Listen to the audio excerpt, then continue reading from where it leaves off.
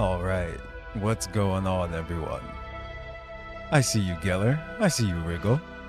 Girls gotcha skin line too. Oh no. See, Wriggle already knows what's up.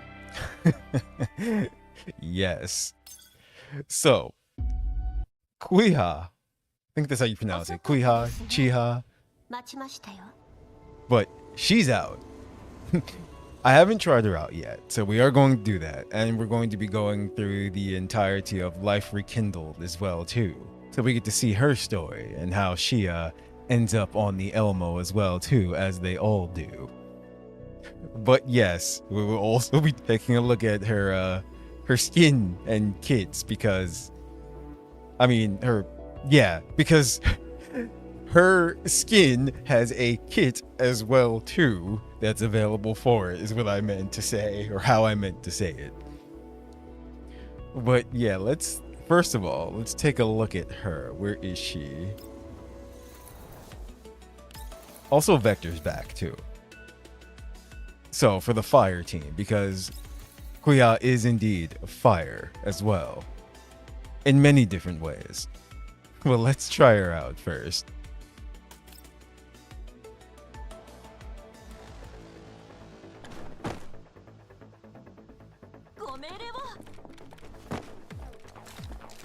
And there she is.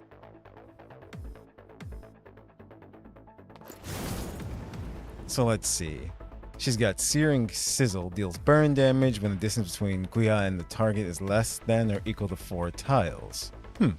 Damage and stability damage dealt is increased. Soaring Leap lands on the selected tile, dealing burn damage to the nearest enemy target within range and gains extra command.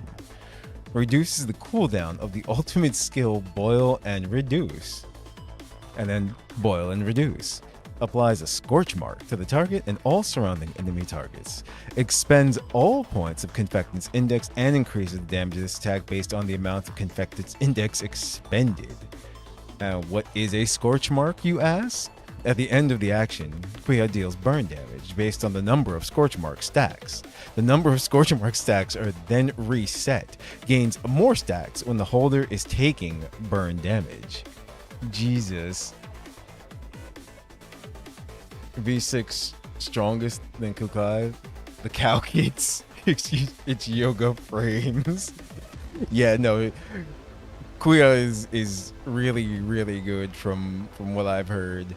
And then she's got Zhao Jun's Rule. This is her passive. Burn damage dealt is increased when there are no other allied units nearby. Critical rate is increased when dealing burn damage to enemy targets with Scorch Mark.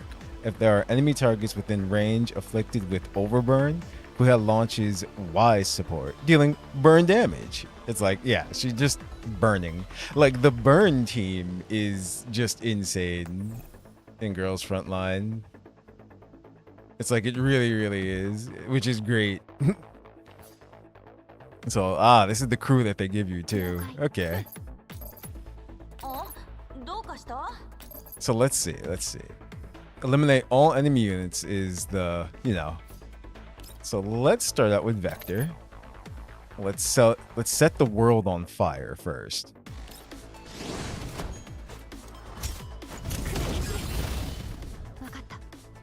So that's perfect. With Keonju, we're just going to use her special. Oh, that's right. I forgot. Vector can attack again after she does this. So just kill someone. This poor guy. There. He's now gone.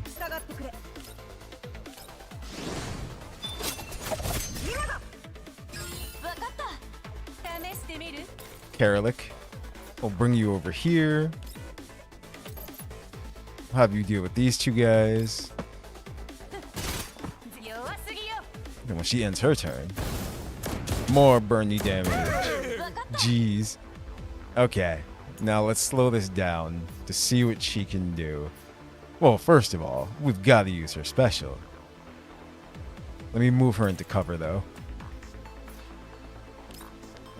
So, jeez, look at that. Actually, I want to get rid of that too. So hold on, let me see if I can get it into a good spot. There we go. Perfect.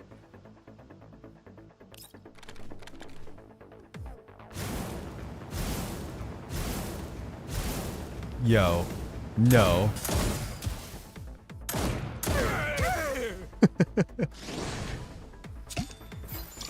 Look at this.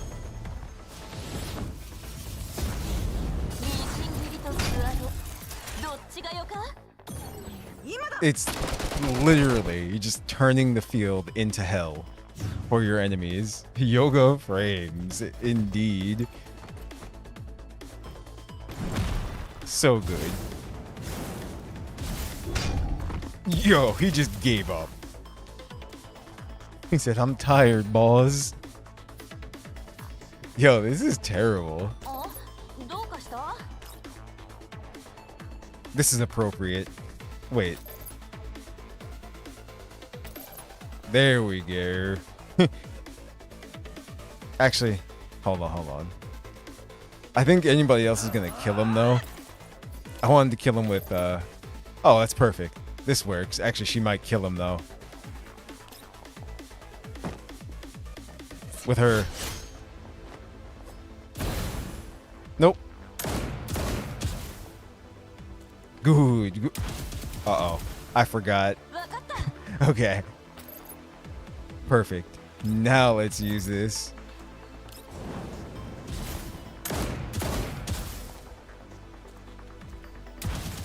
Oh.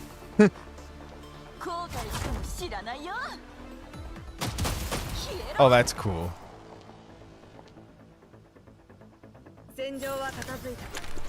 It did say she kind of like jumps to the tile. Burn team is cooking. I see what you did there. Okay. So yeah, as you saw.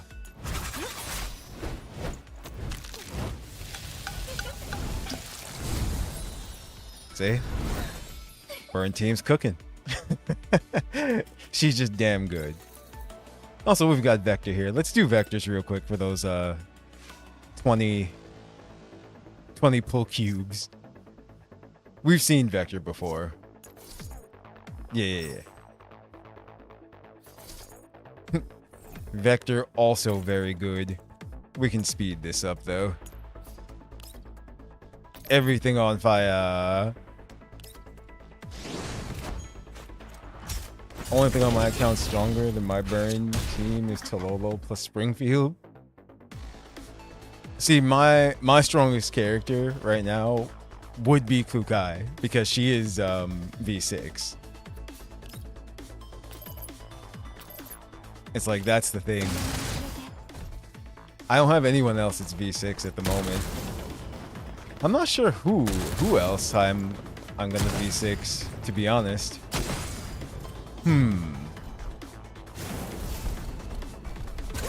There is whatchamacallit coming out too. There's Leva. It's like Leva is coming out. Well, eventually.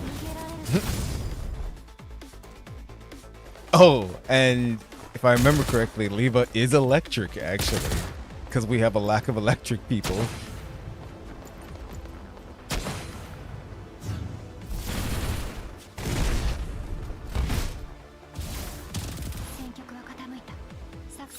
Done.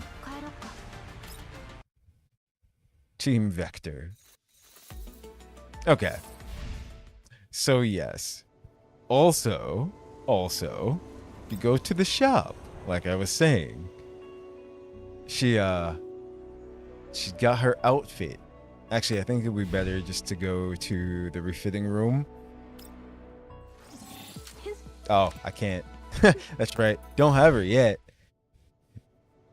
So we go to shop. Where is it? No, not custom skin. Outfit boutique. There we go. Yay. Yes. So. This is Quihua.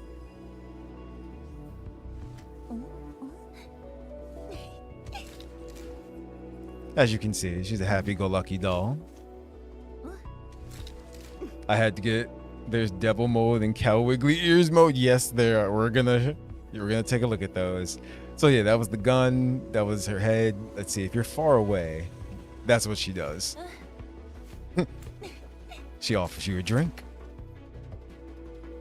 There was another one. Like, yeah, if you tap, there you go. See? If you actually tap the flask. It's like she does that. From the back, I don't know if she had... That's what it is. See, it's kind of funny. Because how you activate that one... I think you have to do it from... See, even if you click on the knife, right? It doesn't... She doesn't do anything. But if you click from the back... Then she did something. I don't know how... Yeah, see? I don't know why they did it like that. But there is one from the side, if I remember correctly. Some of them are harder to activate than normal.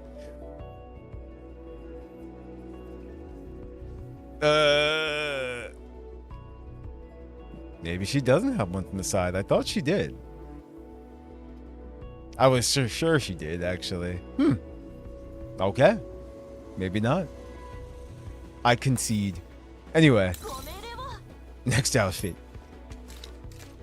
Yeah, so, somebody at the studio has some good taste. Because they're like, I got it, guys. It's like, yes, she's going to heal you with her cooking. Her animations aren't different, though. But it's just a really nice outfit. Very animated. I could have swore there was one from the side. I'm delusional. Oh! Okay, no, she does that.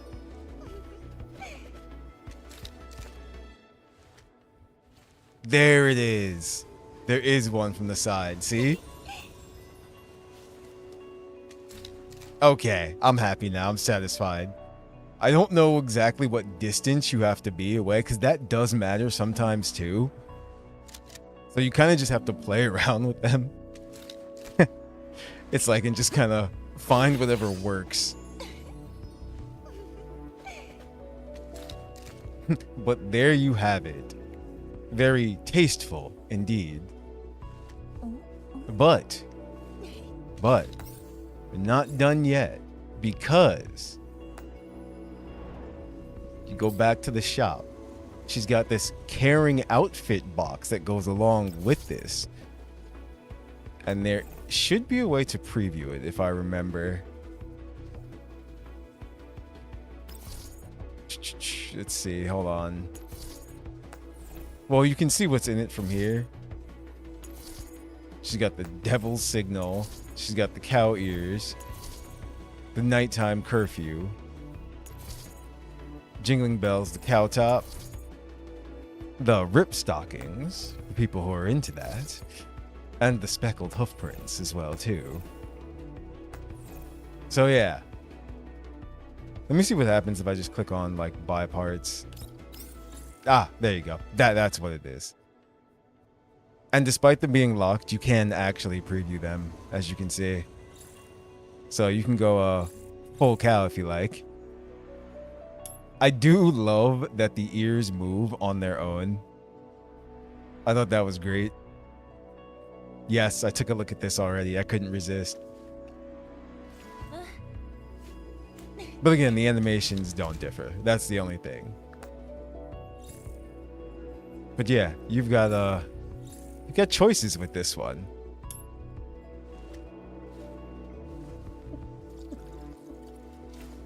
So there you have it.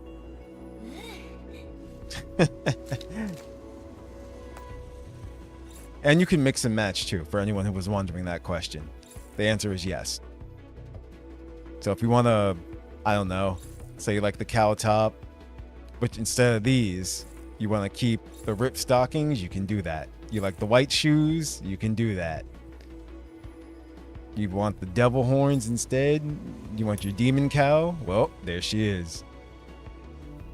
You got your demon cow that spits fire. And will cook for you. Yup. So, before we go into the story, we are actually going to roll for her. So, yes. For those of you who are here early, you get to witness the polls live. She also has her weapon, which is Trailblazer. Its ability is Kindling. Burn damage dealt is increased by 10%, period. Each time burn damage is dealt, that's what she does, burn damage dealt is further increased by 2% to a maximum increase of 10%. Also, when she herself is using it, damage dealt to Seka Technologies units is increased by 2.5%. If the target has a burn debuff, they will. Damage is additionally increased by 2.5%. So there you go, an extra 5% basically to Seka Technologies units.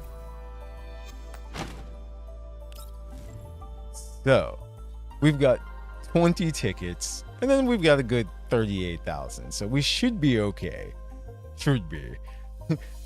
Let's see how lucky we get.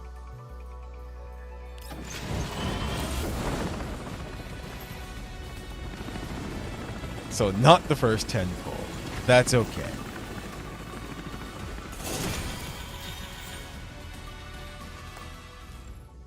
Can we get it with this one? No. We didn't get that lucky. Looks like we're digging in, but that's okay.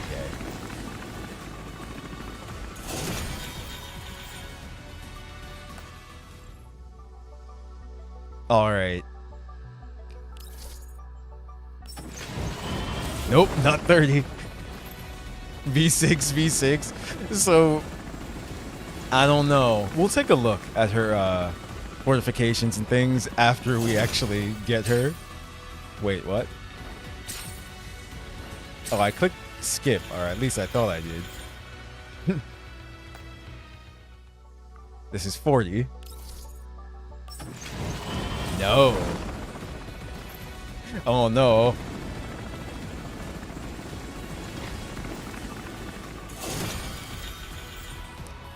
It's like the well has run dry. No. This isn't too bad at all.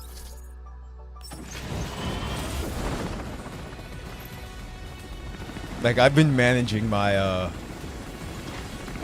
my pulls pretty well. So when a character comes out that I do want, we're able to get them. Okay. It was gold. But are we winning?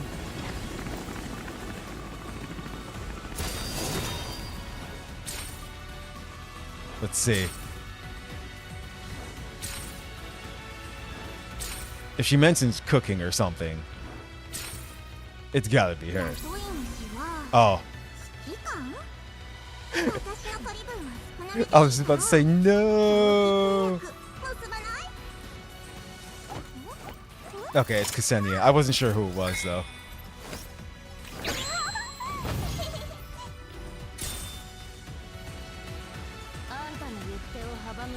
Wait. Get rid of everything that's in. Oh. You got Faye. I was just like, wait, who is that? Okay, so no, we didn't win. I mean, we did, but we didn't. I don't mind having more Faye. I like Faye. I was about to say, I'm like, I have no idea who this is.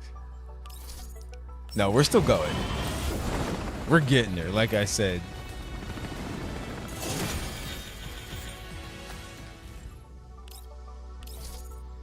We're hitting under 30,000 now.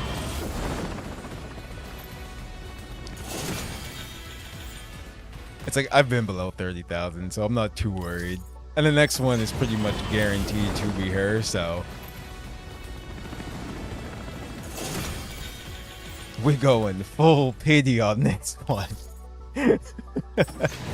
Oh no.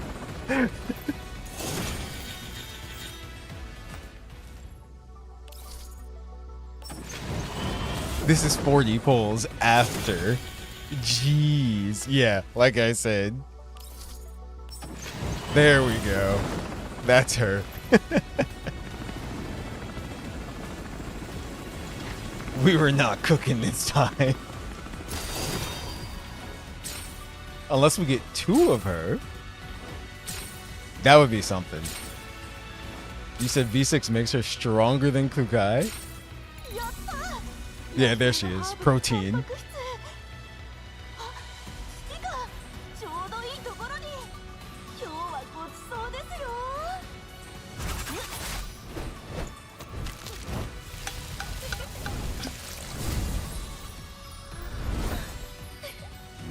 Nice. Okay. So we got her. And I should be able to level her all the way up as well, too. So we did do it. Not horrible, but yeah, we did it. Also, that is something I did want to mention as well, too. I forgot they added these 2 banners. So if you are playing the game as well, too, don't forget to use these. You get to choose who you want, and these are available for the next, well, 12 days now. So, out of these, Suomi, Ulrid, Macchiato, Dion. So if you don't have one of them and you wanted them, well, first guarantee will guarantee the selected doll. So there you go with that. Also, weapon as well, too. You can select your weapon for one of them. Ulrid has her sword, you know. Unspoken calling for, that is for Suomi, right? Yeah, that is for Suomi. It's like, so there you go. Just wanted to remind everyone about that. So now her weapon.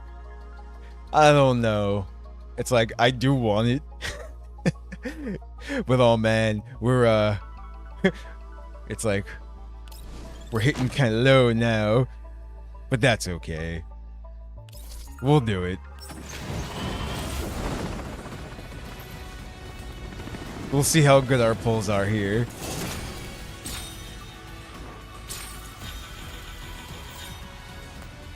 That's 10. Oh, okay. So, that's good. Let's see.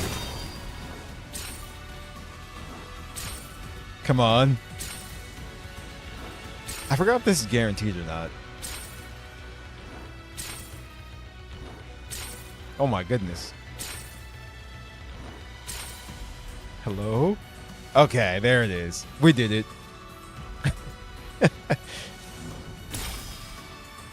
Ah. The very last one. But that wasn't too bad at all. And we stayed over 20.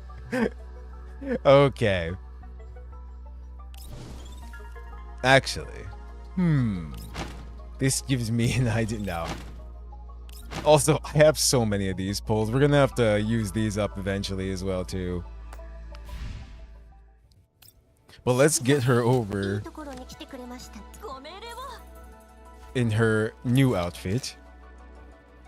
No. My mistake. I clicked the wrong thing. Aha. I don't have the accessory kit, but that's okay. It's like this is still very nice. And let's just level her up so we can use her.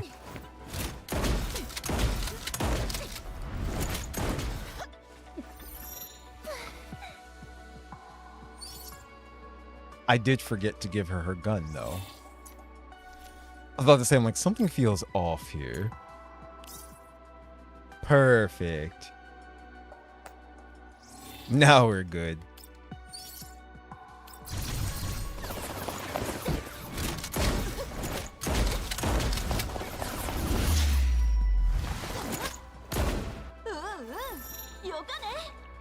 Jeez.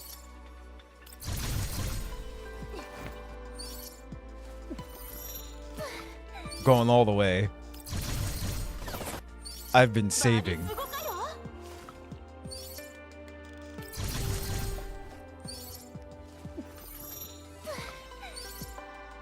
I hope in the future, like I said, they can just add a, do you want to just maximum level, you know, give them the max level if you have all the stuff? It's like, yes, please.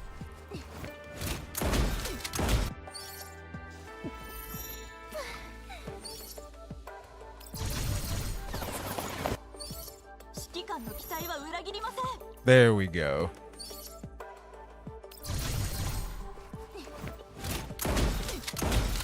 Since it's her last one.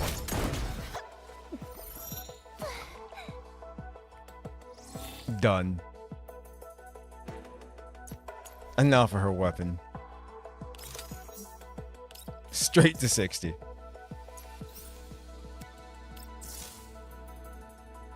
No, why did I do that? Remove all. Her attachments, I've been actually... Where is it? Just gonna give her the burn boost. And I don't have any for this one. I forgot. You have to take off the burn boost for that.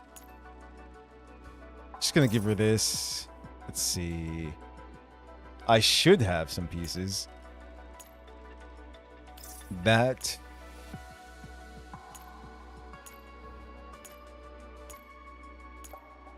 There we go. Perfect. And for this. Nope. Nope. Almost. Nope. Perfect. Okay. Now she's ready. For the event, she doesn't need to be like extremely powerful or anything. Also, her fortifications. So, segment 1 is cooldown is reduced by 1 turn when dealing damage triggers the end of effect of Scorch Mark once. Triggers the end of turn effect of Scorch Mark, which was, what was it again? At the end of each turn, the inflictor deals burn damage equal to 7% of attack to the debuff holder. Okay. Yeah. Nice. Segment 2 is instances of emergency support is increased by 1. Quihwa's burn damage dealt is increased to 15%. The limit of not having other allied dolls around Quihwa is no longer needed. That is big, actually. When dealing damage, if critical rate of this attack exceeds 100%, every 1% of overflow critical rate is converted to 1% critical damage. Jeez. I can see what you're saying, Urgo. Scorch Mark no longer has a stack limit. Really? A new effect is added when dealing burn damage to enemy targets with Scorch Mark. If the target holds more than 10 stacks of Scorch Mark, for each excess stack, Quihwa's attack is increased by 1%. Interesting. Okay. Soaring Leap. Damage multiplier is increased by 50%. Period. If the target holds Scorch Mark, deals 1 additional instance of fixed damage equal to 50% of attack to it. Damn. After the attack, Quihwa gains Phase Boost 2 and Stability Offensive 2 for 1 turn. Increases phase damage dealt by 20%, consider the buff. And stability damage dealt is increased by 2 points, consider the buff. Nice. Searing Sizzle. Quihwa gains extra movement buff that allows an extra movement for 6 tiles after attacking. If the target holds Scorch Mark, damage dealt to the target is increased by 30%. If the distance to the target is less than or equal to 4 tiles, damage dealt to the target is increased by 15%. And stability damage dealt to the target increased by 2 points. Yo, she's messed up. And then Boil and Reduce is her segment 6. Well, it ups it to level 3. If only 1 target is hit, damage dealt is increased by 15%. Period. The effect of Scorch Mark is changed once again. Okay, so now damage dealt is increased equal to 10% of the inflictor's attack. When the target with this debuff takes burn damage, it gains 2 stacks instead. So, damage, hold on. The effective Scourge Mark has changed. Damage dealt is increased equal to 10% of the effect. So, when the target with this debuff takes burn damage, gains 2 stacks instead. Damn. Yeah, that's a lot of damage that she's just outputting after reading all these. So, of course, not everyone's going to get her to to V6, but I don't know. I would say even just getting 1 extra copy is still like really good for this like cooldown, because when dealing damage triggers the end of turn effect of Scorch Mark once, the cooldown is reduced by 1 turn. She's really good, actually. Like really, really good. So if you're like a burn team main, yeah, you kind of definitely might want to invest in her a bit. Either just getting 1 copy of her or multiple copies for sure. And her weapon definitely helps as well too, because that's just extra burn damage and everything like that. Now her helixes. Let's see. Start of battle gains Confecting Index. Okay, that's a normal standard one. Start of the turn, Quihua applies Scorch Mark to enemy targets with the highest HP for 3 turns. This effect has a cooldown of 2 turns. Slice and Dice, immune to the negative effects of burn tiles and all burn debuffs. At the end of action, if Quihua is on a burn tile, recovers HP equal to 10% of max HP and 2 points of stability. That's dirty. But Vector does the same thing, actually. And that's so great that they do that. Basically, as long as the field is on fire, they're just healing themselves and everything. Fragrant Stir Fry. Before launching an active attack, Quihua applies overburns the target for 1 turn. That's mean.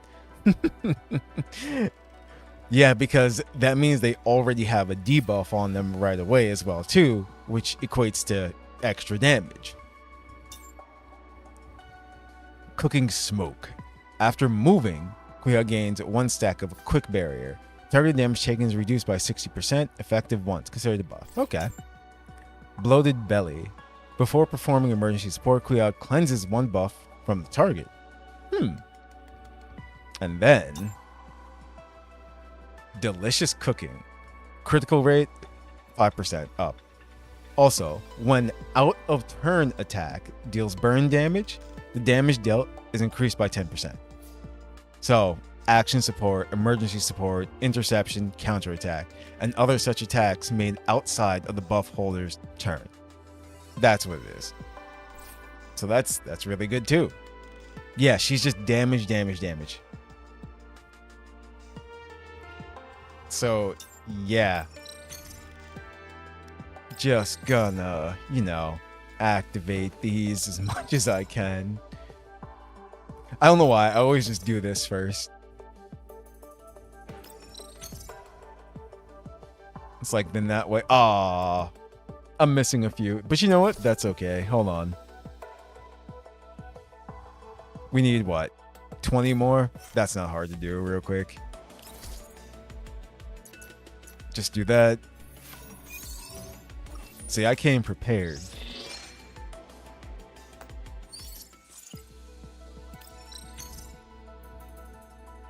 There you go. Unfortunately, you can't activate this until you activate all the other ones as well, too. But you know what? We're going to.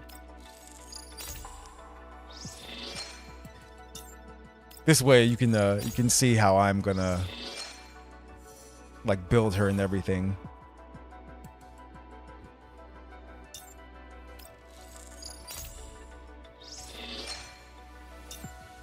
Like for the characters I know that I'm going to use, I always make sure to save these. Because I know that the 5 stars, they cost 3 each. Or, well, there we go. Or SRs. They're 2, I believe.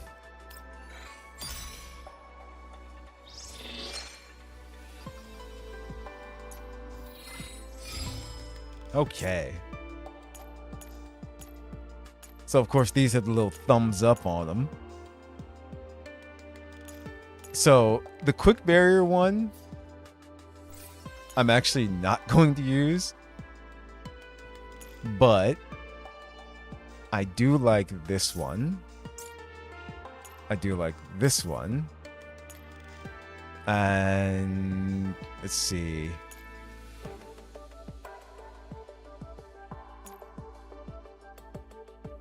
See, I do like this on certain characters, but I'm going to use this one on her. Immune to the negative effects of all the burn tiles. And at the end of action, if she's on a burn tile, recovers HP and 2 points of stability. I didn't mean to change it. I just wanted to equip it, but there we go. And on this side, of course, we're going to give her her own. And then I will give her...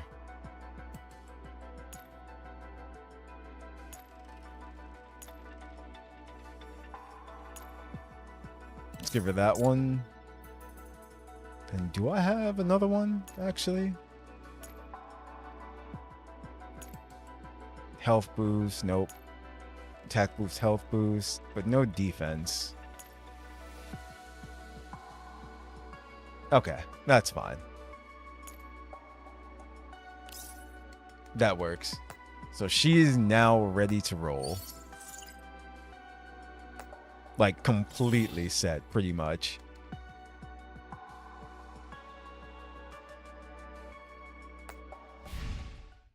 There we go. Life Rekindled. Hope you guys are ready for story time.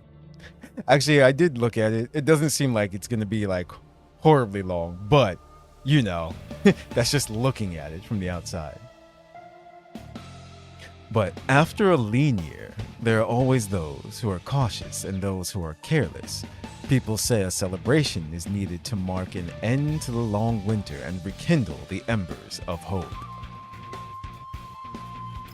Story mode. This is what I was saying. I looked at it and was like, okay. I'm like, that's not too bad. Then watch. One of these is going to be like super long and stuff. No response. Sorry. The person you were calling is unavailable.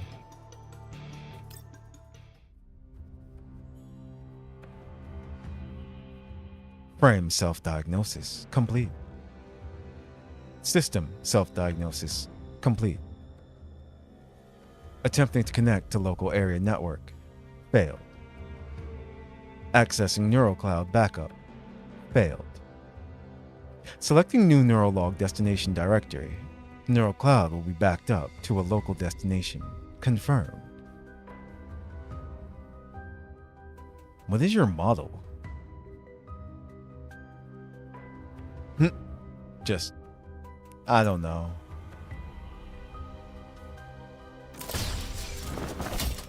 A loud bang shatters the silence, and swaying rays of light cut through the darkness.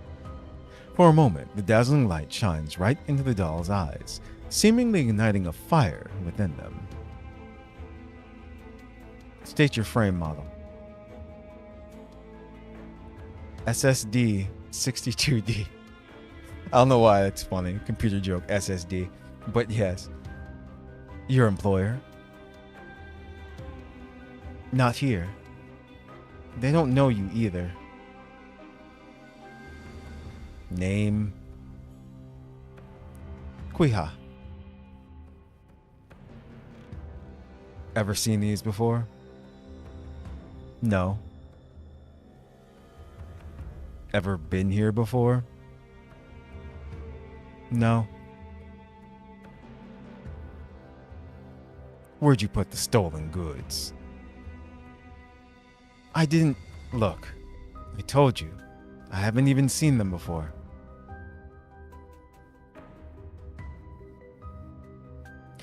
What made the drag marks?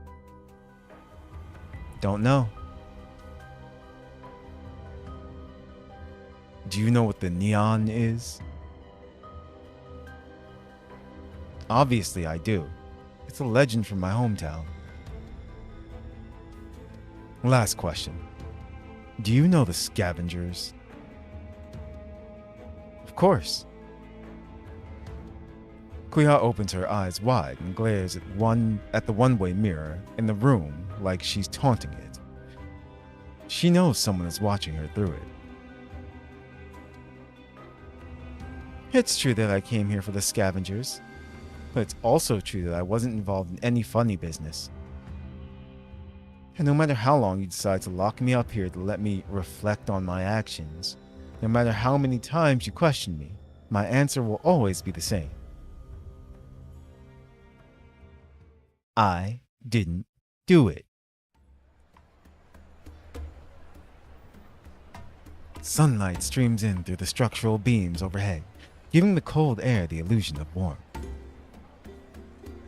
As Sabrina walks through the trade fair, her eyes light up as she takes in items on display and the bright red festive decorations. Wow, it's cheese! You hardly ever see this in the yellow zone. What? How's there not cheese in the yellow zone? It doesn't make sense. Can I buy some, please? Oh, and there are ketchup, ham, and sausages too. Commander might want to try these. It's true that the ingredients here are rather uncommon in the yellow zone, but this isn't the time to think about what we'll be eating, no? Remember our mission, Sabrina. I'm sorry. It's just that things were so peaceful that I ended up... But this is urgent. Sabrina turns to a nearby stall owner and begins gesticulating wildly as she speaks, with her fingers pinched. Excuse me, but have you seen a doll? She's about this tall, a bit shorter than me, with a fiery color scheme, and looks very energetic and lively. Quihua has flames on her, so she goes faster.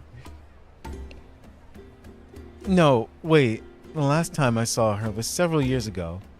What if she's neither fiery nor energetic now? She is. No, that can't be. I'm sure she's still doing fine. Calm down. Let the owner put down what he's carrying first. Also, we have a picture of Quihua, don't we? Pardon me, dear customer. Coming through. The man's burden is piled up far above his head. As he brushes past Sabrina, the shaky tower suddenly begins to collapse. Look out!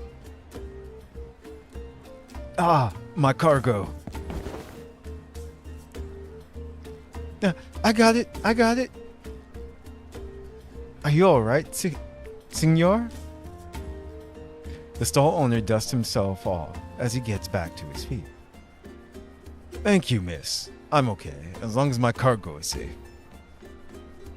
But you're bleeding. It's just a scratch. However, this cargo is important for the climax of this festive trade fair. If anything happened to it, I wouldn't be able to make up for it even if you docked all of my points. I'm just glad you reacted so quickly, miss... Oh yes, I seem to remember you were asking me something. We were separated from one of our friends. Have you seen the doll in this picture? Let me take a look. Yeah, she seems kind of familiar. I think I've seen her before. Wait, really? Lucky us. We only just started looking and we've already found a clue. Have you seen her here? When did you see her? Where'd she go? Slow down now. Slow down now, miss. No, wait. The doll I saw didn't look like her. I'm sorry, but there are just too many customers and dolls for me to clearly remember. We're having a festive trade fair, after all. As for this doll, I might have seen her, might have not. I can't be sure. A festive trade fair? You didn't know about it? We had a huge rush of customers recently, and most of them came just to attend ours. I'm pretty sure that in the entire Yellow Zone, hardly anyone else is bigger or better than us. The stall owner unconsciously puffs up his chest as he gives Sabrina a thumbs up. I mean, the festival's almost here, right? Every year we hold a special brokerage fair here and lay out all the best stuff we found over the course of the year. Most of it is the good stuff from the green zone. You've come to the right place, dear customers. Wow, no wonder this place is so crowded. Perhaps. Did Quihua come for the trade fair too? The busiest time of the fair is still a while off. Once it officially opens in a few days' time, every single bit of empty space here will be stuffed full of people. You see that half-built stage over there? They're setting it up for the opening ceremony. Once it's built, things will be ready to kick off. The owner looks up at the semi-assembled platform, and he can't help his face from creasing with a smile. It seems you're really looking forward to the opening. Will there be a special performance on that day? A performance? Yeah, right. As if anyone would care about that nonsense. On that day, the stuff that the inspector hands out will be the real show.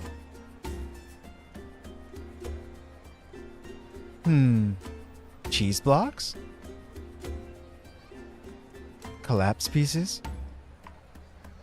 Everything. Food, spices, medicine, clothes, you name it, it's all here. It's a full half a year's worth of living supplies only for permanent residents like us. During this time in previous years, the owner suddenly lowers his voice. We'd already have our supplies on hand by this time last year. The auspicious day that the management committee decided on this year is later on, so the opening ceremony is also delayed until that day rolls out. It's apparently some kind of superstition or feng shui business, but I've got my doubts. Whoops, I've said too much. After noticing a squad of uniformed security guards walking towards him, the owner immediately shuts up. What I'm saying is, since we've all waited an entire year for this, what's a few days more? In any case, welcome to my stall, miss. Would you like anything? Even if we don't have it in stock, feel free to ask. I'd be happy to recommend a suitable place for you, or to you. Well, I like the cheese you have here, but something urgent just came up. Sabrina looks away from the stall owner's eager gaze and quickly pushes Groza elsewhere. Broker's fairs like this are a rare sight in Yellow Zone. Actually seeing one in the flesh is quite an eye-opener. It's hard to stay tense in an atmosphere like this. It's almost like a festival, in fact. Quihua, did she really go missing here? I don't see anything around that could threaten the tactical doll. Groza scans her surroundings. They're surrounded by people moving goods, people decorating their stalls, people browsing through said stalls, and the air is filled with life and cheeriness that she hasn't seen in a while. This place is too big. We need to be more efficient. I'll inquire at those stalls over there. I'll leave this place to you, Sabrina. Remember to stay in touch. Once we finish scouting out our assigned areas, we'll head back to meet up with the commander. Don't worry about it. Leave the matter of the cheese aside for now. Groza lightly pats Sabrina on the back, then turns and leaves without looking back.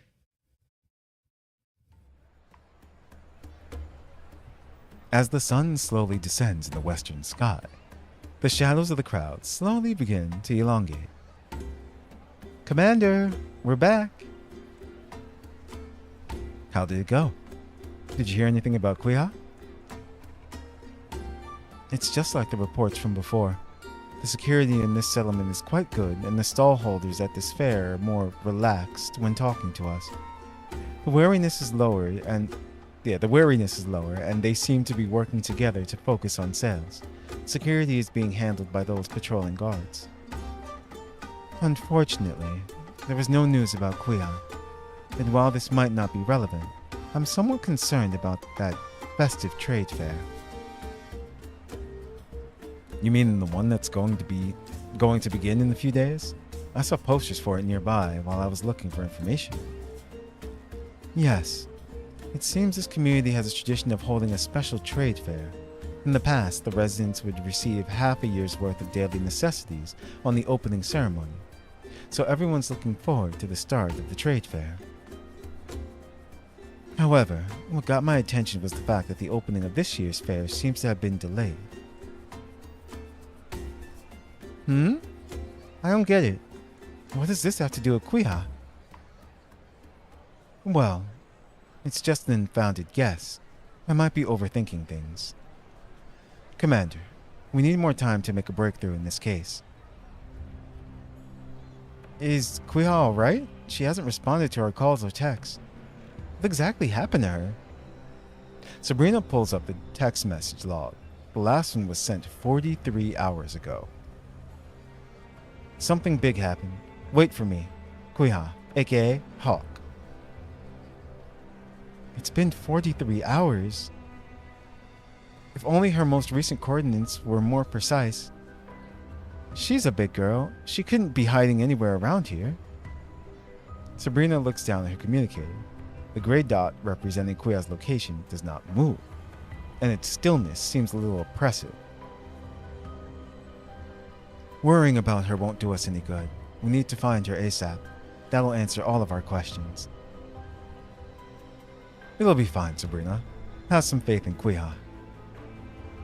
Considering she could survive in the Yellow Zone by herself for all these years, I think she can look after herself for a few days, even if she ran into a bit of trouble. Let's focus on gathering information here. That said, we need to be careful. Pose as fairgoers from the outside, and don't draw the attention of the local police again. Yep, Quihua will be fine, right? She'll be fine. She's got the power of food and fire. Gate to paradise.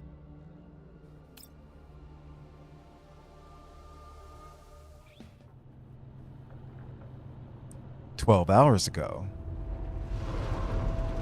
The Elmo suddenly breaks and abruptly wakes me from my nap. Outside the windows, an unknown light source is slowly brightening the sky. Commander, did we disrupt your sleep? We're almost at our destination. According to our planned route, we're still a short distance away. I'm trying to figure out why we stopped. The door to the ops room opens, and then Mei Ling and Sabrina enters inside. Commander, are we there yet? Quihua. Commander! Is it me? Or are there tons of vehicles up ahead? Am I seeing things? Is my sanity slipping because I pulled too many all-nighters? I don't want this. I'm still young. Mei Ling, I don't think you're seeing things. Groza pulls up the radar display, and the big screen is filled with densely packed blips representing various vehicles. They're spreading out in a fan shape, moving slowly and erratically. Most of these vehicles are still operational, and I don't hear any sounds of fighting, so it's probably not a traffic accident caused by a firefight. If I'm not wrong, this looks like a traffic jam, Commander. Phew! So it was a traffic jam. Thank goodness. I thought I was seeing... Huh? What? Wait, a traffic jam? In the Yellow Zone? Mei Ling lifts her head with a dazed look on her face, then pinches her cheeks. What? That hurt, but no, I'm not dreaming. Huh? I didn't know you could get traffic jams in places other than the green zone. It's hard to believe, but considering we're in an unregulated area with no traffic laws, once traffic volume exceeds the design capacity of the local roads, in the absence of people to direct traffic and adding on weather issues, traffic jams are a definite possibility. Commander, we can't drive the MCV into a situation like this. We'll need to change our mode of transportation to reach our destination. How about our jeeps? Before that, let's verify our current information, Groza. Yes, Commander. Groza removes the radar image of the vehicles and rearranges the main display, centering a single line of big text. Something big happened. Wait for me. Quihua, aka Hawk. 24 hours ago, Type 97S, or Quihua as she's now known, lost contact after sending a message to us and Aminda. She was scheduled to rendezvous with us imminently. Subsequently, Aminda contacted us asking for help. Aminda was the oh no. She was what you call its friend. Was she a broker as well too? I believe so.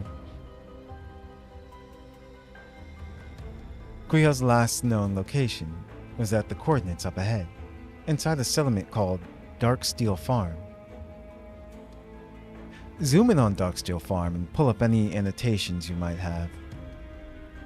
Yes, Commander. According to the intel provided by Aminda, while this settlement is called a farm, it no longer has any agricultural capability, being a legacy title from before the war. It was abandoned for a long time before being taken over by a group known as the Management. It is currently one of the most secure regions in the Yellow Zone. And dolls can still go missing in such a secure place? Seems worse than people going missing in lawless areas. The ops room door opens, and a newcomer slides into our discussion.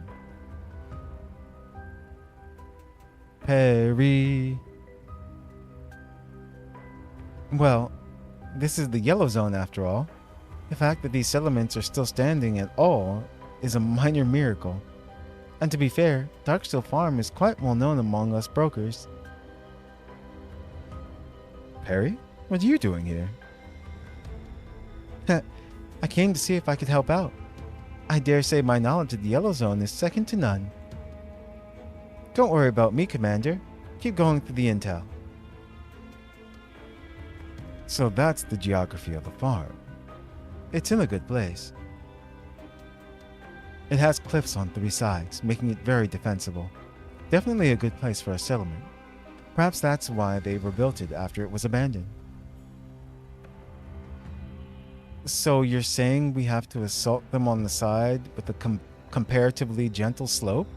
The side that is currently clogged up with vehicles?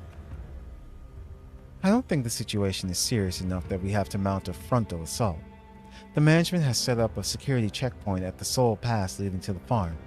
Anyone with an entry permit obtained from a broker or a sufficiently well-known faction can enter after passing their inspection. An entry permit? I think I have some friends who've done business with Darksteel before. They might be able to help. Want me to try hitting them up? No need for that. Aminda's already applied to get some for us. There we go. Their entry guidelines also state that pretty much all forms of heavy weaponry are prohibited within Darksteel Farm. Also, the number of combat-capable dolls allowed to enter the settlement is limited, as you can see on the screen. That's all the intel we have, Commander. Please. A loud alert fills the air, and a comms request from Aminda fills the main screen, interrupting Groza's words. Commander, it's from Aminda. Put her through. Yeah, there she is. Hello, Quiz Commander. Oh, Hey, Miss Perry's there too. Thanks for your help during the race. I'm glad everyone made it out safely. I'm guessing that you've already reached Darksteel Farm by now. I became a little frantic because Quihua's signal has suddenly vanished. I only remembered some details later, once I was able to calm down. I'm glad you guys haven't headed out yet. We still have time, Aminda. Don't worry. Take your time. Okay. I've already transferred Quihua's affiliation to the Elmo. Darksteel Farm has tons of rules and regulations, so I think that'll help you get her back more easily. Got it. Thank you. I also have one more piece of news. Aminda lowers her head, looking for something. Found it. Darksteel Farm has its own currency, so visitors have to go to a currency exchange to trade resources for a virtual currency called contribution points before they make purchases. So please prepare ahead of time if you plan to rest and resupply inside the settlement. So they use crypto. That sounds very familiar to Green Zone credits to me. Each region has its own independent credits, but I always thought everyone would stick to class pieces or Sardis Gold in contamination zones like the underground brokers do. Yep, trades in class pieces do exist, but it's only for large-scale transactions between the management and underground brokers. All goods in the farm belong to the farm, and the residents earn contribution points through their labor, which they exchange for the items they need to survive. That system is similar to how things work in the safe zones, but don't confuse that place with an actual satellite city. It's a yellow zone settlement through and through. Aminda raises her head again and looks at her. Right, that's all the intel I have.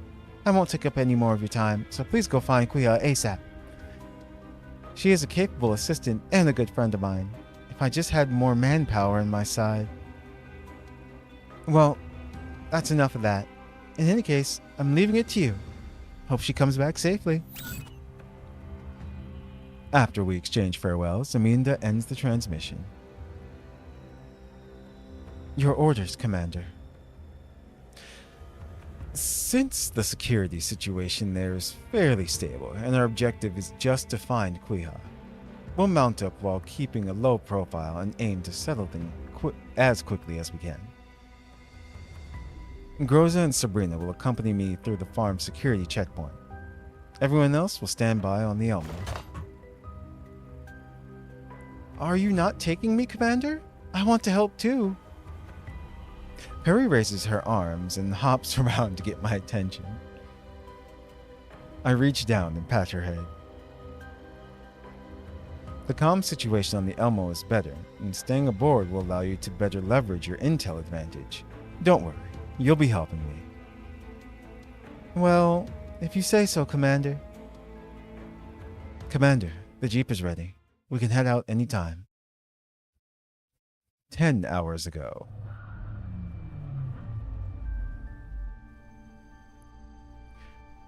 The Jeep emerges from the mass of milling of vehicles like a ragged line escaping a stampede of crazed wildebeest before coming to a halt. Covered by searchlights and gun muzzles, the crowd reluctantly forms up into a line. Model of accompanying dolls, number of accompanying dolls, weapon scan authorization, form completed and sent. Commander, I finished filing the pre-inspection form. Now we have to head over to the checkpoint. Looks like we'll be queuing up for a while. Groza looks at the electronic, I don't know why I wanted to say electromagnetic, electronic sign in front of her. Estimated waiting time, 30 minutes. Oh no, they're at the DMV. Wow, this is nothing like the rest of the yellow zones. Is it because there are tons of people here? Things here seem pretty stable, maybe even prosperous? There's a harshness behind that prosperity. Normal settlements wouldn't impose such rigorous security checks. Green Zone amusement parks are also strictly vetted. But the amusement parks don't have gun turrets flanking the entrance. Damn. Groza looks up at the menacing gun barrels towering over her.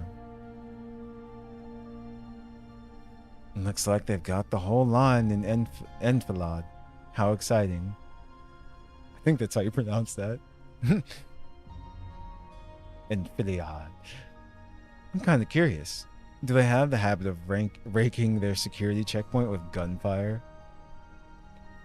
Groza doesn't respond, only looking at the gun turrets once again. Estimated waiting time, 15 minutes. Ah, we're almost there. The closer we get to the checkpoint, the more guards there are. There were hardly any people maintaining order when we were further away just now. Looks like they're concentrating their defenses around their home ground. Hello, and welcome to Darksteel Farm. Please have your entry permits ready for presentation. Before you enter the checkpoint, I will need to vet your pre-inspection forms.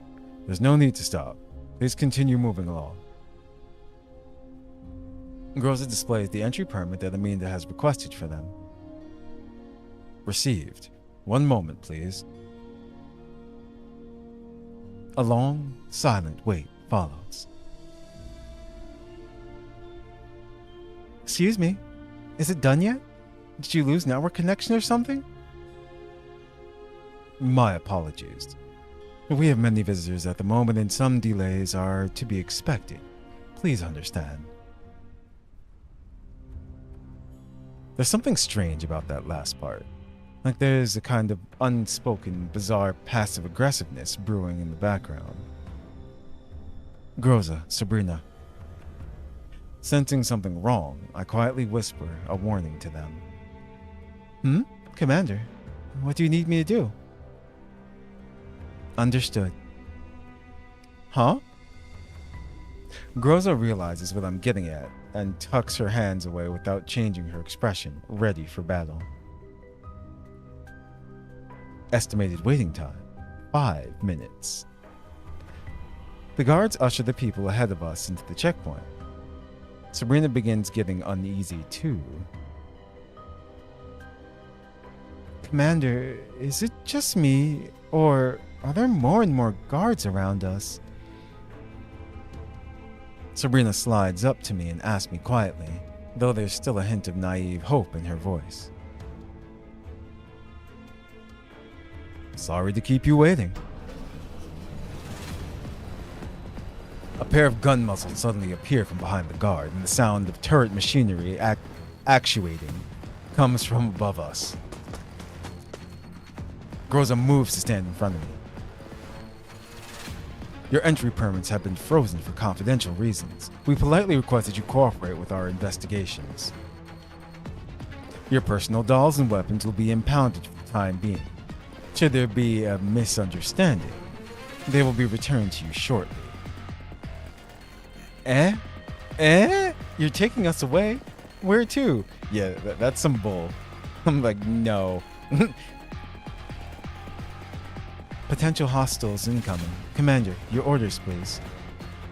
I see people moving within the checkpoint, and more guards begin stepping outside. Guided by the guards, the people around us in the queue begin distancing themselves from us and move over to more distant inspection counters. The steadily widening gap they leave around us is filled by guards erecting portable barriers. I look up at the turrets above us, which seem to be taking aim. Now, fall back. Estimated waiting time, 0 minutes.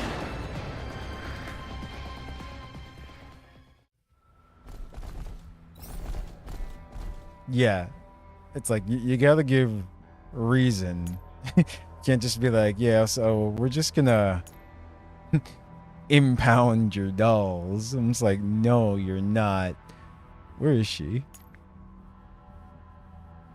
Oh no, I can't find her. There she is.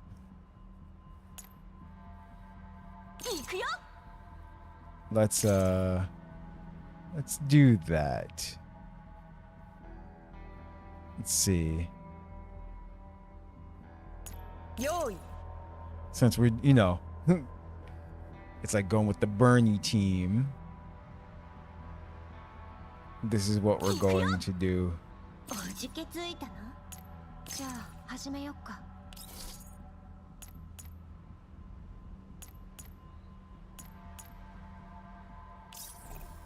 Okay. Now we are ready.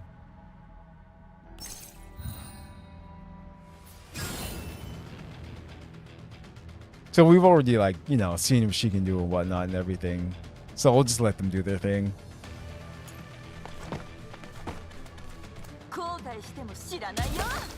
Wait, what?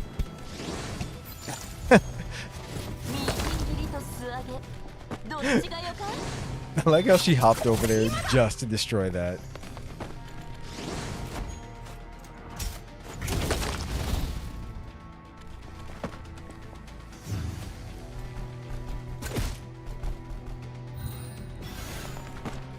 Oh, I see. I mean, yeah, that's all I really had to do.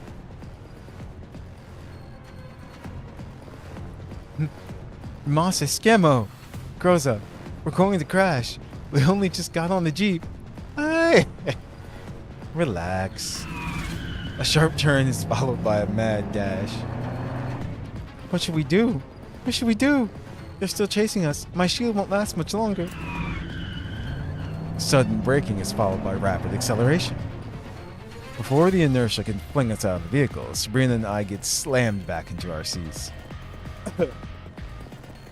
The traffic outside is heavy. It'll snarl them up too. They won't be able to pursue us for long.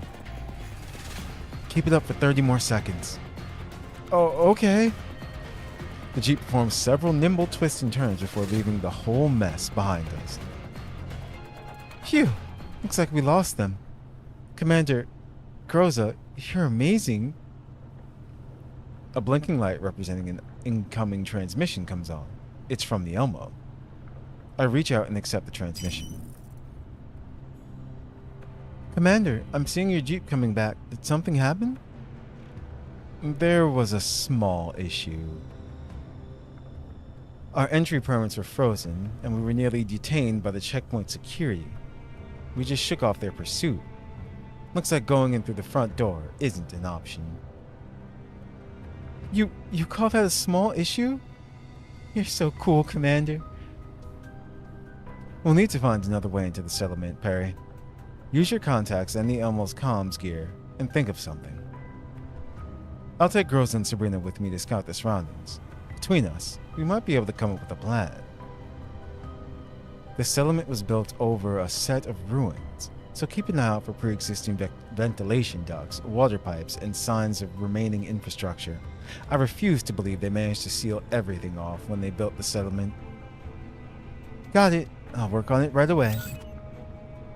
I lean back into my seat, calming my racing heartbeat and respiration.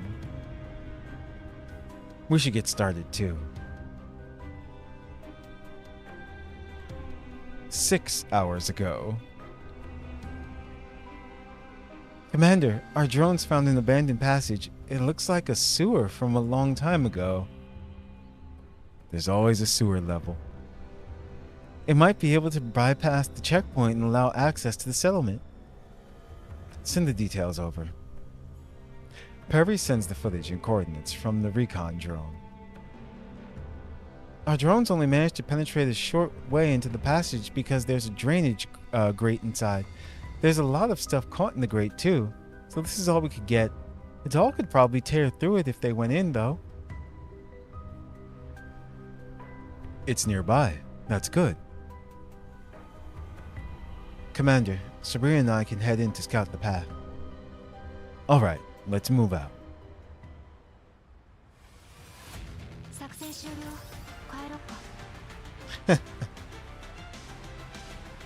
So there we go. That was a pretty long one. Frame. Self-diagnosis complete. System self-diagnosis complete. Attempting to connect to local area network. Failed. Accessing neural cloud backup. Failed. Selecting new neural log destination directory. Neural cloud will be backed up to a local destination. Confirmed. SSD 62D, Quihua. This interview session regarding your involvement with multiple supply theft incidents will be conducted under the supervision of the inspector and 3 on-duty representatives.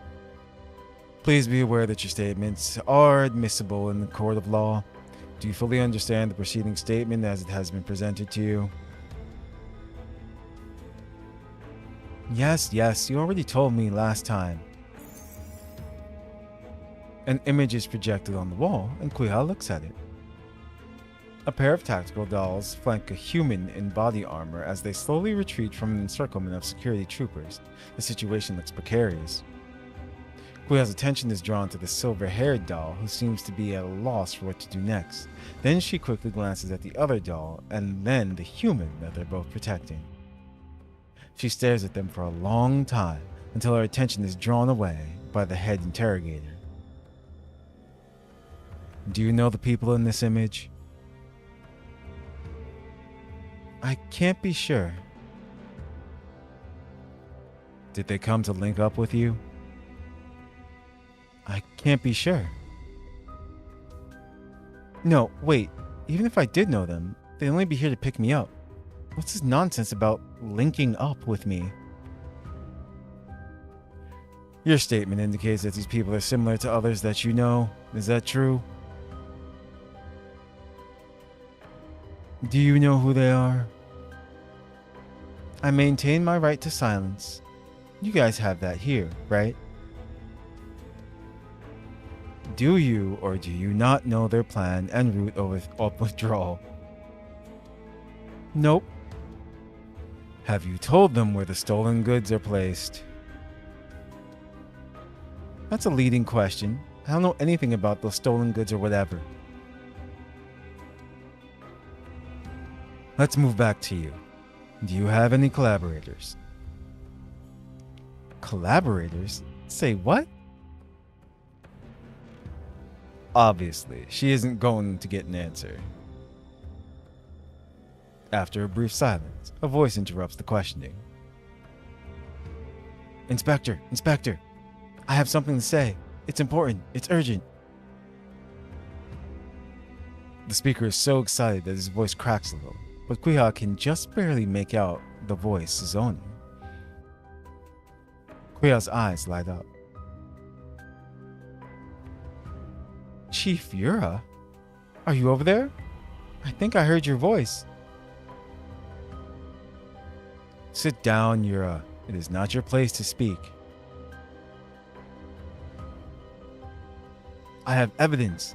My people just found some new evidence. The loudspeaker cuts off with a beep, leaving only the sound of electrical humming and crackling to echo inside the room.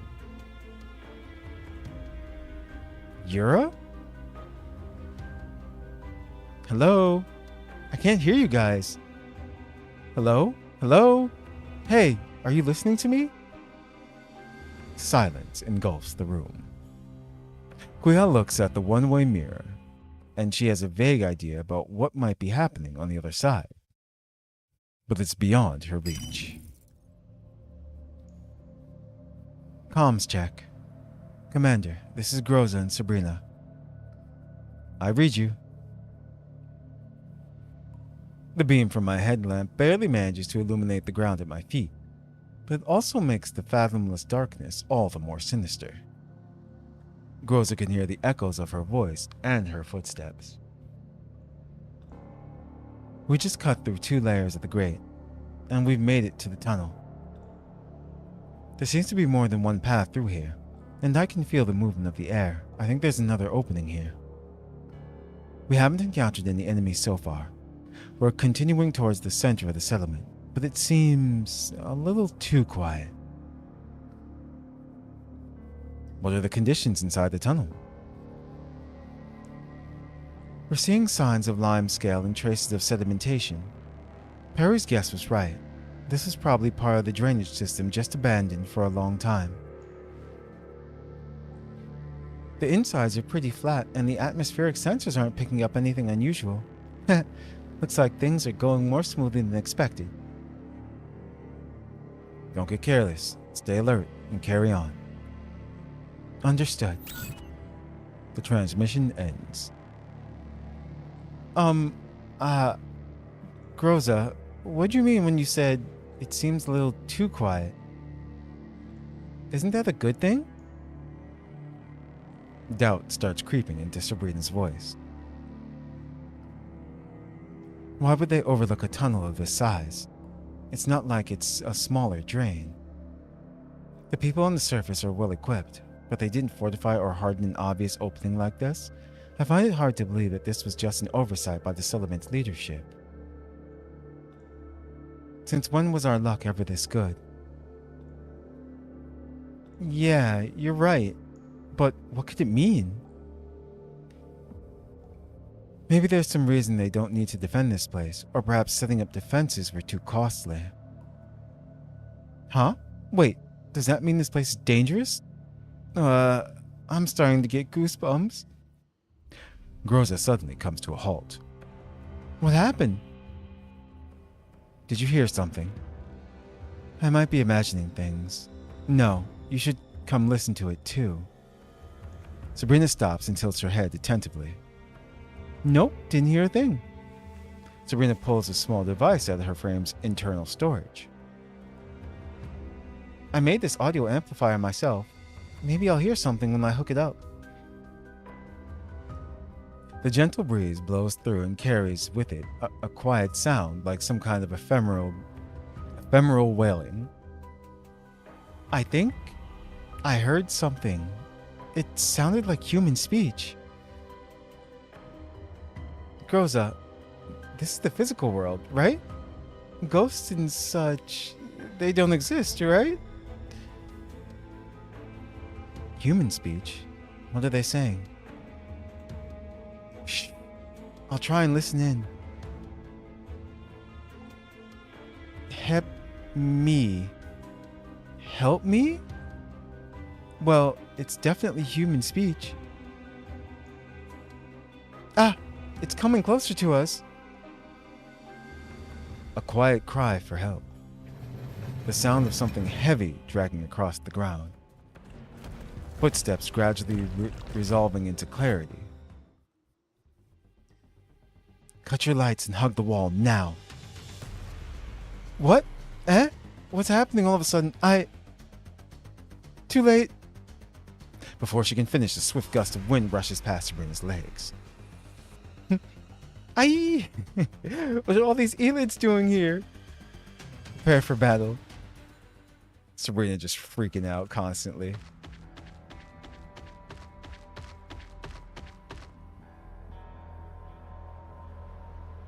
Are the elids talking and saying, help me?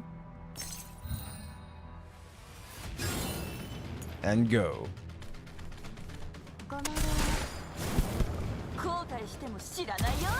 Damn. Yo. All the actions that, like, she can do. Like, that's another thing. The Burn team just has so many actions and, like, follow-ups and stuff. Groza takes down the last of the elids. Finally. Was that the last one? Can I turn my lights on now? I'm turning mine on now. And that person calling for help. She's still alive. Miss, you alright now? Are you hurt? The woman in question is collapsed on the ground. Her eyes drift around unfocusedly, and then she suddenly erupts into an ear-piercing shriek. Okay. Yeah. That. We beat up all the bad guys. It's okay. It's okay. Stay back. Miss, you're hurt. Do you need help? We're dolls, not elids. Sabrina tries to smile in a disarming way as much as possible. Groza tugs on Sabrina's sleeve and shakes her head imperceptibly. Don't ask me. I don't know. I don't know. I don't know. I don't know. Her wailing trails off into silence. Miss? Miss? Oh no, she's passed out. Is it from blood loss? What should we do now? I'll try to stop the bleeding. Sabrina pulls a first aid kit out of her frame's internal storage. Groza quickly triages the woman's injuries. Then she glances towards the direction of the eyelids, and towards the direction the eyelids and the woman have come from. The signs of drag marks are immediately obvious. Most of the blood loss is from gunshot wounds. Her abrasions aren't too severe, and she was only dragged for a short distance. If we could follow them back to their source, perhaps their origin is also our destination. Are we bringing her with us while we do that? Moving while carrying a casualty is kinda difficult. Sabrina, you stay here and care for her. Back me up when needed. I'll head out for a bit before coming back. I'll only be gone for 20 minutes. It won't be far, and the risk should be manageable. Surprise Pikachu face. But that's so dangerous. If you run into eyelids again... Sabrina meets Groza's gaze and swallows the word she is about to say. Okay, I got it. Still, don't push yourself too hard and come back soon. I wonder if they're actually going to show the lady. Like, are we going to meet, like a brand new character? Or is she just some random lady? 20 minutes later, I receive a comms request from Groza while I sit in the Jeep. Groza, how's it looking? Commander, we found an entrance to the settlement. However, something unexpected happened. Groza briefly describes what happened. Got it. So that wounded lady is out of danger for moment. Yeah, danger for moment. But she can't be moved easily either. Is that it? Yes, Commander. Should we bring her back to the Elmo? We can't be sure if she's an ally or an enemy, and we don't know about Quihua's condition. Groza, Sabrina, wait there for a bit. I'll meet up with you, and then we'll enter the settlement together. As for the wounded woman, I'll have Kolfin and Vepley look after her. We'll decide our next move when she regains consciousness. Uh-oh. The Varjager killer and the idol. Understood.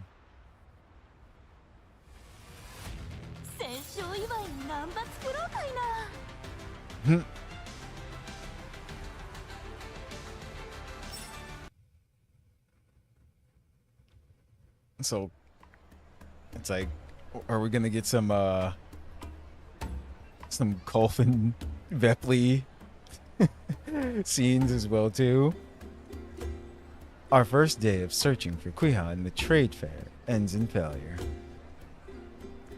We discuss our next move after meeting up. Should we go investigate another location? While few places are as populated as the trade fair, we might be able to learn something new. Or maybe we could walk around the fair again? We've only gone around the place once, so you might have missed something. Sabrina looks over the trade fair again. There are eye-catching mascots everywhere, and while the decorations aren't too fancy, they're enough to dazzle the eye. The vendors and customers just keep pouring in, making the environment more and more complex with each passing movement. Let me think. Commander, there's a heavy... Groza's warning is drowned out by the roar of engines. All I see is her mouth moving and the crowd beginning to move. The vendors don't look nervous. Why is that? Rosa freezes up for a moment, then begins surveying her surroundings without saying a word. The nearby merchants don't look afraid. In fact, they're smiling. Indeed, this kind of noise usually precedes a bandit raid. In other settlements, merchants would have started packing up their stalls by now. It's the expedition team! The expedition team has returned! I heard the road running in front of the warehouse was under repair recently, so the expedition team is detouring through here.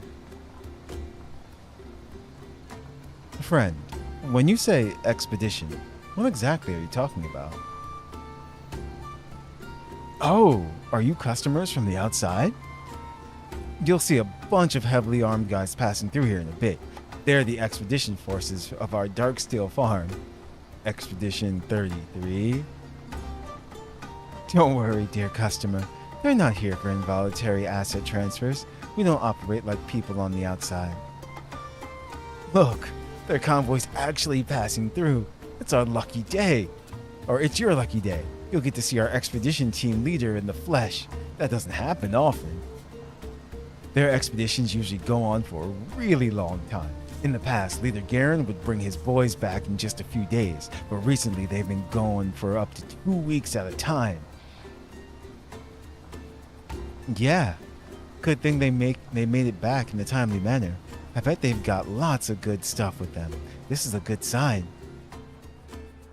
The roar of engines gradually dies down, and everyone turns to look in the same direction. A convoy of jeeps and heavy bikes slowly cruises by. The convoy is led by a big motorcycle. Its rider is a massive man in full combat gear who's casually steering his ride with one hand while waving with the other. His response seems to excite the surrounding vendors, who begin to shout and cheer. You might not know this, but the reason why we can set up here without having to worry about anything is because Expedition Leader Garen and his boys go out and collect supplies for us. In fact, it's thanks to Leader Garen's valiant efforts that this festive trade fair is even possible in the first place. It's every man for himself on the outside, right? In here, everyone has a job, and we do it. The expedition team finds stuff, and we sell it. Yeah, life's easy for us because everyone does their part. Still, the hardest working people on the farm are Inspector Leo and Expedition Leader Garen. Inspector Leo, you say? Yep, it's got to be Inspector Leo and Expedition Leader Garen. No doubt about it. It's the inspector and the expedition leader. They just repeat the same thing over and over. Everyone's brainwashed.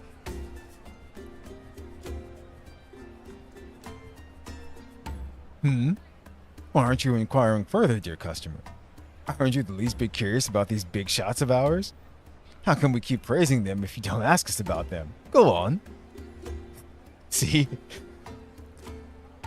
The vendors seem to be in such high spirits that it actually comes off as a little oppressive to the dolls. Okay, so why does everyone like them so much anyway? Oh, it's nothing special, really. It's just because they built Darksteel Farm with their own hands, brought everyone together, and distributed the work among us all. That's all. That's right.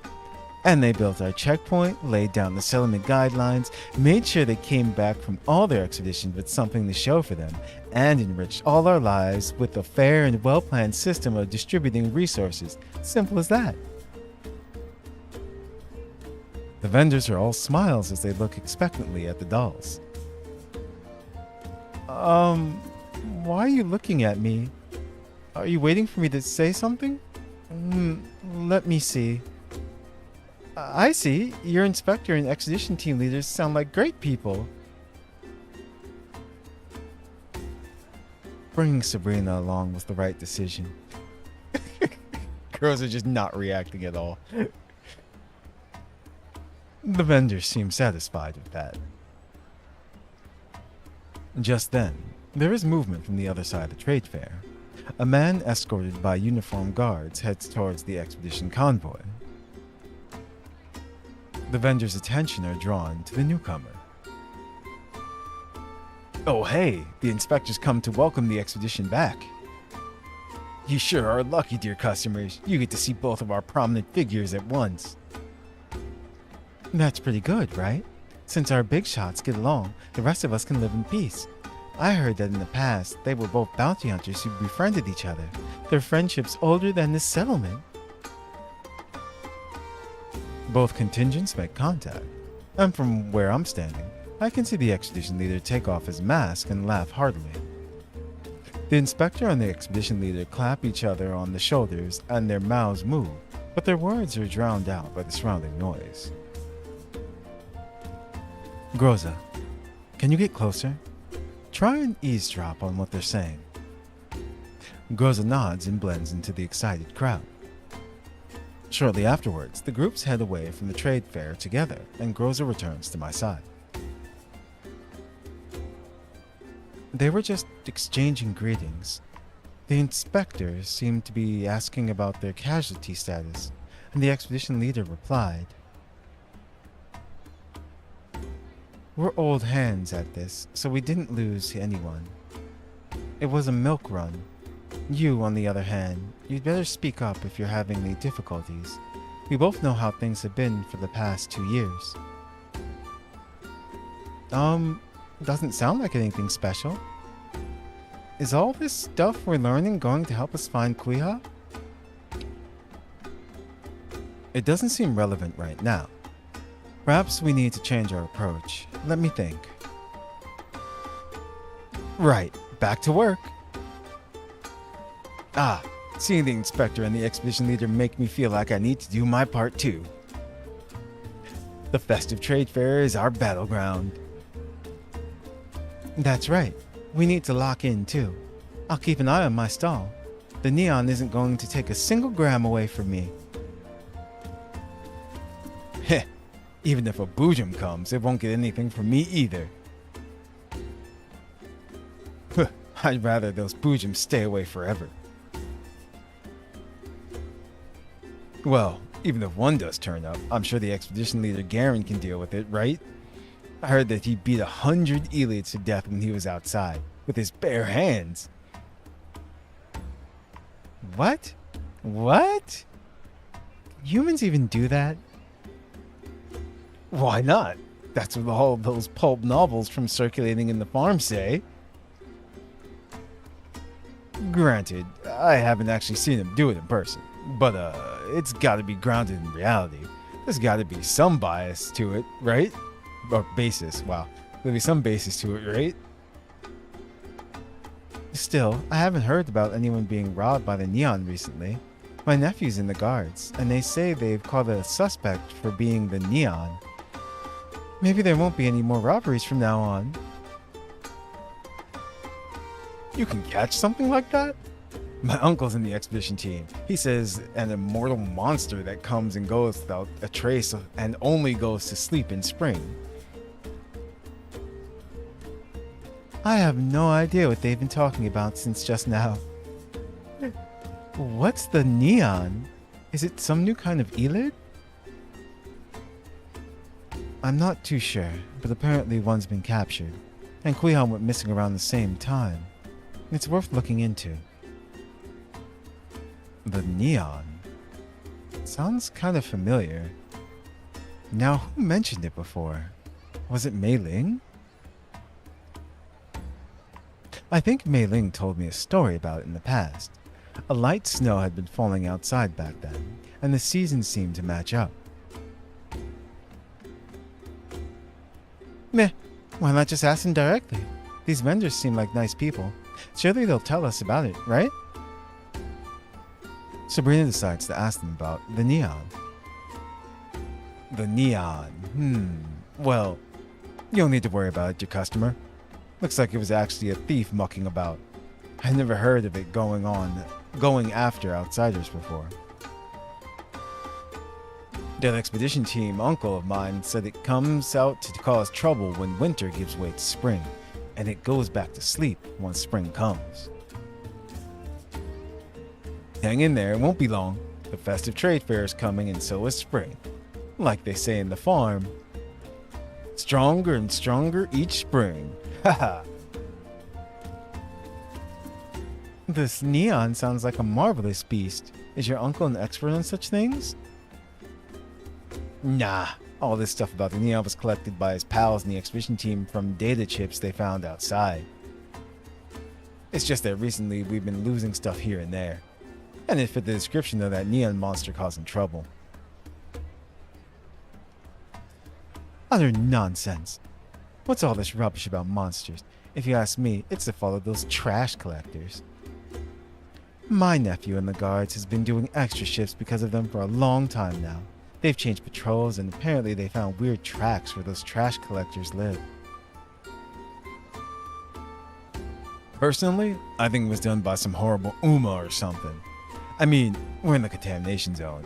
I wouldn't be surprised if there were weird mutants running around. There's no getting through to occult freaks like you. As if you're any better. Where's your proof? You conspiracy theorist. Thanks, guys. We'll take our leave then. The vendors begin arguing with each other and pay no heed to us. Sabrina breathes a sigh of relief as she backs away. She then signals to Groza and me, indicating that we should follow her. However, in her relief, Sabrina has not realized that the squad of patrolling guard is approaching us. Sabrina, look. Groza's warning comes too late. As Sabrina backs up, she crashes into the guards behind her. I'm sorry. It's all right, dear guests. Actually, we were looking for you. Would you mind coming with us? Could it be that you've seen the doll we're looking for? I'm sorry, but I don't quite get your meaning. However, I'm sure you don't want to cause a big disturbance here, am I right? Well, of course we don't want to make trouble, but... I mean, while you're in uniforms and look really convincing, blindly following strangers in the yellow zone is really dangerous. I'll need a more convincing reason to go with you.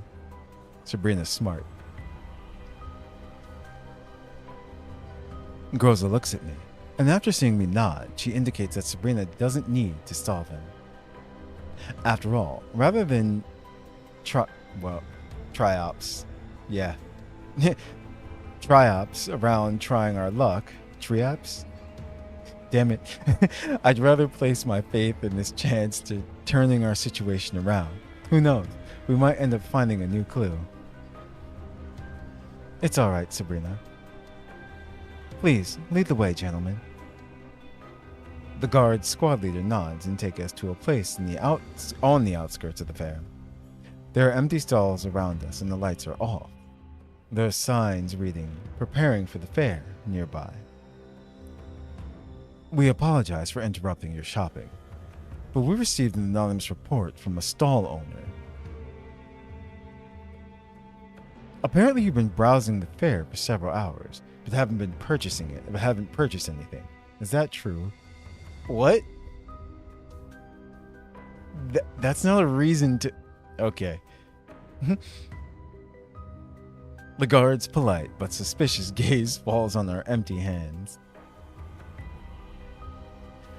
We simply wish to understand the wares that are on offer at your trade fair in order to optimize our financial expenditures and acquire everything at once. And since the festive fair hasn't officially opened yet, I believe we ought to have some time to consider our purchases. Are we not free to do that? Right? I see. That is the most sensible explanation. However, according to that anonymous report, you, specifically, those two dolls, did not ask any questions about what our sales personnel were selling. We've only just arrived here, so being curious about unfamiliar things is unavoidable. These questions were also meant to help us determine the length of our stay and the reliability of your merchandise. I see. Perhaps it just was a misunderstanding. However, we are compelled to do our due diligence, and thus I must remind you that according to the farm resist regulations, any personnel inquiries, eavesdropping, and other such activities that are not sanctioned by the farm management are considered illegal. Repeat offenders will be banished from the farm and permanently barred from entry. Surely you must have heard that when passing through the security checkpoint. I urge you to keep that in mind and avoid doing this again. Ugh, being permanently barred from entry sounds pretty stiff. Well, that's a stroke of bad luck. I exchanged glances with Groza. I see. We'll keep that in mind. Now then, please show us your entry permits. This interaction constitutes a first warning. I will need to verify your entry permit serial number and ensure that said warnings has been logged. An entry permit? Sabrina slides up to me and nervously asks me a question. Commander, our entry permits, they won't work, right? I mean, if even asking around is illegal, then what are they going to think of illegal immigration like what we just did? You think they'll dump us off the side of a cliff? I pat Sabrina's back to console her while I observe the surroundings.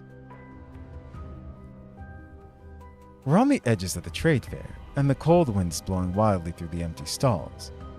There are drifts of uncleared gray-white snow piled up against the walls. Even if we make a ruckus, I doubt it'll draw much attention. I give Groza a meaningful look. Certainly. My permit's right here. I make a show of reaching into my backpack, and the guards focus their attention on me. Groza is ready to strike. Here you go. The guard squad leader reflexively reaches out to take my permit. I grab his hand and immediately put his arm into a lock. The other guards are taken completely by surprise. Groza, knock them out. Will do. Groza seizes the opportunity I've created while I yank the guard leader away from his squad. Sabrina, back up Groza. Just like that? Sorry, Mr. Guard, but right now, I need to ensure freedom of movement. Well, we're barred for life.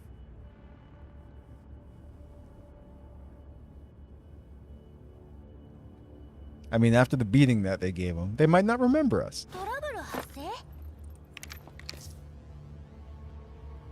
Oh, hang on a bit. I want to top off my battery. So my mission is to provide support? Do your best, Groza. You've already beaten half of the enemies.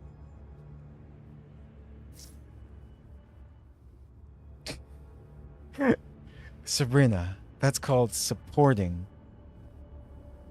Let's go. Everyone, we're withdrawing towards... Sabrina?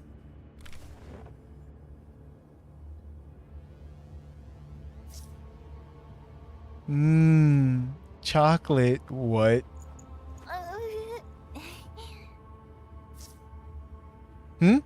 I'm listening. We can break out in that... What was that? We can break out in that direction, right? Make sure you protect Commander.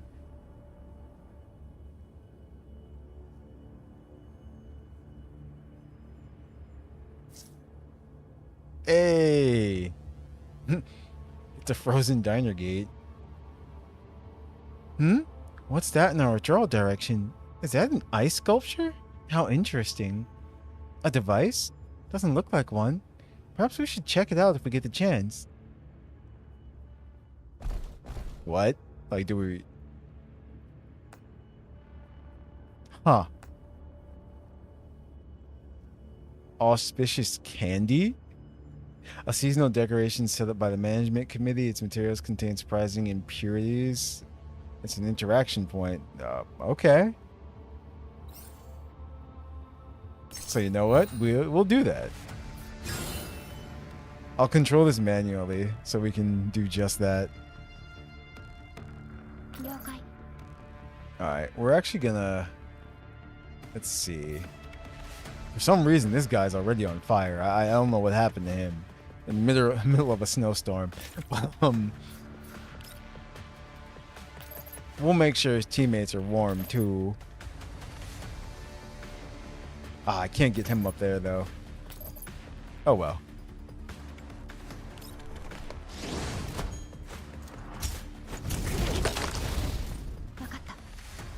Nice. Just because. Just breaking all your stuff. Let's see.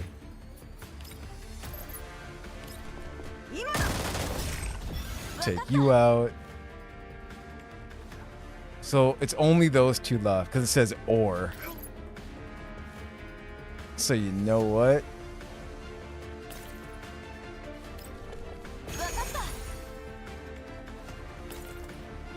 Let's send her over here. So we can get to that interaction point.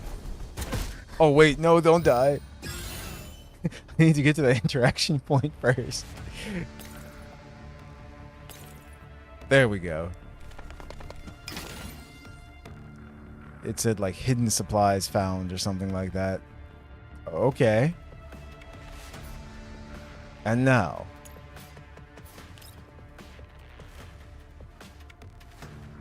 Come on. There we go.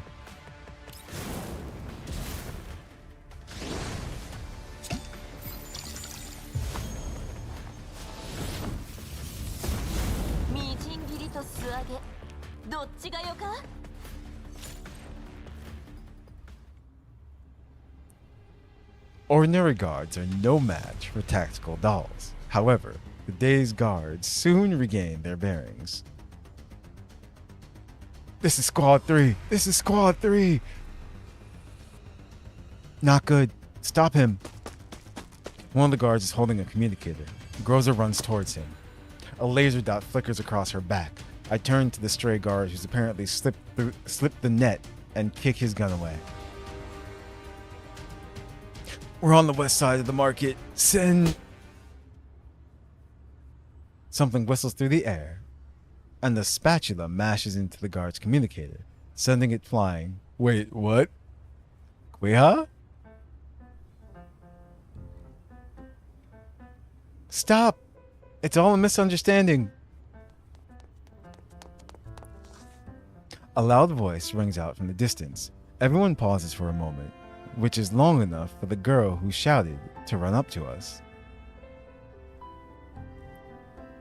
Quihua? The newcomer picks up the spatula and smiles breezily at us. Indeed, this is Type 97S Quihua, whom we haven't seen in a while. Yo, what's up, my old chromes? Quihua, you're okay, but then why didn't you tell us?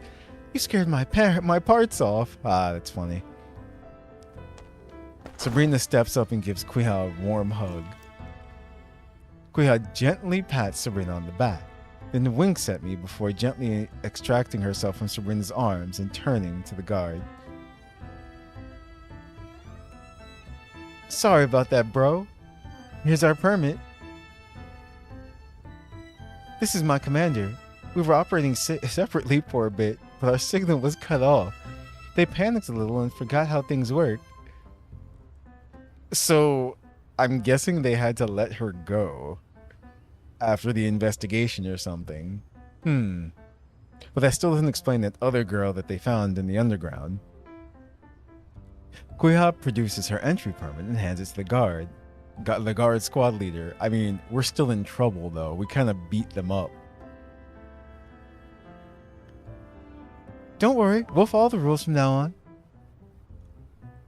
on. Assaulting an officer is also a violation of the rule. Thank you. Aw, come on. Can't you just let it slide? If they're passed out, I'll just shake them awake. How about that? I mean, It's not like anyone died, right? See, no serious injuries or anything. This doesn't even count as an assault here in the yellow zone. Maybe an accident or something at most. You're going to wake people up? Let me help. After getting my approval, Sabrina and girls have begun helping Quihua with the cleanup to show our sincerity. What rubbish is this? You...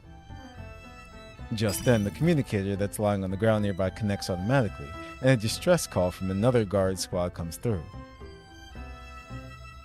Looks like your guard friends are busy.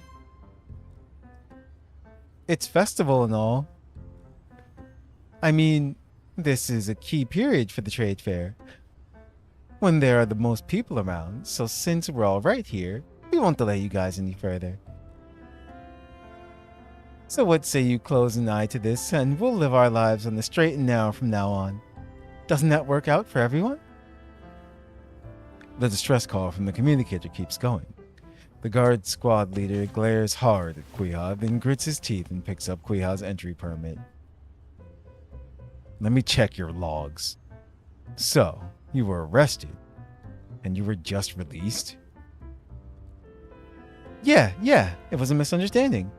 Look, it says not guilty right there, doesn't it? You've had way too many people here recently, so it's no wonder why these hiccups keep happening. Like this time round, for example, our commander's here to make big buys at your festive trade fair, and he's all about peaceful coexisting. Definitely not here to make trouble. The guard captain is silent for a very long time. Clearly, he doesn't want to deal with Quihua. Fine then. The warning's been logged. Any future violations will result in a stiff penalty. The guard eyes us reproachfully. I hope you abide by the farm's rules from now on. Sure thing.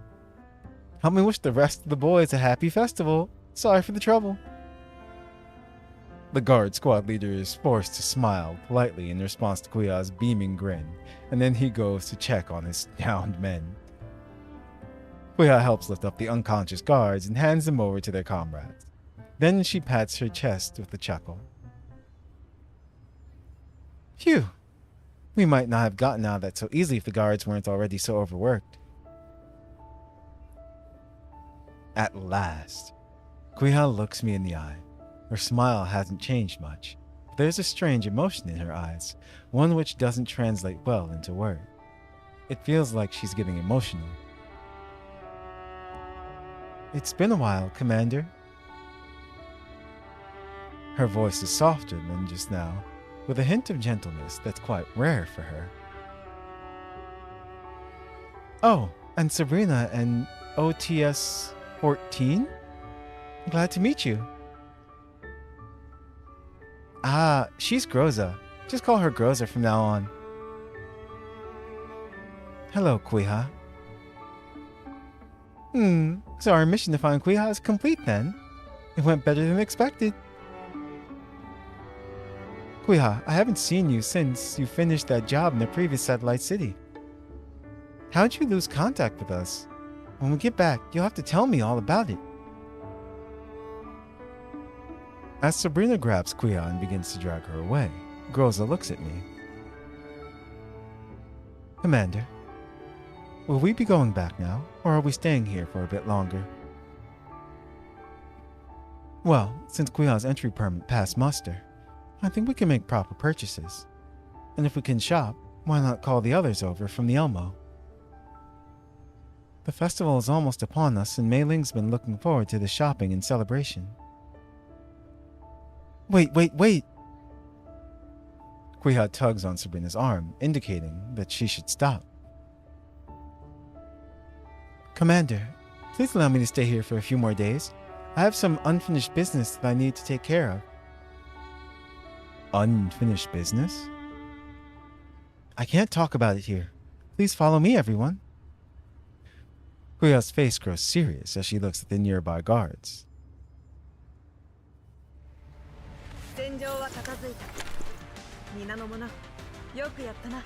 Yeah, I was just about to say, if we've already found her, then we've pretty much, mission complete. But there's gotta be more. Why reminisce at reunions?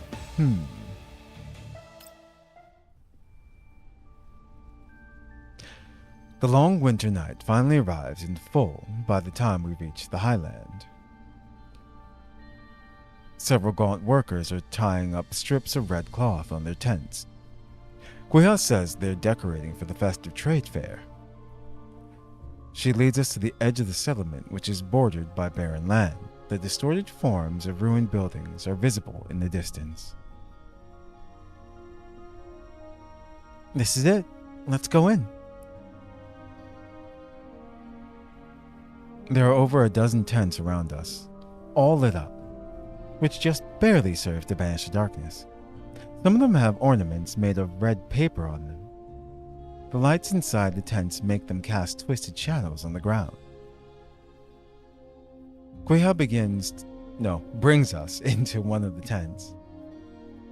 Ah, that guy again.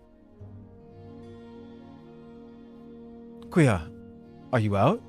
I heard you were released this afternoon. I just knew you'd be here. Chief Yura, I thought I heard your voice over the interrogation room loudspeaker. Did you get me out of there? They were asking me a bunch of questions I had no clue about, and they wouldn't let me leave either. I was bored out of my mind in there. Well, my boys discovered some new evidence that proved your innocence, so I had them send it in. Fortunately, I'm the scavenger representative in the management, so I could request to sit in on the questioning.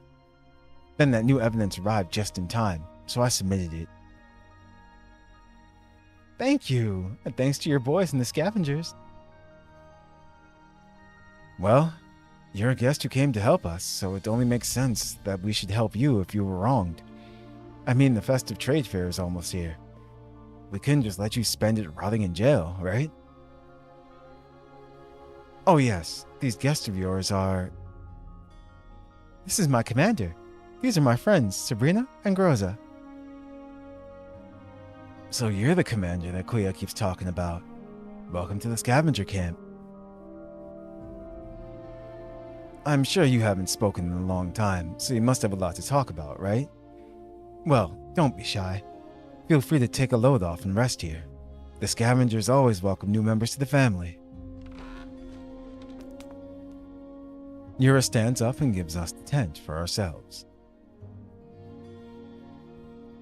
I'll go see whether our experiments in raising crops have borne fruit. Feel free to catch up with each other. Looks like this tent is ours for the time being. Alright, have a seat and let me tell you the story so far.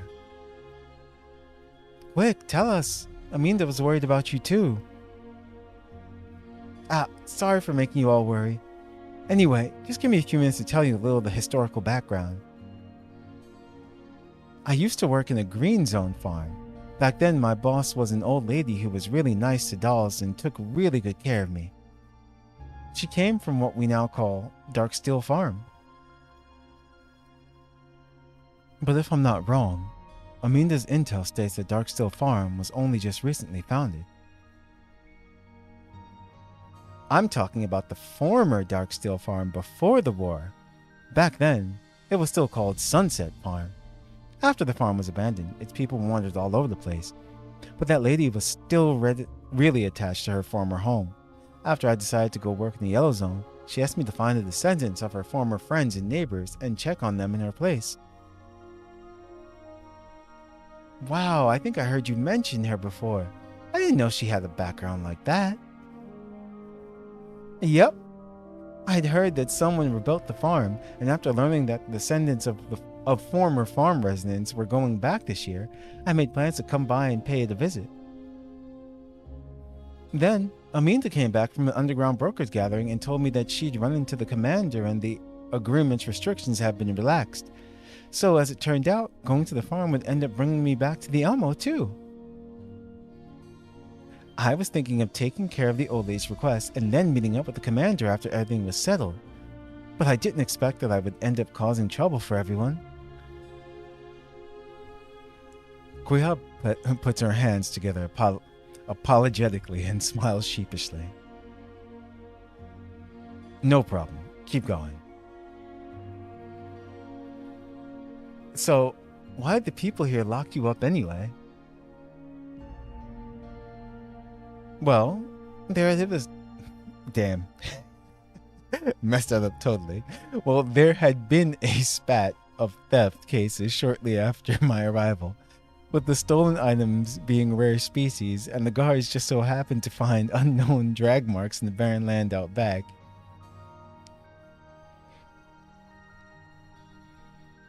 It's like, cut me some slack. I'm still recovering from the operation. The only people there were me and the scavengers. The guards weren't able to find anything on the scavengers, but they just happened to find the exact same species that were missing. Well, no, spices that were missing on me. I can't read. Like, are we not allowed to cook stuff that actually tastes good? Couldn't they have imagined that I might have brought it along myself? Quihua slaps her thigh in annoyance. Then she glances at me and mutters under her breath.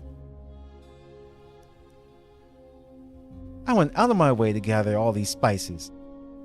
Since we were meeting again after so long, I wanted to show you what I'd learned during our time apart and give you a taste of my skills. But now the surprise is all ruined. Well, we've got a long time ahead of us. There's no need to rush it. So, they arrested you because you just happened to have the same kind of spices on you without any concrete proof that you had stolen it? It feels like the management's handling of the case was very sloppy. Well, that wasn't the only reason why. It was only after I came here that I learned that Sunset Farm's descendants were now called scavengers. Their living conditions were pretty bad and the other residents treated them like crap. I was living with the scavengers until a few days ago, which made me one of them in the eyes of the Darksteel Farm. When they interrogated me, the guy doing it kept trying to make me say I stole stuff for them. So you're saying the management suspected the scavengers of using you to steal supplies, and they tried to use you to make their case? Yup. Chief Yura told me that the scavengers weren't doing too well on the farm. For starters, a lot of people ended up turning to thievery because they couldn't earn enough contribution points to survive. But the guards already dealt with them. Based on what I've seen so far, the descendants of Sunset Farm, who are still here in the Highlands, don't seem like criminals to me. It's hard to sway public opinion with a subjective opinion now that their biases have developed. So, I was thinking and took a look at the situation. Well, a lot of stuff's been stolen. The scavengers wouldn't be starving like this if they'd actually managed to get their hands on it. Also, the fact that I was released at all was because of Chief Yura's evidence convinced them. When I came out, however, I heard the guard talking about how that evidence cleared me, but at the expense of making the scavengers look even more suspicious. Chief Yura never mentioned anything like that. Quihua scratches her head and then shoots me a pleading, desperate look. Commander, I want to help clear the scavenger's name. That would let me help them and fulfill that request from my previous employer. Could you give me a few more days? The interior of the tent is dimly lit by a little red lantern in the corner of the room.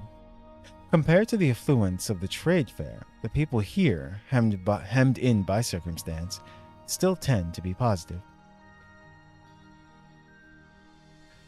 I look at Quilla's eyes, which shine with determination, and I find it very hard to say no to her. Let me guess. Even if I said no, you wouldn't let things be even if you came back to the Elmo, right? Yep, you know me best, Commander. Then let's take care of this together and head back into town again. What? You said yes? Awesome! Quihua jumps for joy, but just as she's about to glomp me, I push her back into her seat. So, do you have any ideas on how to clear the scavengers' names? What can we do to help? Quihua's attention returns to the task at hand. Well, I didn't get to ask Chief Yura about the new evidence he found. Maybe I could go grab him and have him explain it to us. After seeing me nod in agreement, Quihua heads out and returns shortly afterwards with Chief Yura in tow.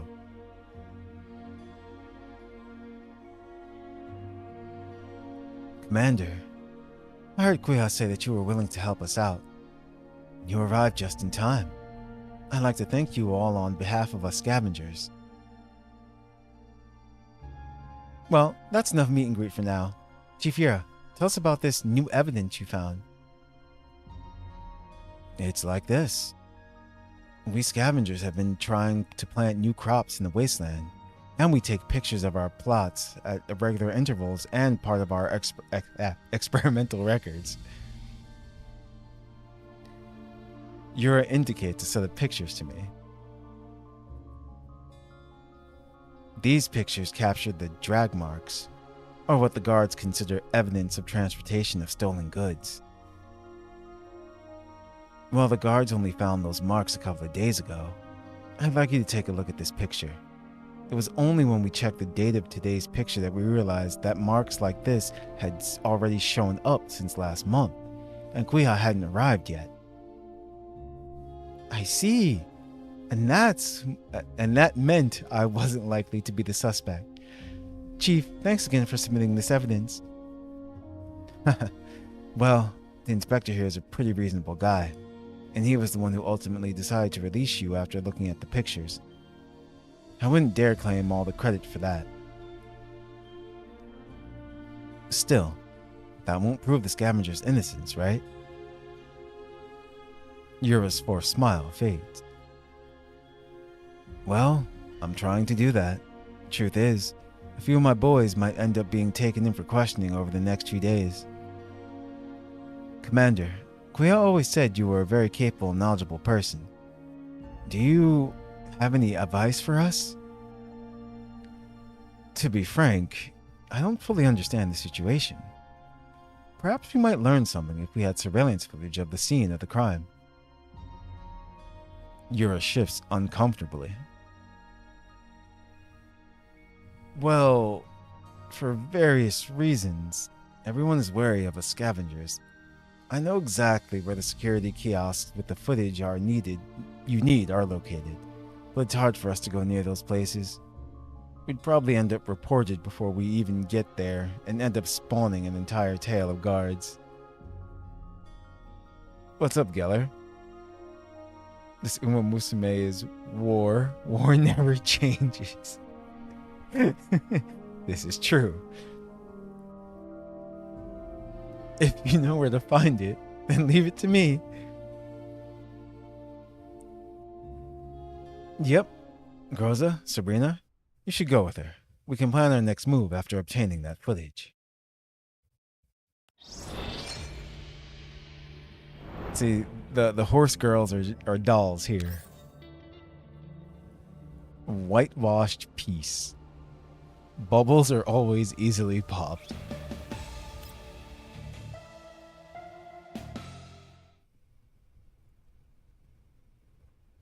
The night wears on. I wait in the tent for word from them.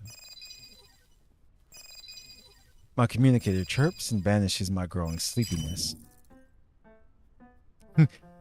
Uh-oh. Commander! Vepley's magnified face appears on the screen, like she's trying to smash it into the camera.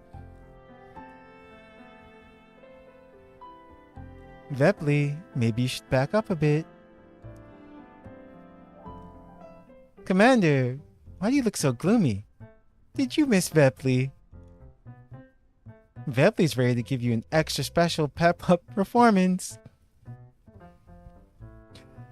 I heard people say that idols need to check their image before doing a show. Have you properly inspected your outfit, Vepli? If the commander saw Vepli in a messy state, that might damage your idol image. Huh? That's right. I can't let the commander see Vepli when she's a mess. Vepli squeals and hops off to the side. Colfin, hilarious. Now she's like, now it's my turn. Commander, did you miss me? Colfin is smiling, but it seems a little forced. Did anything happen on your end, Colfin? Yes. That wounded lady's stable now. She's asleep at the moment, but she'll probably wake up soon. We can't perform more in-depth diagnosis or treatment in our current location, so I'd like to move her to a more suitable medical environment. Do we have access to anywhere that fits the bill, Commander? I see. I found a suitable location for the time being on my end. I'll send you the coordinates, so bring Miss Casualty over. Be careful on the way here and keep a low profile, Miss Casualty. Heh. Keeping a low profile with Vepli around is a big ask. Still, it's no problem for me. See you later, Commander. The transmission ends, and the clock display in the corner of the screen silently increments. It's about time Quihua and the others checked in.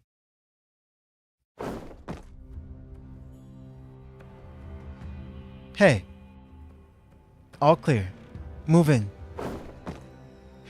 Groza and Sabrina jump up to where Quihua is and crouch behind a pile of junk. The cold light of the street lamps dyes the walls of the security kiosk a stark white. The boots of the patrolling guards tromp over the half-melted snow and leave a muddy path behind on the ground. Our target is right below us.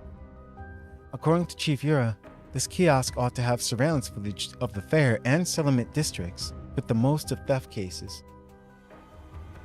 Should we contact the commander? Doing it now. Groza, how are things going? Commander, target is in sight. Once this patrol passes by, we'll have 15 minutes to approach the target.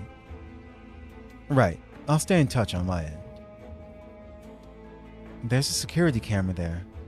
Can you take care of it, Sabrina? Leave it to me. I've got a camera disruptor. Disabling it for 15 minutes is no problem. The ground's slippery, so mind your feet. Eh? Terrain like that is kind of bad for high inertia frames, right? It'll be fine with me around. Wow, you're so awesome, Quihua. Quiet. Prepare to move out. Okay. The final guard in the patrol follows their route and heads into the distance. Behind him, the dolls silently land on the ground and approach the kiosk. I can't open it. This lock is pretty solid. Let me try. Sabrina produces a small item, and the lock cylinder clicks. It's open. Whoa, that's awesome. What is that? It's just a miniature electromagnetic pulsar. Focus, ladies. Quihua resists the urge to chat. She nods vigorously, then begins searching the kiosk. Poor Groza.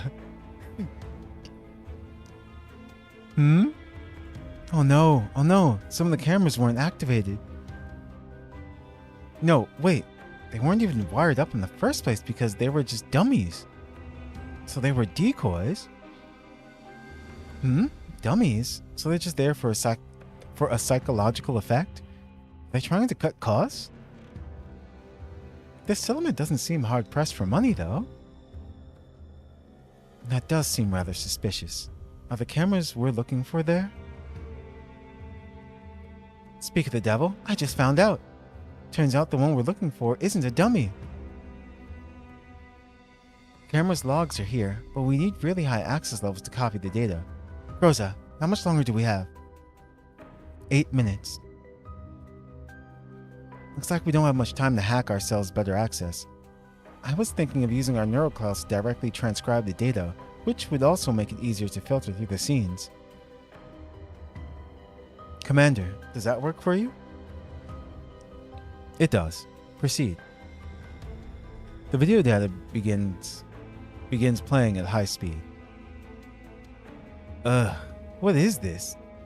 I'm not seeing out of the ordinary. You sure the footage hasn't been doctored? Wait, I think it has. Look at this. It's almost imperceptible. But those are editing artifacts. These videos are not the original footage. Can you restore the originals? It's theoretically possible, but we'll need to access the servers in level 2 to crack their defenses. We only have 4 minutes to do it, though. 4 minutes? No, wait. We're down to 3. Commander, I think I can do it. You have 2.5 minutes. If it doesn't work out, forget it and focus on getting out of there. Will do.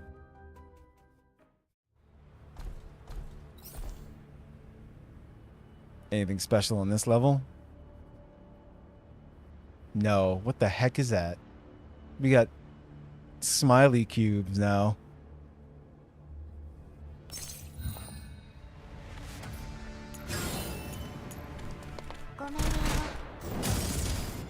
Let's see what they find. And why the evidence, or, the footage was altered. That means someone's trying to hide something. Like, what are they truly hiding behind this festival?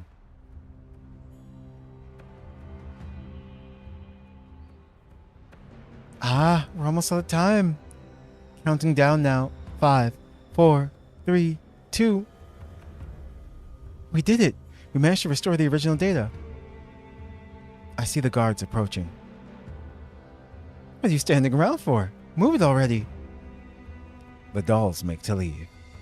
Nobody says anything else. In just a few minutes, the only sounds audible on the communicator are the sounds of the wind blowing, which eventually fades.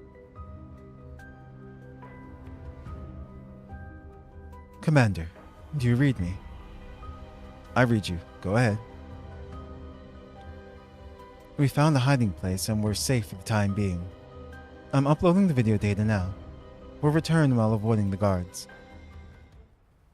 Roger.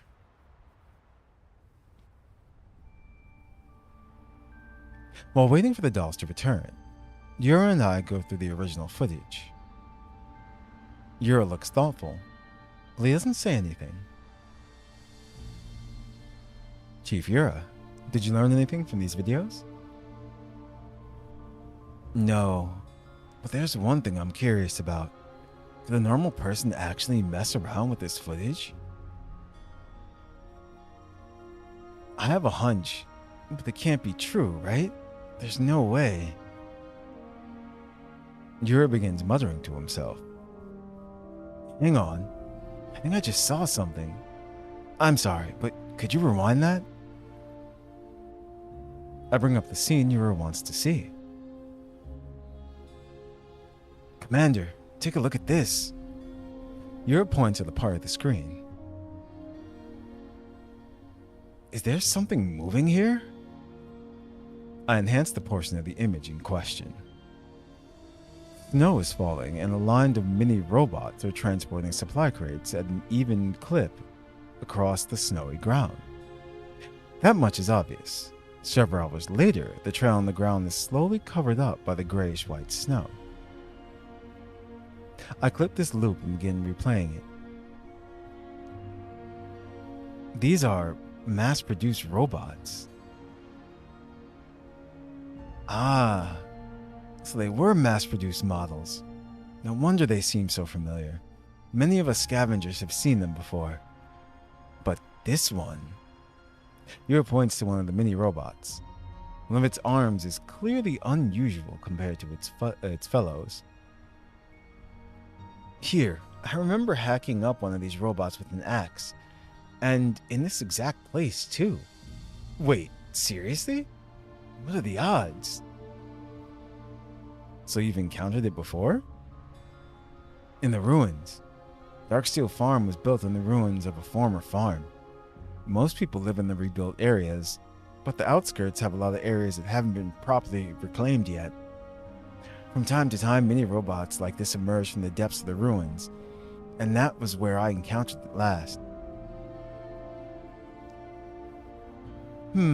So you go in and out of the ruins regularly, Chief Yura? Yura scratches his head. Well, it's actually like this. After we scavengers came back here, we were assigned to clear out any hidden dangers and rebuild the ruins. After all, these ruins could have been built by our ancestors and nobody would know the farm better than us. Unfortunately. Yura shrugs and falls silent. Many robots from the depths of the ruins. So assuming these robots' ultimate destination was the depths of the ruins, that would mean they'd have to pass through the wasteland around here, right? Yes.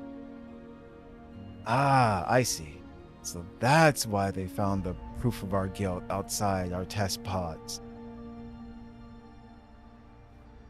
Now this is just a guess, so in order to verify it, we'll have to find them in the ruins, as well as the stolen item. I point to the crates they're carrying. I'll lead the way. Although our attempts to rebuild didn't turn out too well, we managed to map out a couple of routes that takes us deep into the ruins with minimal risk. That ought to help. In that case, we'll head out once Quihua and the others come back.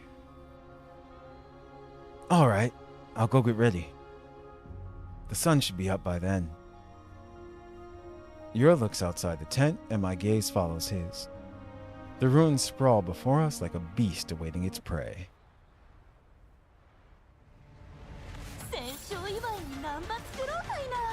So, the little Sharkery sons are stealing things? Or they might have been commanded to steal things, because he said he hacked one of its arms off. But I guess someone's repairing them and using them to do something? Or steal stuff, rather? After Quihua and company return to the scavengers' camp, Yura takes us into the ruins. A long time ago, this place was called Sunset Farm, and it was my home. I've been waiting to come back ever since I was a kid, but when I did, I found that it was completely different from what I imagined. Naturally, I knew this place had been rebuilt after being reduced to ruins, but I didn't expect its ruin to be so thorough. Yura pulls on his gloves and pulls the tangle of twisted rebar aside, clearing a narrow path for the rest of the group. When I was young, Grandpa used to tell me stories about how fertile and prosperous our home was, how the scent of fruits filled the air all year round and painted pictures of lush wheat fields stretching out to the horizon. I always thought this place would be like a fairy tale kingdom. Of course, after I grew up, I knew that there wouldn't be a place like that in the Yellow Zone, and that Grandpa's stories were embellished for effect. Still, thinking about scenes like that was strangely calming.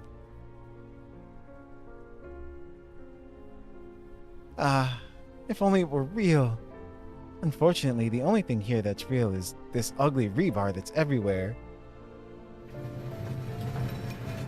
Quihua grows to help him clear the rest of the obstacles from their way. It sounds like a paradise, so why'd you leave?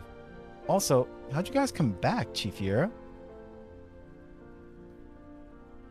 Why we left? I don't know. Gramps might have mentioned it, but in truth, everyone who left had their own reasons for it. Maybe it was because of the war, a sandstorm, a poor harvest one year, because they wanted to live elsewhere, or maybe because they couldn't hold on to the farm. It's hard to isolate a single reason for it. In any case, by the time I was born, my elders and I were thousands of kilometers from the farm. You went that far? But given the state of the yellow zone now, returning must have been difficult too, right? Oh yes. We walked a long, long way. Just surviving until now was a miracle, and I led my people here. Yura puffs up his chest as he mentions that last part.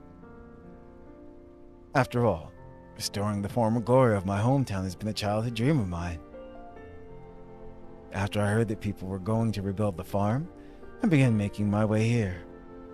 I met others from this place along the way, and they decided to follow me on my journey. We've been traveling for a long, long time. We only just managed to reach here last year, and by that time the farm had its management committee set up. The inspector was also very reasonable. It's not often you find such an orderly place in the yellow zone. Yura's reminiscence suddenly cuts off. What happened after that? Chief Yura, it's not polite to stop telling a story halfway. And then Yura laughs, but there's a gloominess in his eyes. Well, things haven't been good for everyone recently, and there's a limit to how many people the local resources can support. We came late and the guards, expeditions, and merchants were all filled to capacity. Back then there was a lot of debate over whether or not to take us in, but the inspector silenced all debate and allowed us to stay. For free? Out of the kindness of his heart? I guess the original plan was mutual benefit, I think. I became the representative of the descendants of Sunset Farm to negotiate a deal with the inspector. After all, we came from this place and we had a lot of exclusive information about the ruins here. We had an advantage over others when it came to rebuilding the ruins or raising crops. Oh, and if you could redevelop the ruins or grow food, you'd earn a ton of contribution points, right? Yes, if we could do that. I used those talking points to argue that they should take us in on account of us being able to provide the settlement with extra resources, and the inspector accepted. Unfortunately, it turns out farming and rebuilding the ruins was harder than expected. Saying so, Yura reaches out to dust off some twigs that fell on me. Be careful. This plant grows everywhere around here and nobody knows what the hell it is. Its branches are mildly toxic, and while small amounts aren't a problem, letting it build up over several hours is. A few of our guys ended up puking and shitting their guts out at the same time. Not a fun experience. That sounds terrible.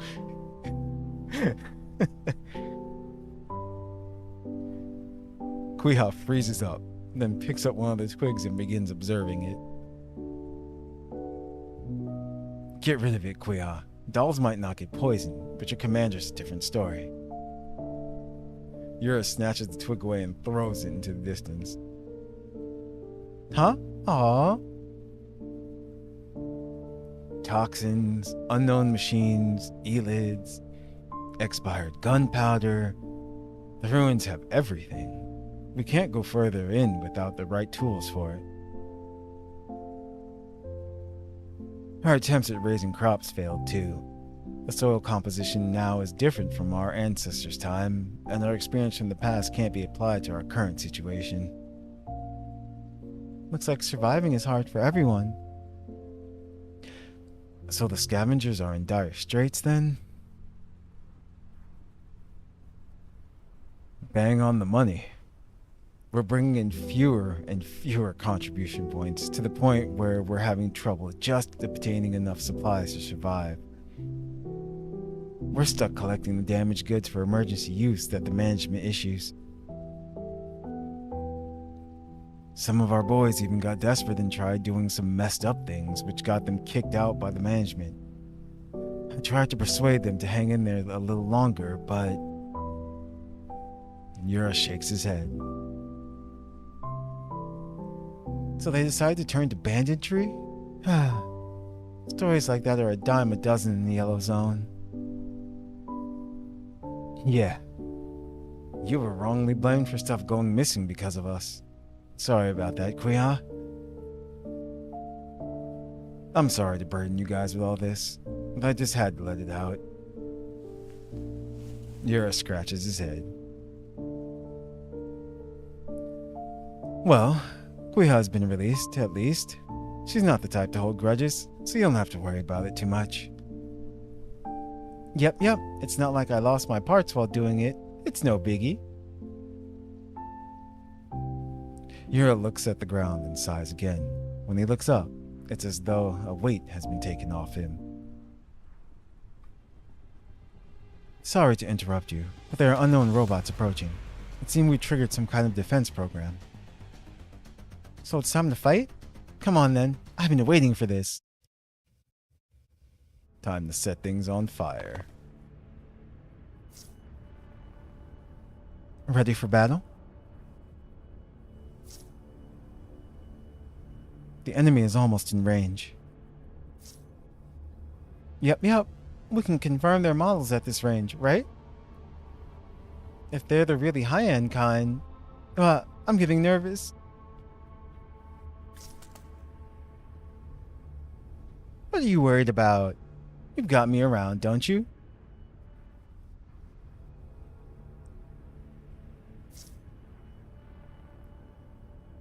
I've got it. No matter what kind of big lug comes, I'll dunk it in the deep fryer until it's golden brown.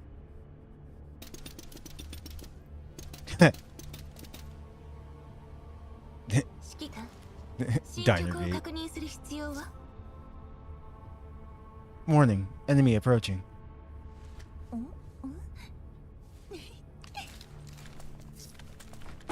Oh, let me take a look.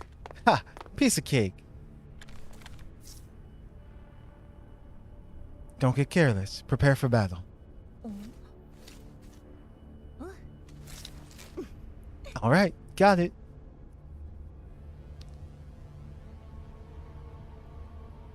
Is that it? Is it just like... Oh no, there's a couple more over there. Alright. And there's one there. Actually...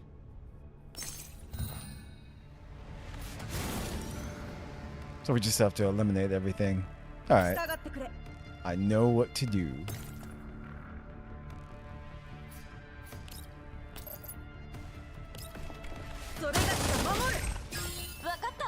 Let's do that.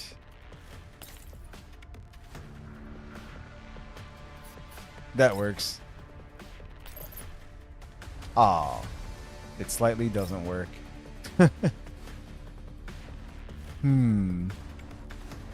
See if I can move her here and then do it. Blah. I was trying to get that one back there as well.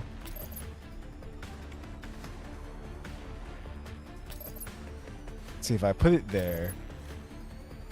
At least we can get rid of those barriers. Yeah.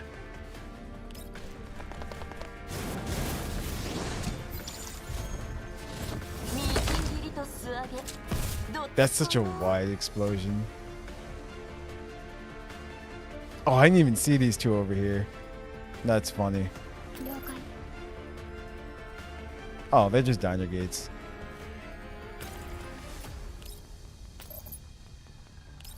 Yes.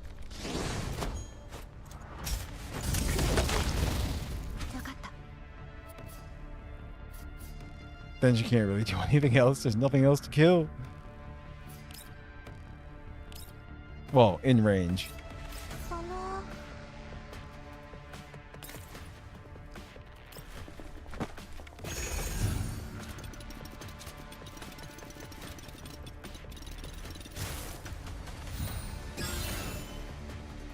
Perfect.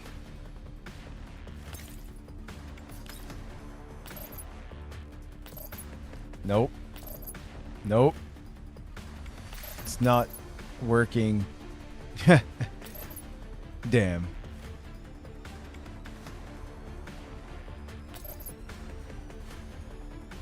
That's not gonna work. Trying to get that to blow up. Let's just do this.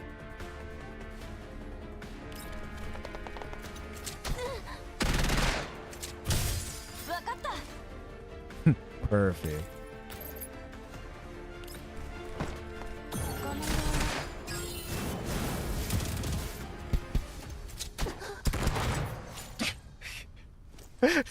That poor diner cake. Groza inspects a broken SF mini robot. Commander, I think we can follow their navigation data back to their base. How long will that take? Their security programs are fairly primitive, so it won't take long. Just then, Colfin sends a comm request and I accept it. And it's Bepley. Commander! Commander! Were you thinking of Bepley? Bepley's carefully checked her image and the Comfort concert's all ready to go. Bepley, didn't we just get here? It would be bad to perform a live show without properly setting up the stage. No. Yo. Oh yeah. Now where should I put all this equipment? Bepley will do it now. Bepley hops, skips, and jumps out of the frame. Colfin is like Bepley's official babysitter. Commander, I have good news and bad news. From the joyless cast of her mouth, I suddenly realized that all is not well. Go on. Very well. So that hurt lady just woke up. Well, that's good to hear. You don't seem too happy about it, though. That's the bad news. She seems to have lost her memory. Wait. Okay. Colfin points the camera at the woman who's lying down. Miss, what should we call you? I guess we're just calling her Casualty. Kind of a cool name, though.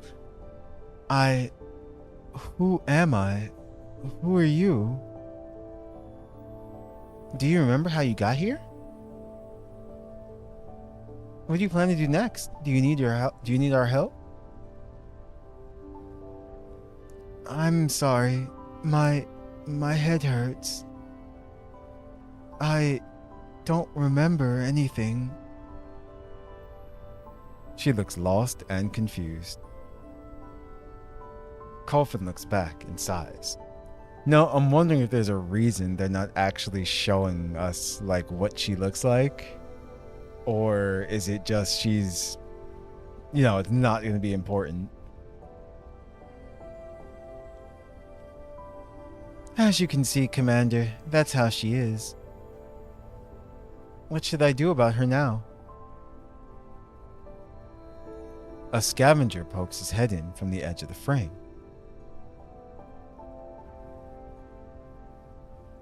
Wow, we can see Chief Yura through this. Hey, Chief Yura, and that other chief. How are you doing? And that other chief. We've heard it all just now. Looks like that lady's going to have to stay with us for a while to recover. Don't worry though, we'll make sure she gets the best care. All visitors are friends after all. Oh, I'll leave that to you then. Don't worry, Commander. Just let her heal. We'll decide what to do next when she recovers her memory.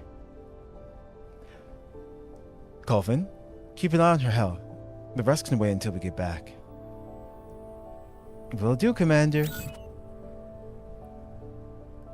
Colfin ends the transmission just as Groza finishes her analysis. Commander, I found their destination. If I'm not wrong, these mini-robots' origin and destination are over here. Yes, we'll head over now.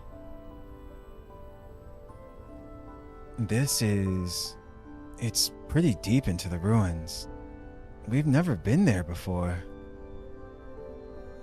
What's there to be afraid of? Things will be fine since we got the commander backing us up. Let's go, let's go.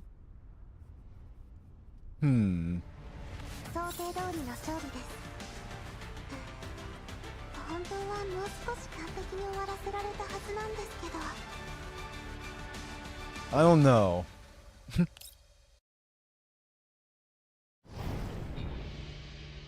Like, so we found her in the tunnels.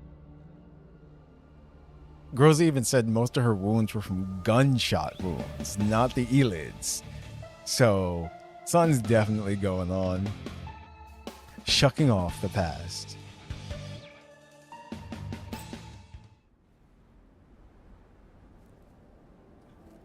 Colfin is in the scavenger camp, looking at the wounded woman from behind. Miss, it's getting cold outside. Would you like to come back in and rest? I'd like to walk around here a little. It might help jog my memory. Well, at least she's speaking in complete sentences now. The cold wind blows across the highland every now and then, forcing Colfin to press down on her hat to keep it in place. She follows the woman's gaze, but all she sees is empty wasteland, which makes her hold on tighter to her hat.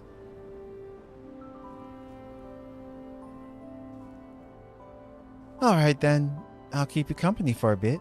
Don't stay out too long though. The wind is cold.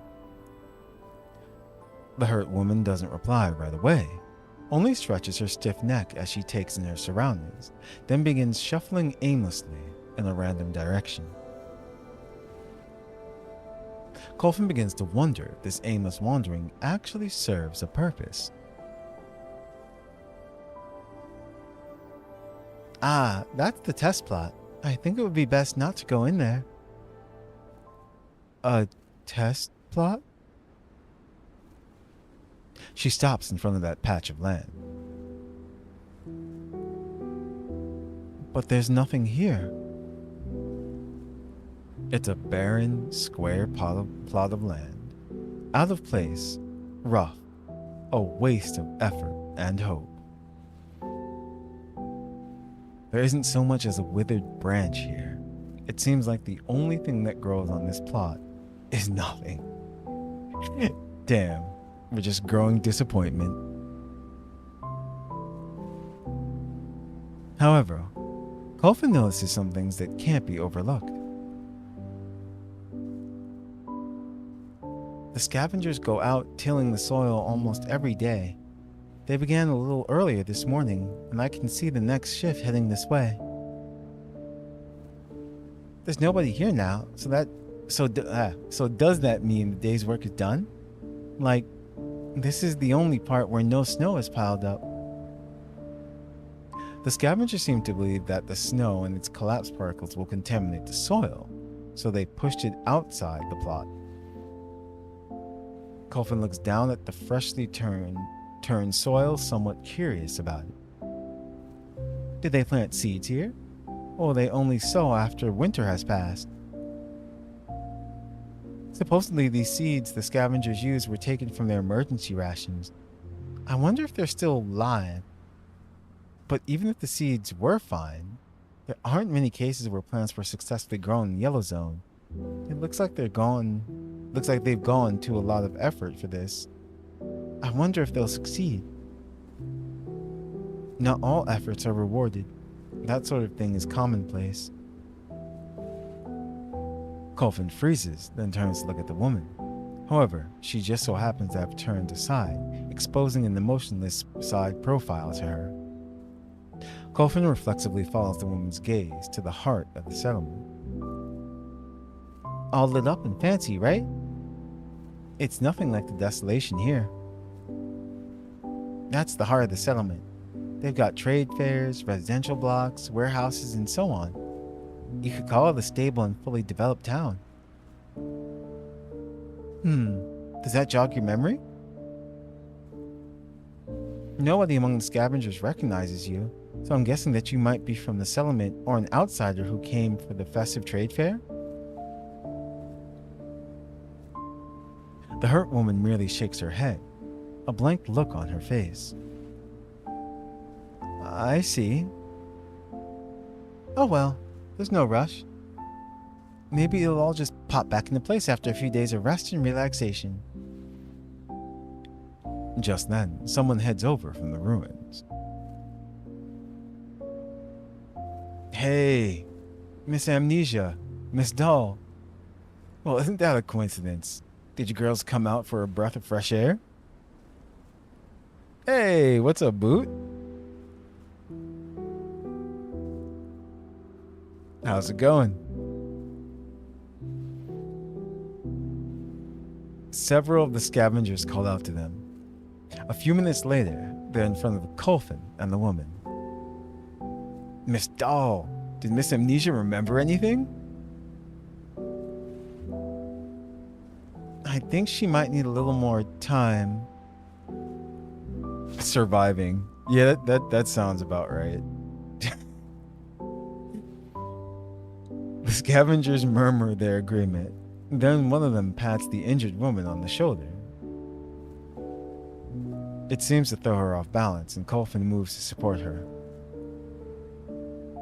It's surprising just how much strength a gaunt little body like that can possess. In contrast, the amnesiac woman seems a little more well-fed.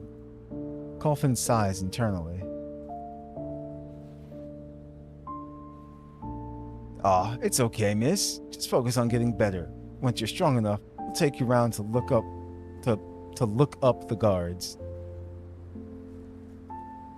That said, those dogs in the management have their noses in the air. They don't give a crap about us, so you'll probably have to explain your circumstances to them on your own. Thank you. Aw, it's nothing. If you really can't find your people, then you can just hang with us. Plowing the land and searching for parts is still enough to make a living. Who knows? Maybe you'll remember someday as long as you don't starve to death. Maybe we'll grow a pumpkin that's taller than a man, too. Heh, you guys have a really positive outlook. You're right. Things might not look so good right now, but if you hang in there, things will probably get better. Yup. We made it through this year after all. Oh? I heard expedition leader Garen came back. Although we probably won't be allocated any of the good stuff, we can probably beg or borrow some of it, right? Plus, the trade fair is almost here. So spring is coming, and we'll be able to collect our annual supplies. Who knows? We might be able to grow something by next year. That's an improvement, right? Truth is, most of us followed Chief Europe because our families were gone. The idea of finding people from our hometown and living with them is way better than dying alone out there. When the days are this cold, he'll go for any way to keeping warm, even if it's just by huddling up with others.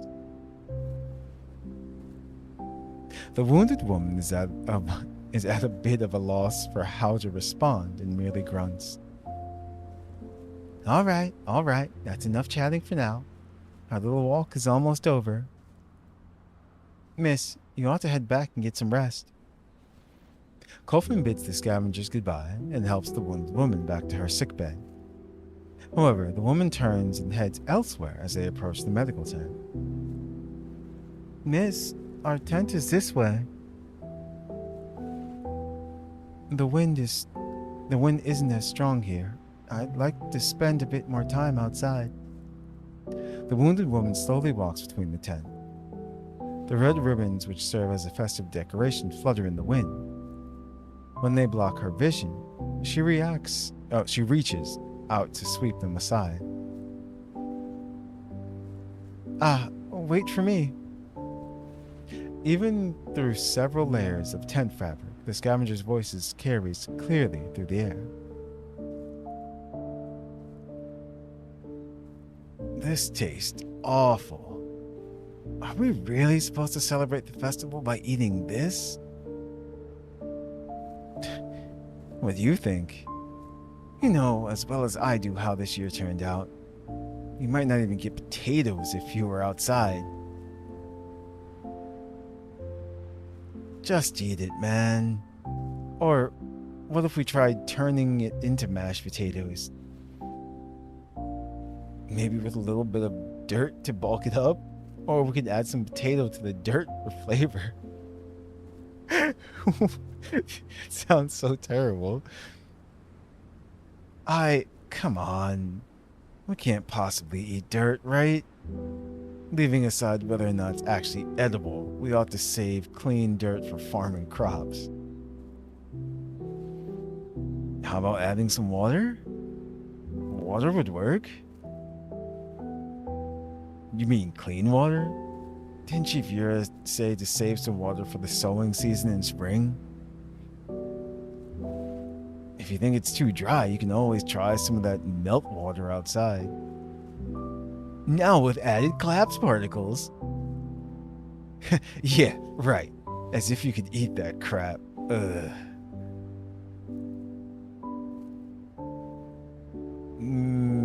Maybe we could tell Chief Yura that we won't be celebrating this time around? I mean, we don't even know how next year's going to be. So we should save up some rations. Hell no. If the year went poorly, it can't be helped. We all worked hard this past year, to the bone even. That's why we need this reunion dinner to wrap things up properly. Being able to eat well is a good omen for the coming year. And besides, even if potatoes taste like crap, being able to fill your belly is still a good thing, right? At least you'll have the strength to work. Okay. Oh, yeah. Have you taken a look around the fair? They say Leader Garen's back, and he had quite the haul. There's just about everything in there. Lots of underground brokers came as well, with canned food, fish, meat, and so on. Wish I could try some of that while I'm still alive. Don't be retarded, yeah? If you break the law, they'll drive you out and then you'll really starve to death. I'll just place my faith in these potatoes. Say, you think we can make it taste like fish? The wounded woman's strength fails her. She stumbles and collapses against one of the tent poles. Who knocked my tent? The scavenger draws the flap aside. Miss Amnesia? Hey, you okay? We were just making some dirtato salad. No, I'm done. Potatoes. Dirtato salad. No, wait, we nixed the dirt. You want to try some?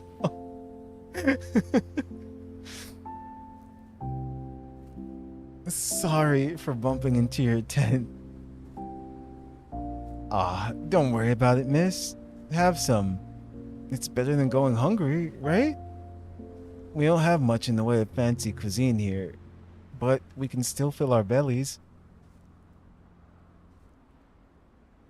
It's funny because my favorite bread is potato bread.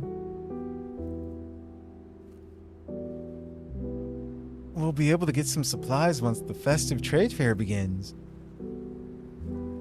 Yeah, we still have the fair. I've been looking forward to it for half a year now. The mandarins never fail to deliver on the side. Maybe we'll get something other than potatoes this year. Why not come in, miss? No, it's alright. I was just passing by. I'm not hungry. She waves to them, forcing a smile to her face. Her smile soon fades, replaced by confusion and mixed feelings. Dirtato. Treasure trove.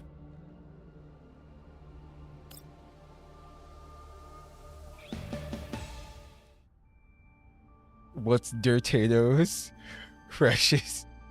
I mean, potatoes grow in the dirt. So basically, We follow Groza's analysis of the mini-robot's route and head deeper into the ruins. Colfin sends through another comms request. But... I knew it. Commander, Vepley... Colfin shoves Vepley aside and forces herself into the frame. She's speaking much faster than normal. Commander, that wounded lady vanished. Everyone in the camp searched all the tents, but we couldn't find any trace of her. She might have entered the ruins because we can't find her anywhere else. What should we do, Commander? When was the last time you saw her? About half an hour ago. We came back from walking outside, but just as I was getting ready to change her bandages, I came back and found that she wasn't in her bed. Vepley's been practicing for the show in the commander's tent. Vepley didn't see the missing audience member. Colfin briefly describes the events that took place. It doesn't seem like anything's wrong. The camp's far away from everything else, and she's hurt, so she couldn't have gone too far. Could she have regained her memories and suddenly remembered that she had something to do? With no idea about what might have happened, the dolls fall silent. Just leave her be for now. Whether she stays or goes won't affect us, and we saved her simply because we had the luxury of doing so. She's free to leave if she wants. You and Vepley can keep searching for her if you want. If you find her collapsed somewhere, help her out. If you can't find her, then you don't need to spend too much time and effort on it. Understood, Commander. I'll look for her one last time. The transmission ends. I hope she's alright. Everyone, we're almost at our destination. Hostile robots might show up, so please stay alert. It's in the building up ahead, right? Main door lock's closed. I'll go bash it open right now. Eh? We're going for a frontal assault? Quihua, wait. Quihua quickly halts in her tracks. We don't know what's happening inside that building. We should probably circle around the back and try to observe the insides before deciding what to do. Oh, that makes sense. Sorry, I was being hasty. Let's go from the left then. Quihua runs on ahead. Well, these are ruins for you. There's tons of rot and rust overhead. Oops, mind your feet, the ground's crumbling. Ah, thanks for the reminder. But I think you were the one who who stepped on the crumbly bits. Is that so? Haha, clumsy me then. No making fun of me for it though. Ladies, please keep quiet. There might be robots in there listening to the situation on the outside. The air falls silent. I think I can see what's inside from here. Yura finds a hole in the wall and crouches down to look inside. A moment later, Yura pulls away from the hole. He seems shaken by what he's seen. He looks at me and freezes up for a moment, his mouth opening and closing like a goldfish's before he finally manages to regain the ability to speak. Lord of the Rings reference. Ah. The precious part. I see.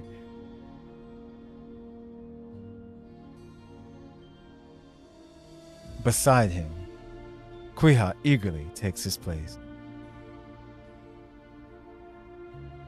It's the right place. It's full of... Whoa, Commander. There are mini robots everywhere in there. Row after row after row, with all kinds of resource crates around them. You gotta see this, Commander. Quihua took the words out of my mouth. Quihua pulls me over to the hole. Quihua, take a few pictures of those mini robots and see if you can find out anything new about them. Groza and Sabrina, help her out. The dolls begin working. These mini robots just look like any other robot you'd see in the Yellow Zone. Nothing unusual about them. Commander, given the weathering on the outer shells, it's likely that not all of them are from the same batch. They seem to have been manufactured in different series and gathered here. I see. Commander, I can prevail on you and your dolls to take out these robots. We scavengers didn't steal those items, and if we can return the stolen goods, we might be able to change their bad opinion of us. At the very least, we won't be blamed for the most recent spate of thefts. Also, these robots attack us when we're out in the wasteland. Lots of our guys have fought them before, and rebuilding these ruins would be easier without them around. That face. I mean, we're already here, Commander. Why don't we throw hands with them? That was my plan from the beginning. When you attack, try and leave a few intact. It will make tracing them or turning them in easier. Got it. I knew you'd say yes. Now then, shall we get into it then? Be careful. They might have a functional alert. With a thud, Quihua lands among the mini robots and yells to her friends. Ah! Oh crap. I triggered their defense programs. Help me out, guys. Crap. These diner gates and Goliaths are all moving. I can see that. Quihua, you should inform your teammates before you start a fight. Sorry, I haven't had teammates in a while. Won't happen again. The dolls rush to join the battle.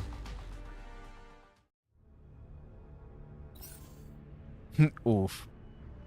Just rushes in there.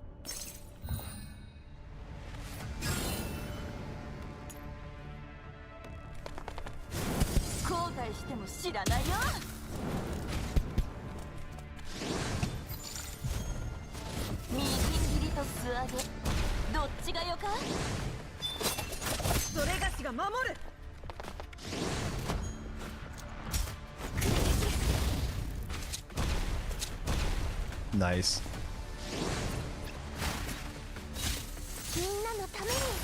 And she puts out the fires.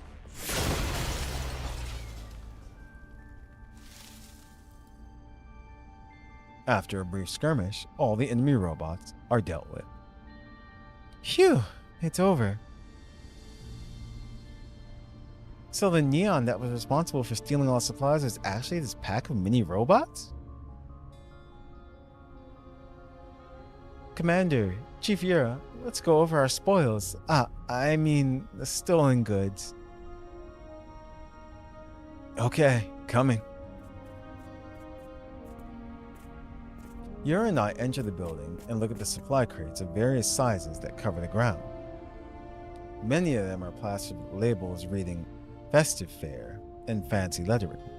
It seems that they're part of the trade fair for decorations. Let's start by consolidating everything. The battle just now has made an even bigger mess of the supply crates compared to before. The dolls begin working at my command. Chief Yura, once we send this stuff back, people won't suspect the scavengers as much, right? I don't think so. To be honest, I still think they're gonna get blamed for it. Yeah, we'll finish doing an inventory of the items, and then I'll hand them and these robots over to the inspector.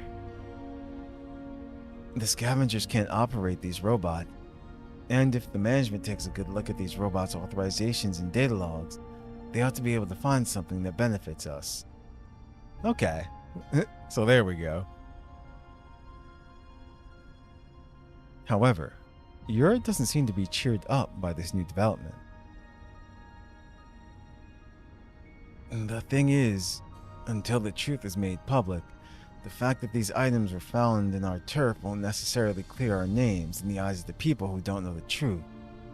On the contrary, it might actually make things worse. Yeah, say that there's still a issue. I need to think about the best way to hand these things over. And I think it's better to keep quiet about this until we fully analyze the pros and cons of doing so.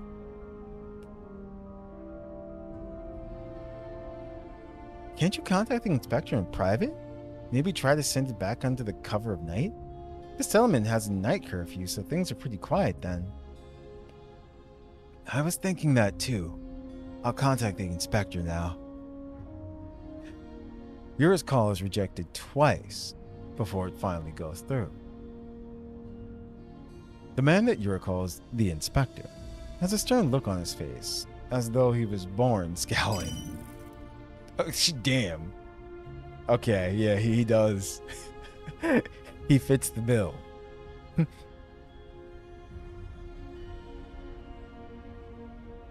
Yura, did you schedule this call? Sorry about this, Inspector, but we made a surprising discovery. Yura points to the pile of lost items behind him.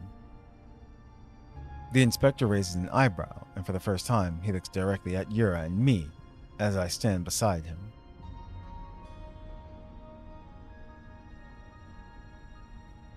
Where did you find them? Did you catalog them? What exactly is in there? We found them in the depths of the ruins. We're on the scene right now. I'll send you the coordinates. We've also counted and sorted them. I'll send you a list as well. The inspector goes through the information Yura sent. Is that all? Is there nothing else? What else should there be? It's not like you got a list of stolen items to check against, right? There's something I've been meaning to say back then. Yeah, to say back then in that interrogation room. There's something weird about you guys. If you have something to say, then just say it. The inspector seems completely unbothered by Quihua's displeasure. Never mind. You've done well in finding the lost items. However, I have a question. These coordinates are in the depths of the ruins. When did the scavengers go so far inside? I don't recall seeing any reports about it. The question is addressed to Yura, but he's looking directly at me. We've never been here before. There are many robots everywhere, and they attack in self-defense whenever anyone gets close. It's not like we can handle them with the weapons we have. It was all thanks to Quihua and her commander. Yura steps away from the center of the frame so Quihua and I are fully visible. Quihua merely shakes a fist and grits her teeth.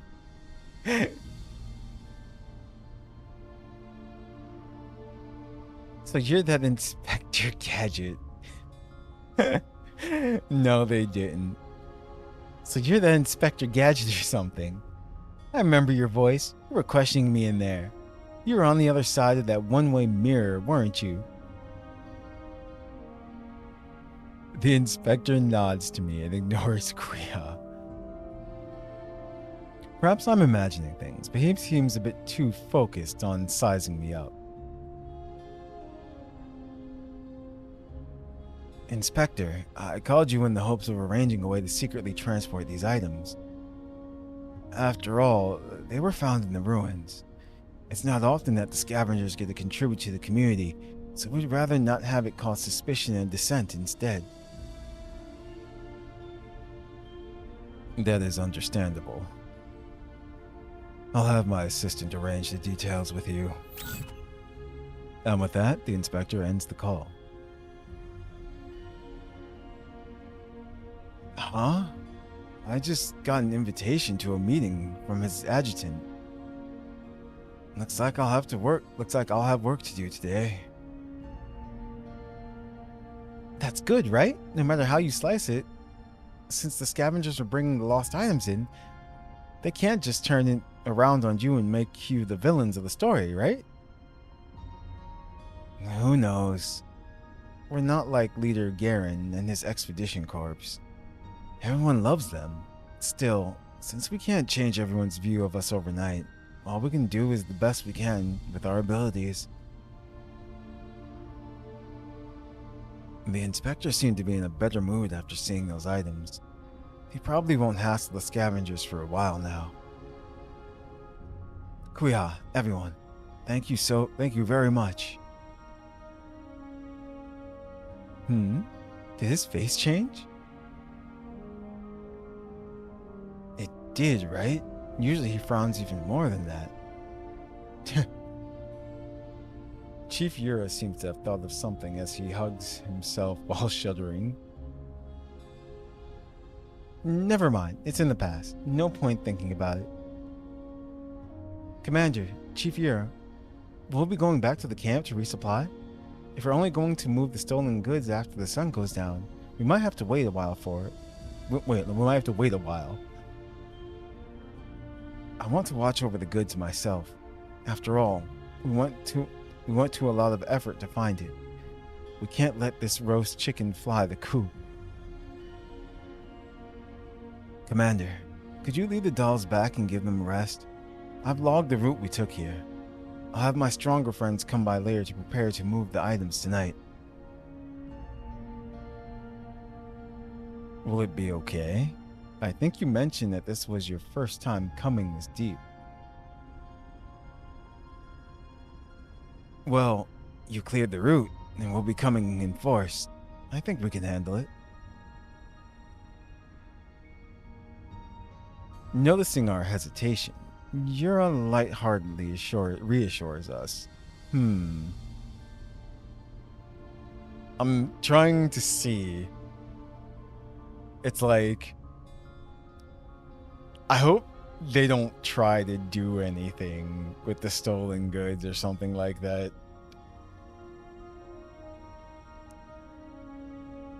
We'll be fine. My boys and I have been exploring these ruins for almost a year now. They've grown a lot through their experiences. If there's anything we can't beat, we'll run. Fair enough. We'll be heading back then. Oh, right. Commander, will you be staying for the festive trade fair? Once it starts, we'll probably be able to collect some supplies. When the time comes, feel free to come by our camp and we'll celebrate.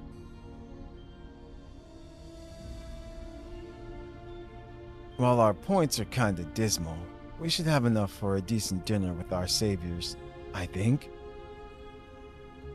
Oh, speaking of meals, I actually found something interesting just now, but I don't have the time to explain it in detail. Once we're done here, I'll tell you all about it at the camp. If it all goes well, we will eat more lavishly next year, even if it isn't this year. That would be great. The way back is long, and we can still see Yura waving to us in the distance. The inspector didn't seem... Doritos? What? The inspector really didn't seem all that, like, surprised or shocked or anything either. I wonder if he already knew. Commander, I actually received a text message just now. It looks weird, like some kind of prank. However, the timing was impeccable, so it might actually be legit. Quihua holds her communicator up in front of me. The sender is unknown.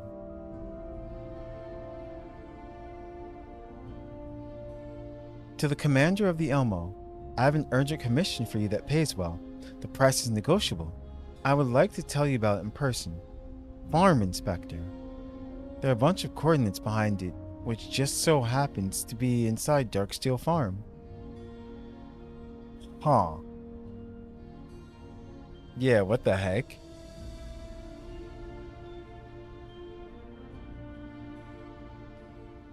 When did you receive this information? I'm wondering if the inspector sent this to her.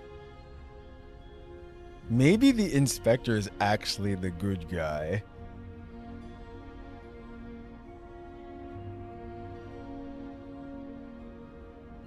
Right after Chief Ure spoke to the inspector.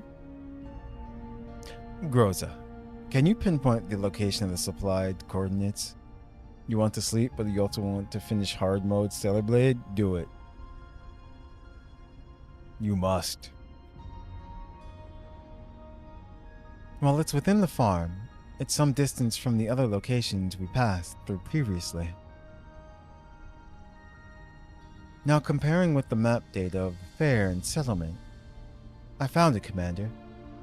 It's the farm's administration center.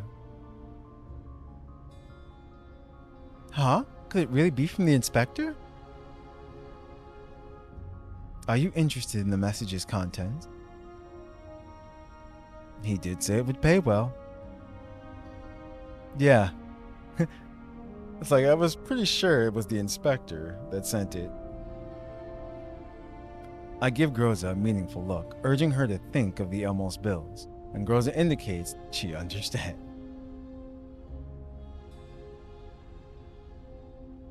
Commander, I believe we should learn more about the nature of this commission. It's decided then. Once we've rearmed and rested, we'll head over.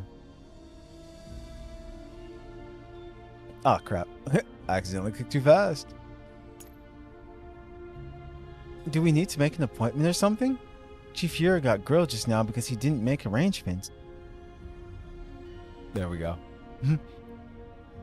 Come to think of it, how do we even make appointments? Do we have permission to do that? The speed for need, yes. The message didn't mention any particular timing, and said it was an urgent commission, so maybe we can skip the appointment. Huh? Is that what it means? Ah, no point in thinking anymore about it. We'll know once we get there. Damn. 想定通りの勝利です。本当はもう少し完璧に終わらせられたはずなんですけど。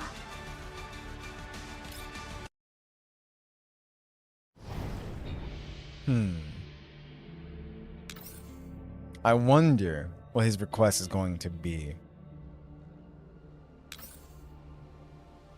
If he's actually going to be like, hey, I need you guys to keep an eye on like Yura and them on the scavengers.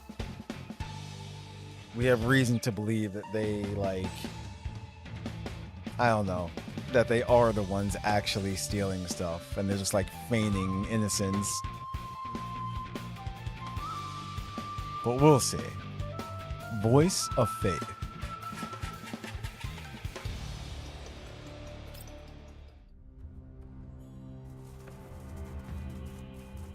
He's gonna need about 350. Damn.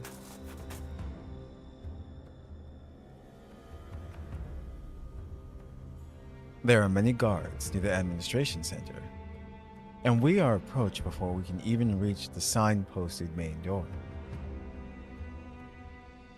He's frowning too, just like that stern inspector. Are you the Elmos commander? I'm Inspector Leo's assistant. Please follow me.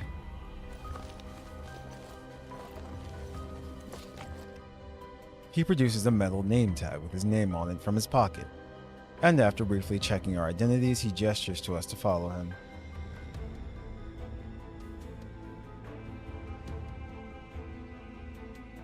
Two squads of guards, coincidentally, happen to arrive and begin a shift change.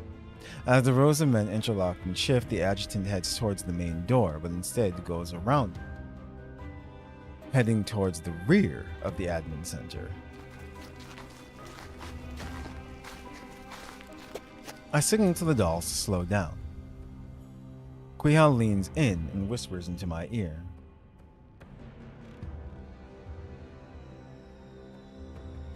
Is there a need to be so sneaky about this? Isn't the inspector the big boss of the settlement? You think they're going to try and arrest and interrogate us? We'll just have to ask them.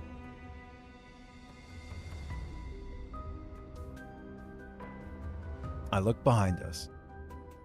The shift change is proceeding apace, with the guards reporting to each other in the usual fashion. It serves to completely screen off the route we're taking around the admin center. Excuse me, but aren't we going in through the front door? The inspector would prefer that this discussion be conducted in secret, so we seek your understanding. Our choice of location is not very conventional. Huh? Listen up, pal. Conventional or not, it better not be that damn interrogation room again. No way in hell I'll let the commander go in there. You have no idea, Commander. You can't get out once you go in. It's like the Black Dolphin prison. Please be at ease. You are not under suspicion, and the venue in question is simply a room that has not been used in a long time. We won't draw attention there. The dolls look at me, waiting for my answer. The adjutant glances to the side, at the guards behind us. They won't be able to buy us much time. Commander, the inspector does not want to force your involvement, but I shouldn't be saying this. But as an individual, I hope you'll bring some change, some way to improve things. Interesting. The adjutant does his best to show his sincerity. Are you the gatekeeper? Yes.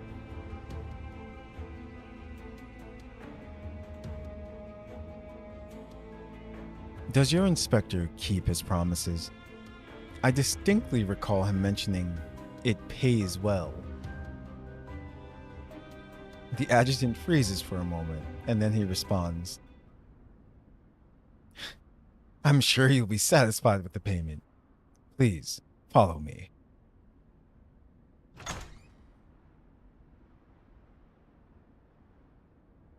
The adjutant pushes the door open and gestures for us to enter, while he stands watch outside. There's someone waiting inside the room.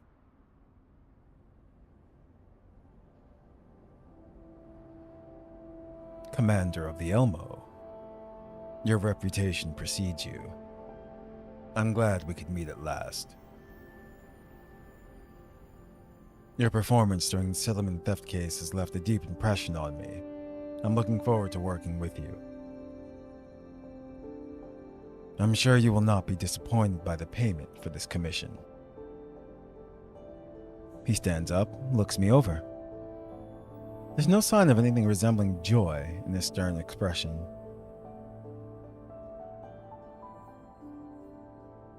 What?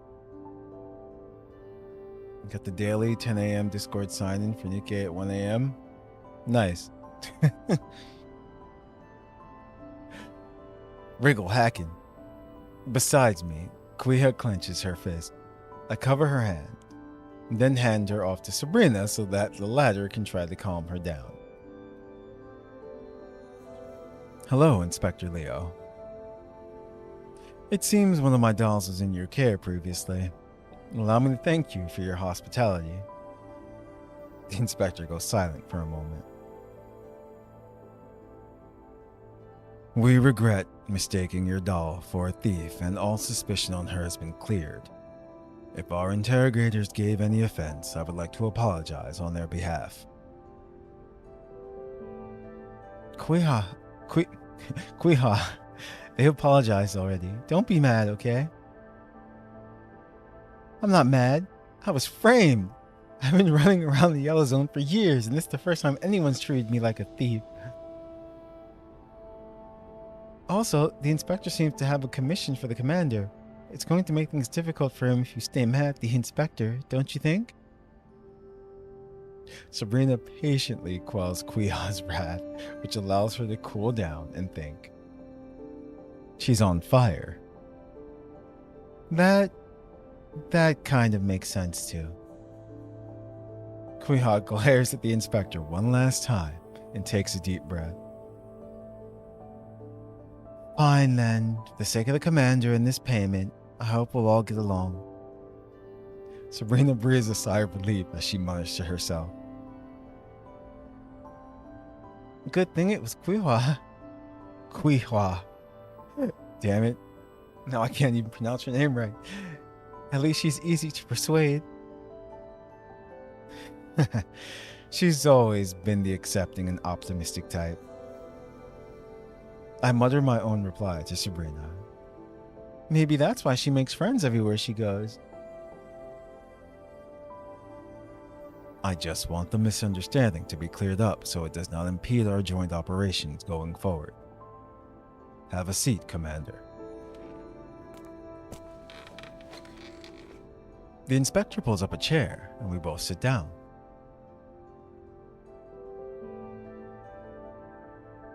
Before we officially begin, there was one thing I'd like to verify, for safety's sake. I understand your capabilities to a certain extent, and since I have decided to entrust you with this matter, I will also be placing great trust in you. To facilitate future endeavors, I will be sharing some information with you that should not leave this room. Can I ask you to keep it a secret for me, whether or not we end up working together? Don't worry, we of the Elmo know how things work around here. I'll get to it then. The farm lost more than just those items you found. We also lost collapse pieces, enough to feed hundreds of people for 6 months. Once he finishes, the room is so silent, you could hear a pin drop. Wait, how many? Holy crap, this is one hell of a job. If you're talking about enough to feed hundreds of people for half a year, you would need half a dozen dump trucks to carry all of them, right? We were planning to use those collapsed pieces to purchase the basic living supplies that we would be distributing to the residents on the first day of the festive trade fair. We have chosen to delay the opening ceremony, but that is not a permanent solution. Let me put it this way. Even if we distributed all the remaining supplies in our warehouse, we won't be able to support the settlement for half a year. In addition, we cannot keep delaying the opening ceremony forever.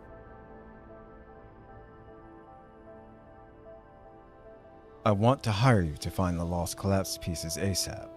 As for the payment... The inspector sounds tired and dejected, as though all of this has drained him of his emotions. He sends me a contract, which contains a respectable figure. Considering the sheer quantity of the collapsed pieces that went missing, don't you think calling it a simple case of lost and found is kind of insulting to the residents' intelligence?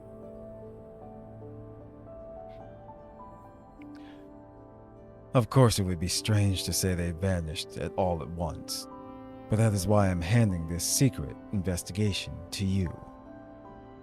The collapsed pieces are normally stored in the most heavily guarded part of the warehouse. Not many people can repeatedly access that area. So you suspect someone inside the settlement was involved? If a full transport chain was involved, maybe it was a group effort.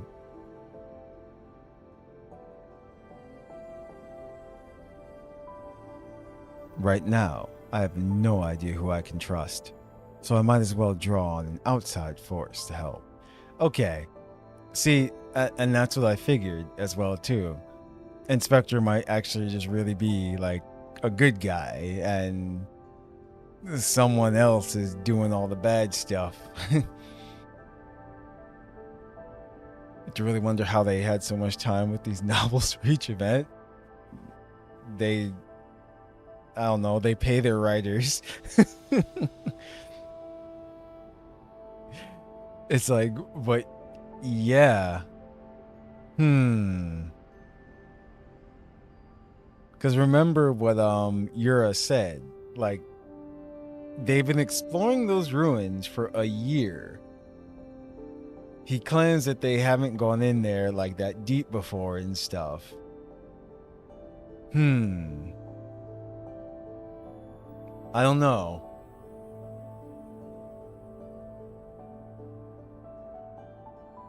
Thanks to this doll, I had the perfect excuse to publicly mobilize our resources to investigate the Elmo. At the very least, I am now certain that you are an uninvolved third party. At least for the moment. It's probably a lie, look at him. I mean, I don't know.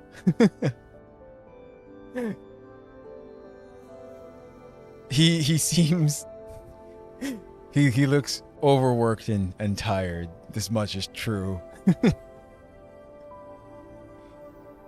Unless we're gonna see like a crazy villain face later on. I don't know. He's like so plain too. To be like the villain of this event. You gotta start judging people by the way they look, damn.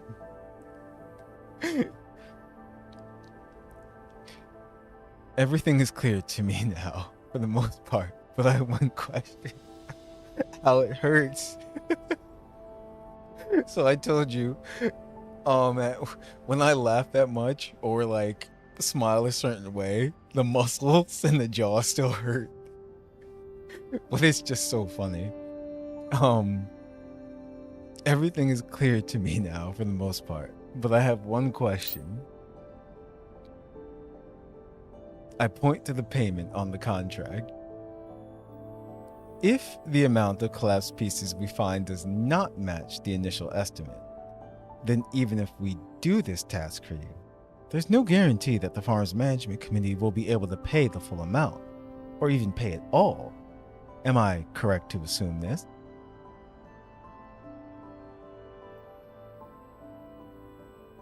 The inspector is silent for much longer than before. Finally, he nods. To be frank, the sum promised here is the maximum amount I can muster up, even if everything goes according to plan. Okay. Had to take a sip of water real quick. The recovered collapsed pieces are needed for the celebratory distributions. Only after those are given out can the remainder be used for payment.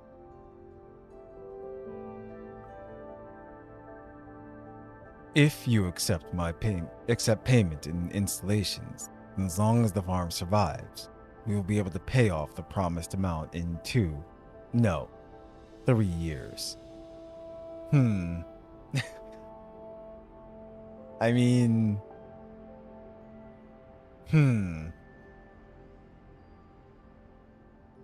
I'm somewhat surprised by this. It's like, yeah, I mean, they're gonna pay. It's just gonna take them a bit. But we'd always have that money to look forward to coming in, though. But, yeah, Groza is correct. Isn't 3 years a little long for this? From what we saw in the daytime, the festive trade fair had a wealth of goods on display. Surely the farm's finances aren't that bad, are they? Part of the merchandise on display at the festive trade fair is brought by the brokers themselves. The rest of it is collected by the expedition team.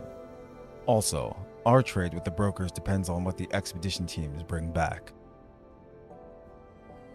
Yes. Yeah, it's a long time, but Right now, the nearby ruins have essentially been cleared out, so the expedition team can only go further afield. We need to take into account the impact of such factors on our work efficiency.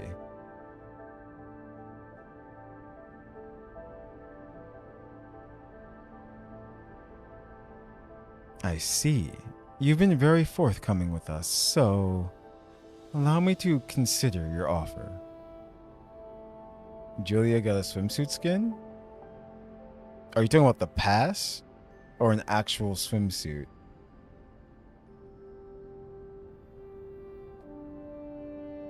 I studied the numbers on the contract. Then think about the Elmo's financial situation and how we have very few options left. The pass skin. Okay. So I did see it.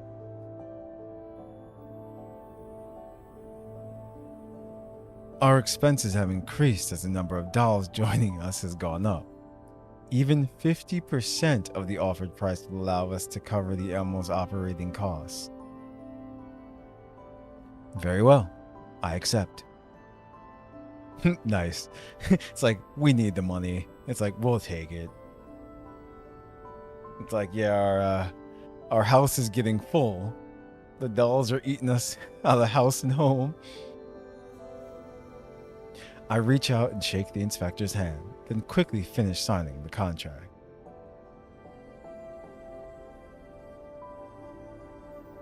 And now, we can finally get down to business. Do you have any suspects in mind?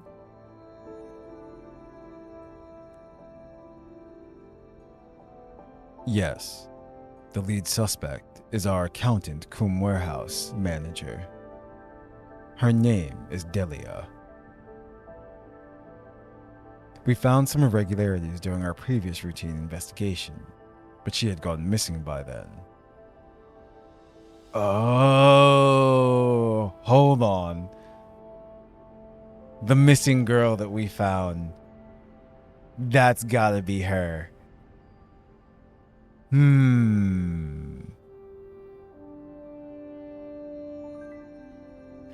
But see, who is she being shot at by and everything? And she kept saying, I don't know, I don't know, I don't know. Is she being framed as well too?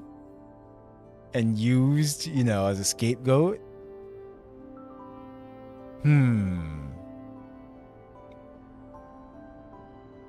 The thick plottings.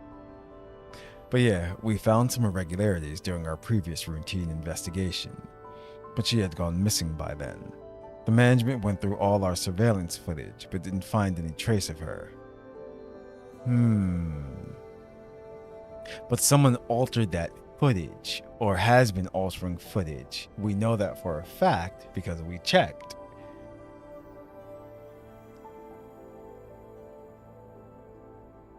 I didn't know accounting was so dangerous. When did she vanish? That was 3 days ago. This is her personnel file, including her picture. The inspector brings up the suspect's photograph. Yeah, see? Sabrina exclaims in surprise, and even Groza has a stunned look on her face. So, okay. From a writing standpoint and everything, that's actually really good. They haven't shown her at all to us. That's why she had no silhouette or anything like that. They were doing that on purpose.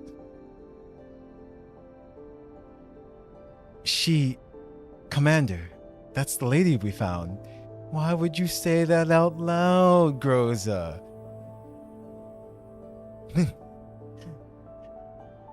I mean, we signed the contract though, so it's just like, It's like, not really our problem. We're doing our job, You've seen her? When? Where is she now? If she's the one you're looking for, things might be a little tricky. It's true that we saw her, but she ran off. According to the transmission from Colfin, she had already left the scavenger's camp before we found the missing trade goods. Where is Hilda now? We don't know. I think it was Delia, though, yeah. Groza quickly explains the situation. Have you been checking your camera footage over the past couple of days? No. The trade fair is about to begin and our guards have been stretched thin. Also, we performed a comprehensive search before and concluded that she had already left the farm's territory. Actually, some people subscribe to the theory that the most dangerous place is the safest place. We might still have a chance. Since she's already turned up in the scavengers camp and we know the time frame when she left, we could try looking through the logs for the cameras nearest to the camp. That might narrow it down. And let's go to the archives. Sometime later. I see. It all makes sense now. After she left the scavengers camp, she entered a civilian home and left with a trolley and supply crates, heading for the fair. She's disguised as one of the traders. Okay. See what is lie and what is truth in this situation. She claimed, I say claimed because she didn't say it, but she was feigning or could be feigning that she had amnesia. What if she was just doing that so she doesn't actually get caught? Because it's weird. Like a true person, a person with amnesia usually doesn't run off like that. It's like that's the thing. And even if you do tend to start to remember things, you would want help in actually remembering, like, could you take me here? Or something like that. Quihua plays the video clips of all those events in sequence, forming a complete narrative. I was quoting Outlaw Star, the bounty hunter who kept asking, oh, okay. Gotcha. I miss Outlaw Star. That's one of those perfect animes. Our eyes meet, and we decide to take action immediately. Uh-oh.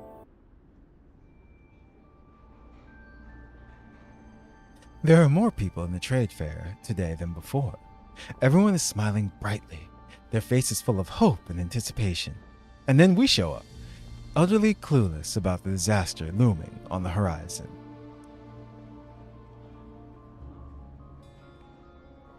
I glance to my side, at the inspector whose face is fixed in a grim scowl, and reflect on how ignorance truly is bliss. Quihua in position. I'm ready too. The disguised Delia has already come into range of the dolls. It is time to close the net. Commander, we're in range, ready to capture the target anytime. Go. On my command, Quihua and Groza rush forward, each seizing one of the target's arms, and Sabrina steps up in front of her. Shh, don't panic, we're just here to... Delia quickly looks between the dolls and me, but her eyes light up the moment she sees the inspector, like a limp marionette suddenly imbued with the spark of life. So she's happy to see the inspector. Not like scared or anything like that.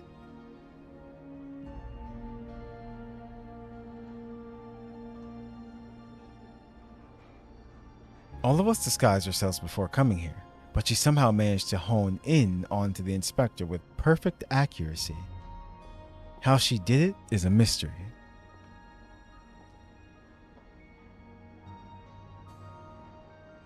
Dear customers, your order is ready. Please follow me to collect it.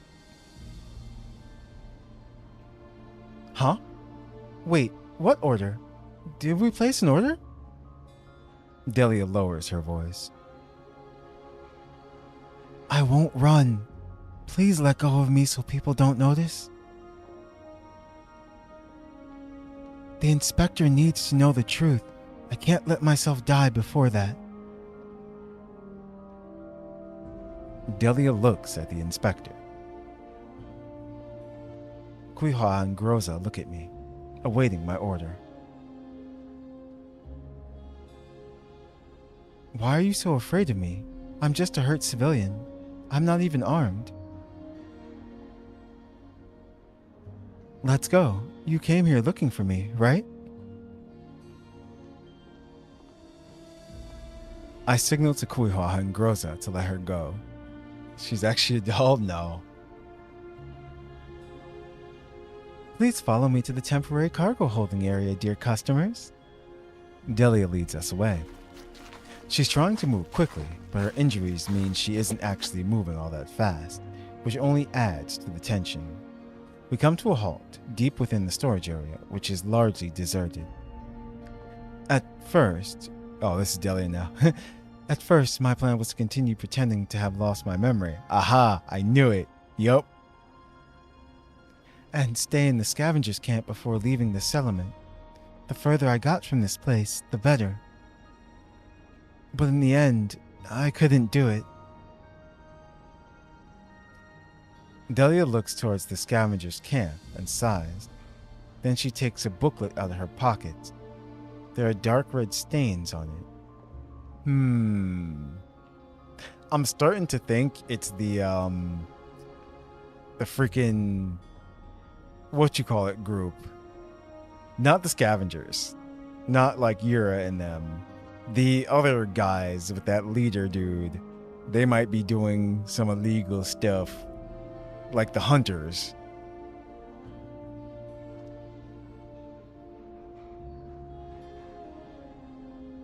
This is the real accounting ledger for the warehouse. You'll need it. The late former warehouse manager hid it very well. Damn him. It took me a lot of effort to find it, and I doubt you're interested in hearing the details right now. Delia looks at the inspector. We still have no idea what that implies. For the past few years, you would go out in person and inspect the progress of the preparations for the trade fair. That was why I chose to pose as a merchant at the fair in order to increase my chances of meeting you. I needed to personally ensure this book reached your hands. Inspector, I have someone I would like to report. Yup. That would be Expedition Leader Garen. I knew it. Okay. For many years, he has falsified the amount of supplies gathered and falsely claimed contribution points for the expedition team. Damn. In addition, he has stolen large amounts of collapsed pieces. They took them in roughly 20 batches since the start of last month. The evidence is included in that ledger. Okay.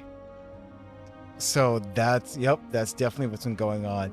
So it makes sense why they were found in the scavengers' territory. Because if anything did happen, he could just try to blame the scavengers and just say, oh yeah, you see? I knew they were always no good. This was them. Detective Nova. A cold wind blows. For a while, everyone is silent. Is it a tradition of the settlement to drop bombshell news with completely straight faces? Controlling your faces for emotional expression consumes energy, which is a luxury I do not have right now. Yeah, she's like, I'm dying. But now everything is starting to fall into place and make more sense. Just like even the route that we found to get into the settlement, why it wasn't guarded or taken care of or anything like that. It's because the expedition people, they knew about that route and stuff and everything. Because remember, she was being chased at first. And then once she ran into Elid territory, they were probably just like, she's gonna like get killed anyway.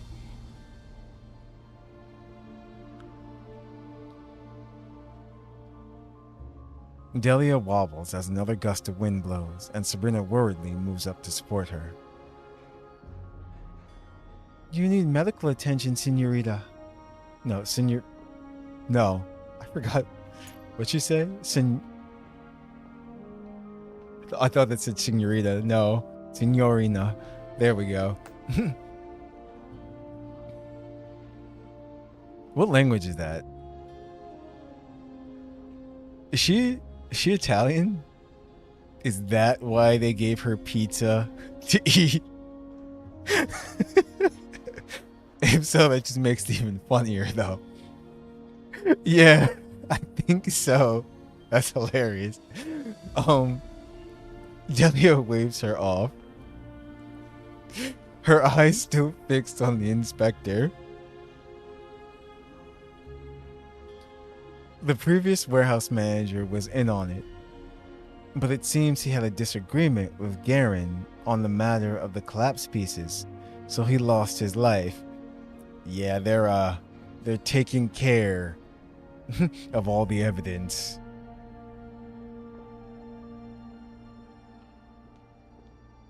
The moment I took over, I noticed something was wrong with the accounts and was nearly silenced as a result. My would-be killers thought I was dead and threw me into a disused storm drain. If these dolls hadn't been there, nobody would have found my corpse. Yup. Who do you think sent those killers? And what weapons do you think they used?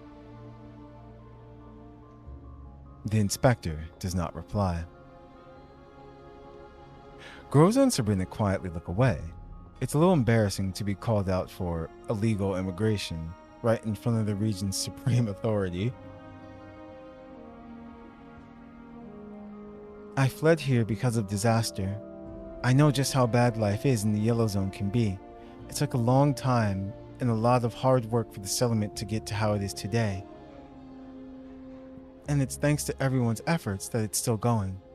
I've decided I'm done fleeing. It's too tiring for me.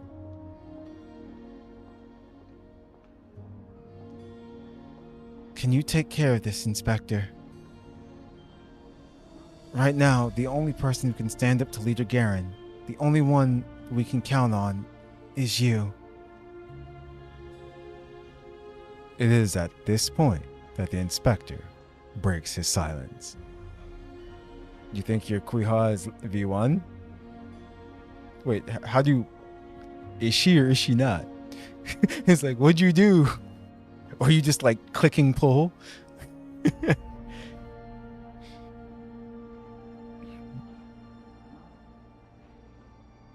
You ought to know that just this one piece of evidence isn't enough. The former warehouse's manager's body has already been disposed of. That particular dead man will not be telling any tales. But we have a duty to the residents. Everyone has worked hard all year and handed their excess wealth and resources to the management to handle. Hardly anyone has any reserves. Now that the celebration is at hand, we both know that people are going to start panicking if the supplies aren't handed out, and it will soon erupt into unrest and chaos like the outside. This is more than a simple case of theft, so I urge you to treat this matter with the utmost seriousness. I understand the gravity of what you have said, and I will thoroughly investigate this matter. Until then, the guards will arrange for you to be housed in a safe location and receive round-the-clock protection. That never usually ends well. In jail? I have considered that option. The inspector ignores Quihua's groans and looks Delia in the eye. The farm does not have any dedicated witness protection areas, so in lieu of that, a prison cell would be a more secure location. As it is staffed by reliable personnel and its layout is already well known. Currently, it is the best option for protecting a sensitive witness. That's if anybody's not, like, bought, though. Because all of a sudden, she's gonna, oh no, she hung herself in the jail cell. What happened to her? I will do my best to furnish you with a comfortable environment and medical care in your cell. You will only be detained for a short period of time in order to ensure your safety. She had the manager list. Yes.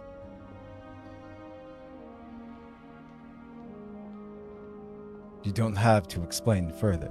I trust you do the right thing. Inspector, I've already celebrated many celebrations here, and the management, you have never once missed a single one, which is why everyone has come to trust you. Delia thinks. And thus she, I think that's supposed to say and then she fixes the inspector with a stern look. I believe you understand the significance of the celebration in everyone's eyes. It's more than just a day to collect living supplies. It's a symbol of hope and the future. It shows that the path of unity, cooperation, and coexistence that we chose to cling to is a meaningful one. So please, may the celebration be a happy one. I will do my utmost. The inspector's adjutant and his men escort Delia away and out of sight. Sabrina notes that the inspector's hands are balled up into fists. She nervously moves closer to me before whispering into my ear. Is he going to be alright? He seems a little, Isn't it a good thing that we have an idea where to find the missing collapse pieces? I remember the vendors talking about the inspector and the expedition leader's shared past. They were battle buddies once. It's like, yeah. She is V1? Nice. Because now he has to deal with that. And also, it's like, whatchamacallit? It's like he's pretty much his buddy, well, they used to be buddies, is like, you know, killing people and this and that and everything just so they can hoard all the supplies for themselves. And that means it's the whole expedition team. Because you have to think about it. It can't just be Garen, because you'd have to move all that stuff. But at the same time, that might be where the diner gates come in. Because I think, weren't they the ones like moving stuff and everything? All the supplies? But still, I don't know how, like, he set it all up by himself, even, you know, as the leader and stuff. It's good for the case, but for him as a person, well, human emotions are a complex thing. We return to the admin center with the inspector. There is a gloomy mood in the air.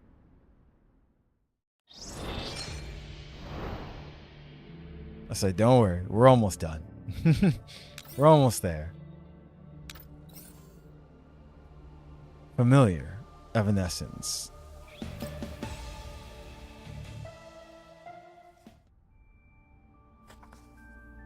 The inspector looks down at Delia's notes as he flips through them. In addition to the accounting data, Delia has tried to provide as much additional information as she could. What do you think of the information provided by the witness? Even if the witness's testimony can be corroborated, the charges are being levied against the core figure of the farm. I believe having more proof would be helpful to the case. Yeah, because you saw how the people were acting towards, like, you know, expedition leader Garen and all that. So, yeah.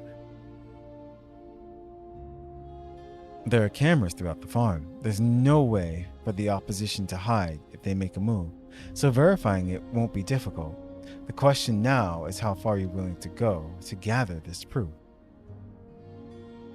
The inspector remains silent in his seat as if he's morphed into a statue. He seems ill at ease while sitting in the chair, as if the temporary meeting room suddenly seems very cramped.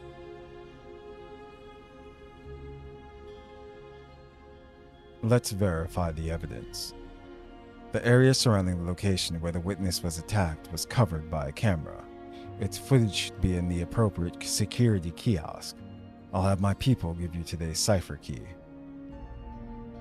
Commander, I hope you will verify the truth of this attack, and I also need to know the identity of the person who attacked her. Take whatever screenshots you need and send them to my adjutant. He will corroborate it against the database of residents. This commission is still secret, so I hope you will maintain a low profile. A secret? Are you worried about something, Inspector? The inspector looks up. There's a sharp glint in his eyes.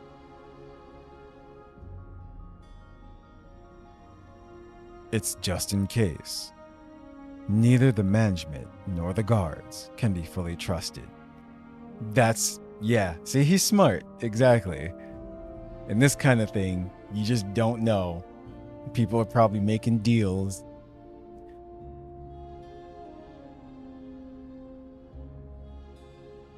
My adjutant is beyond suspicion. He is reliable. I am sure of that.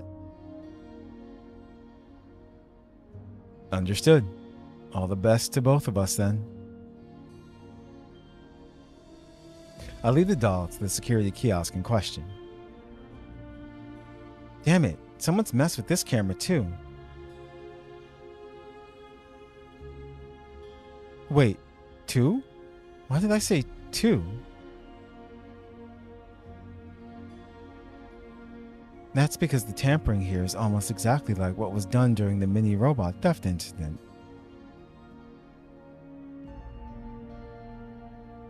Don't tell me the same person was behind both cases. Yup. Usually that's the case. It's hard to say. We don't have enough evidence. Let's just start by restoring the original footage. We just need to collect to level 2 like last time, right? Shouldn't be a problem.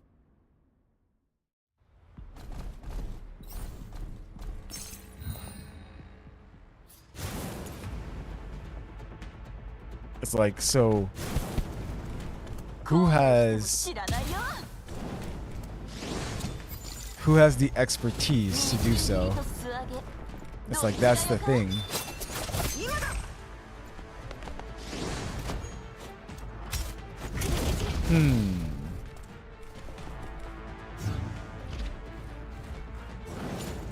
Like, that's the real question.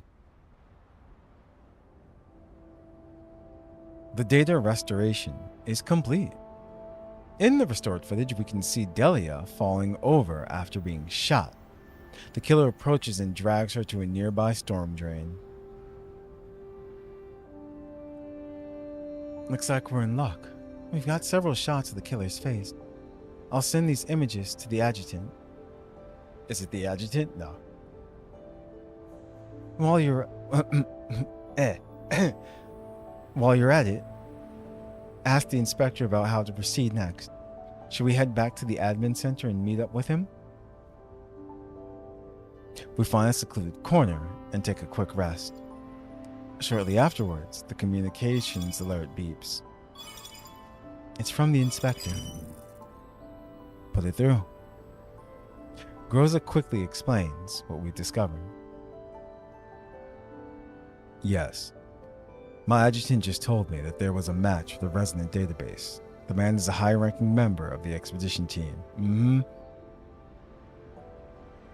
All right. The expedition team, you say? Let's go catch their leader now. What was his name again? I think he's called Garen. If it really was an inside job, then a lot of doubts from before can be answered. The spat of thefts from the residential areas and trade fair would force the guards to focus on them.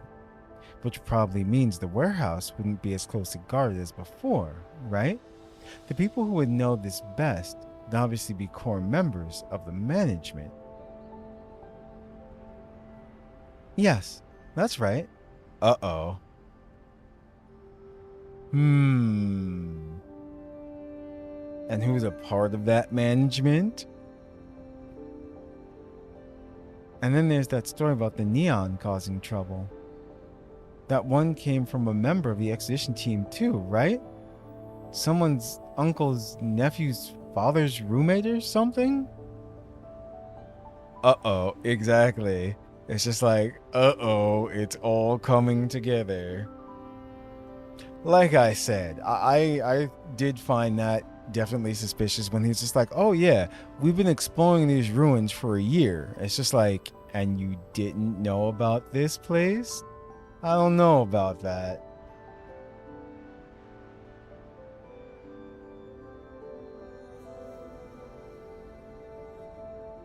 All this makes the expedition team more suspicious, but it doesn't directly implicate Garen. Hey, are you still holding on to a past friendship or something? Everyone's collapse pieces are missing here. Aren't they all going to starve if you drag your feet? Quihua, I'm sure the inspector knows this. He just needs some time.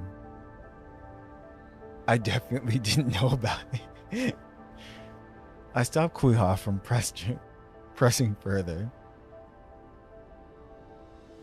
He has done a lot for the settlement, and the people trust him as much as they do me.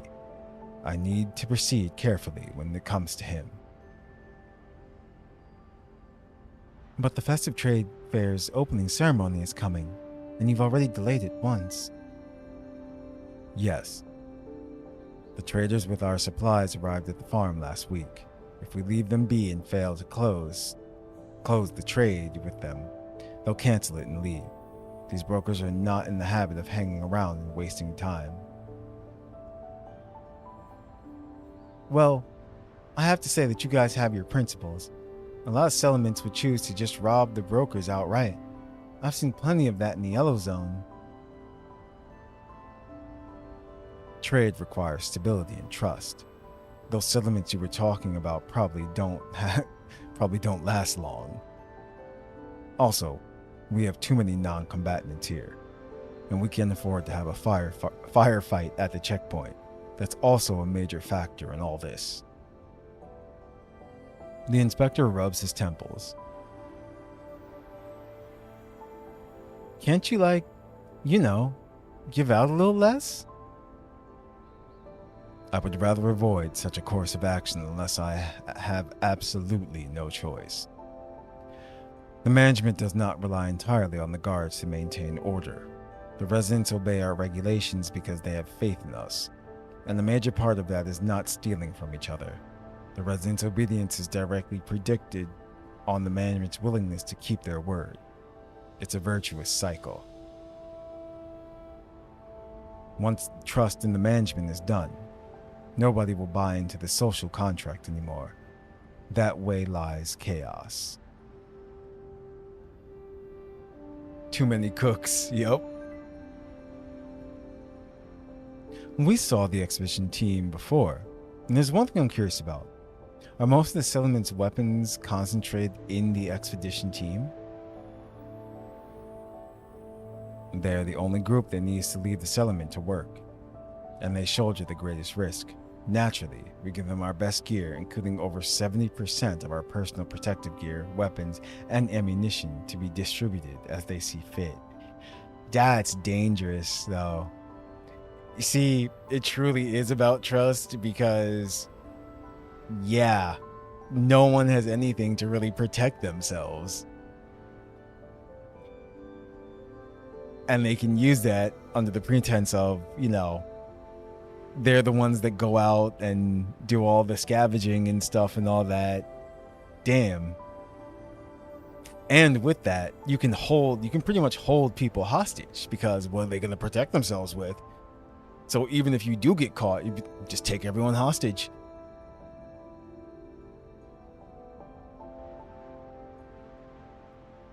I want to believe. If the situation truly calls for it, we may need to disperse the residents. I understand your concerns. The truth is, I have an idea, but it's a risky one. Come over to the admin center. We can talk there. The transmission ends.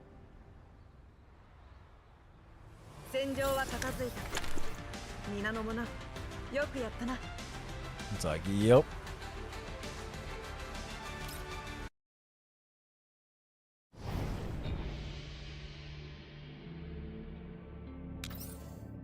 Day of departure.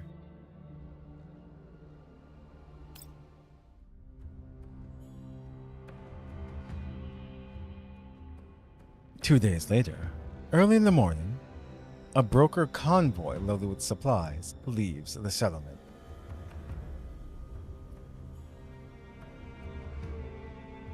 Perhaps it's out of pity, or perhaps it's out to repay the inspector's honest dealings with them.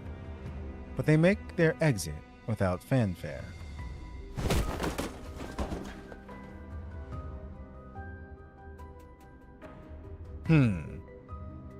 Someone's not happy.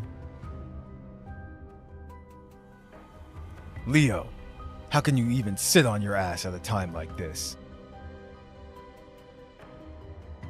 The door to the inspector's office flies open. I don't know why. I expected him to be like some kind of like big gruff dude in a way. Like, yeah, interesting. Just from how they were like describing him. They really left. What should we do about our supplies now? This man from the expedition team projects an air of strength and danger, like a veteran Varjager captain or the leader of a band of bounty hunters. It's actually Dimitri. No. No, Rico. Don't do this. You're going to summon him.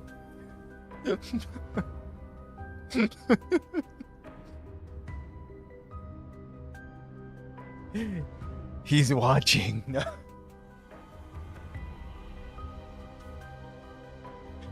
The supply problem has been taken care of, Mr. Garen. I nod to Garen. It is only then that he realizes my presence. And who is this against your furies? I can't unsee now. He's just wearing a disguise. It's always Dimitri. The expedition leader looks at the inspector. This is the commander of the Elmo, our new partner. We're partnered with the broker Aminda, whom I introduced to the inspector. She can accept a short-term deferral on payment with my guarantee. Oh, you're on? Oh no! See? He's like a James Bond villain. You think they're dead. What's up, Perry? How you doing?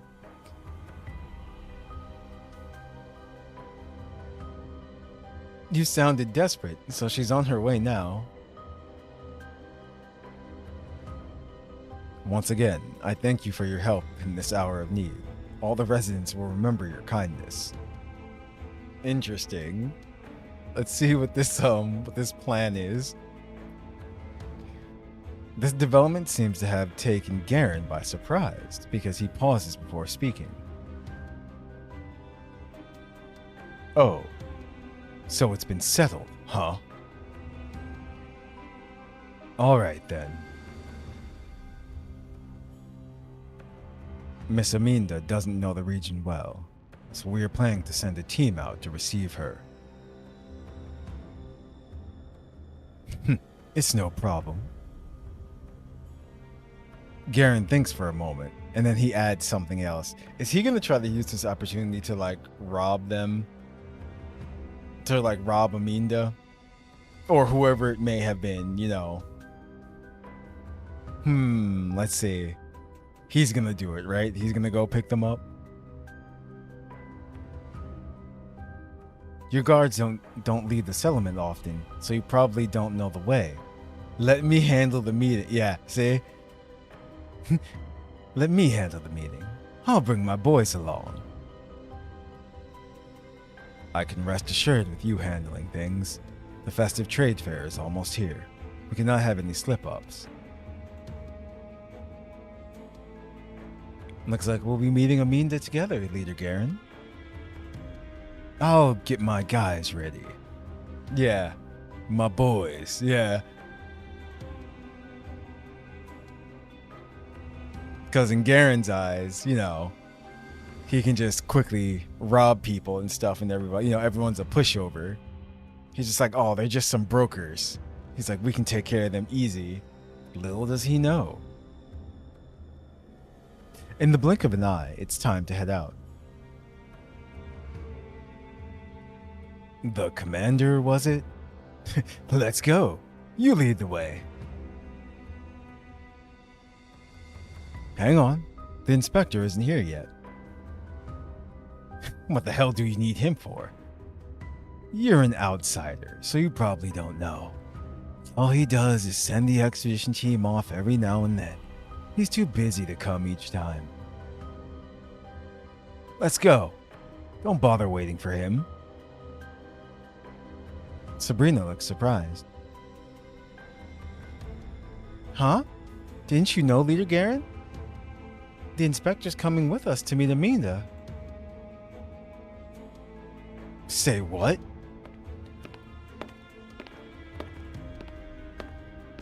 I hear the sound of footsteps behind us. It's the inspector. Sorry to keep you waiting. We can go now. Leo, what the hell? You finished all your business? The fair's about to begin, you know? Aren't you supposed to stay home and make sure everything's running fine? The hell are you doing out here? This shipment is of vital importance. If anything goes wrong with it, nothing else will matter. So if anything comes up, having me around will make things go more smoothly. Ha! It's been years since you've been outside of town. Don't you think you're getting a little too old for this? Just settle down. We don't need sudden stunts from you at a critical moment like this. If you want to go out on a ride, I'll bring you with me on our next expedition. You can save it. I've already made up my mind. Seriously. It's time to head out, since you clearly value that shipment very highly. It's best you make a decision soon. Yeah, you see what they're doing, right? They're making things harder for Garen to do something or decide to do something. Let's go. Garen clearly hasn't given up on dissuading Leo, but the inspector ignores him and looks at me. Oh, he's caught. Yeah, exactly. Mount up, everyone. Follow us.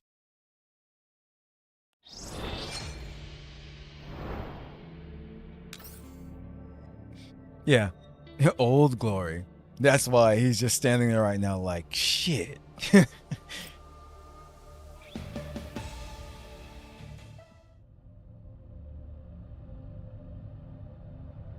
The jeeps race over the wilderness, stabbing into a horde of elids like a lance.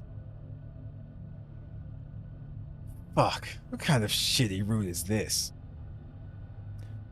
Garen's voice is even louder with the wind blowing right in his face. The familiar outdoors seems to have caused him to shed some of his restraint. Time is tight. and the terrain here is comparatively flat, so going straight would be quicker. As for the occasional obstacle... I did it again! An eyelid blocking our path collapses as a gunshot rings out. The inspector's action supplies the answer. Whoa, nice shot, Inspector. Meh. I haven't been in a firefight for too long, so I've gotten rusty compared to back then. I love that. Just kills the eyelid in one shot. I've gotten rusty. The inspector laughs in a self-depreciating way, and his mouth curves up in a smile. Back then?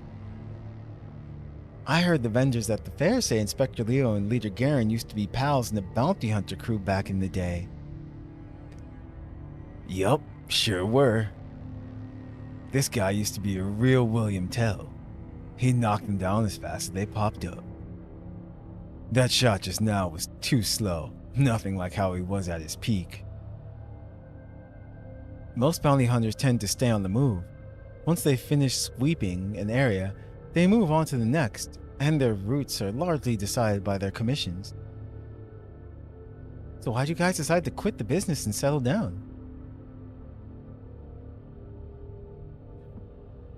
This seems to be ancient history for them. Garen thinks for a long time before finally giving an answer.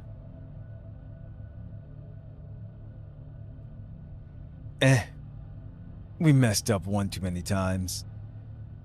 Lots of our guys got hurt bad or kicked the bucket in the end, our crew broke up. You know how life is in the Yellow Zone. This sort of thing happens all the time. All you need is to fill your belly. Take me, for example. As long as you've got the skills to pay the bills, you can eat well no matter where you go. It's like, As long as you steal everybody else's food, you mean? Groza drives the Jeep over a sandy curve, and all conversation stops for a bit. We end up swaying back and forth for some time before we can finally settle down.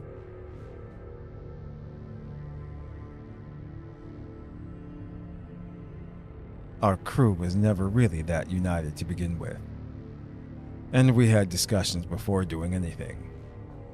Anyone who agreed would join us on the commission. Anyone who didn't wouldn't take part. While we lived and ate together, we didn't have much in the way of a common consensus or close ties. Garen, remember that blonde-haired midget from back in the day?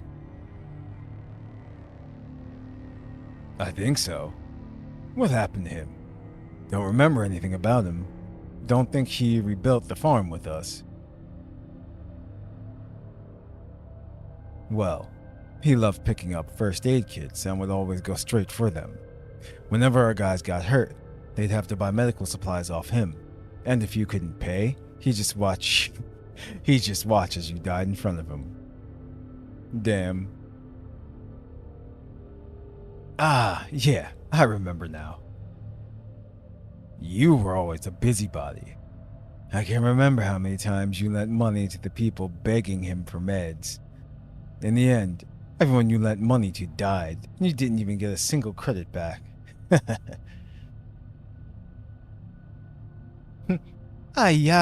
Lending money in the Yellow Zone is risky.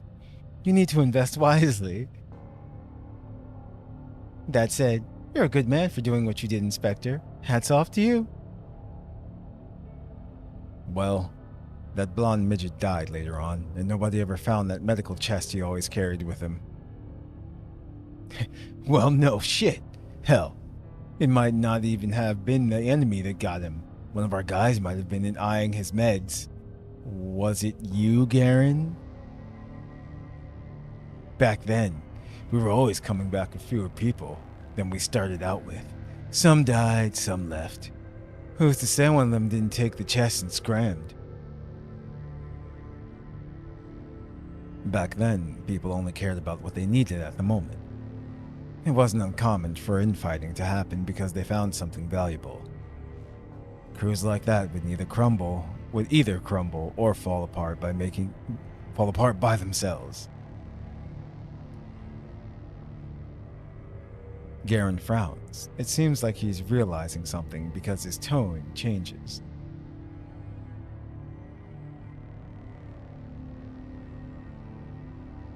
That said, it's the yellow zone, Leo. It's like that everywhere. We're all going to die sooner or later, so I'll just have to fight to survive for as long as I can. How'd that saying go? Seize the day.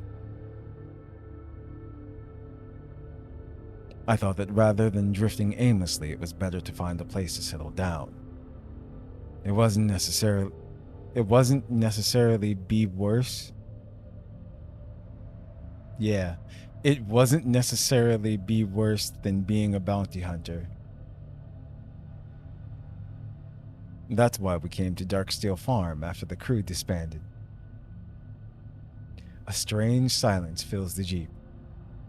Just then, we spot a plume of smoke in the distance. Commander, a pack of ELIDs is approaching us. They're just in time. I've been meaning to give these old bones of mine a little workout. Inspector Gadget's doing his thing.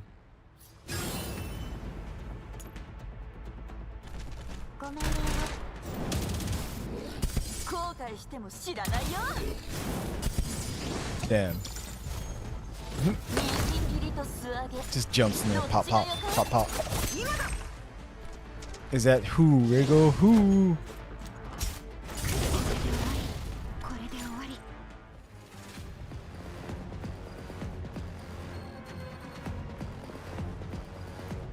Cowed by the doll's fire, the ELIDs instinctively flock towards the direction where the gunfire is more sparse.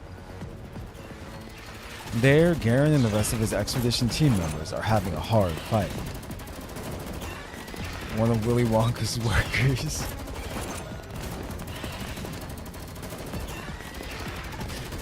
Come have a go if you've hard enough. Oh, ugh. Garen's shout becomes a cry of pain. His heavy armor provides him with a solid defense, but it also makes him too slow to avoid the attacks coming from all directions. Quihua's voice comes in over our encrypted channel. Commander, we've largely cleared this site out. Should we go over and assist?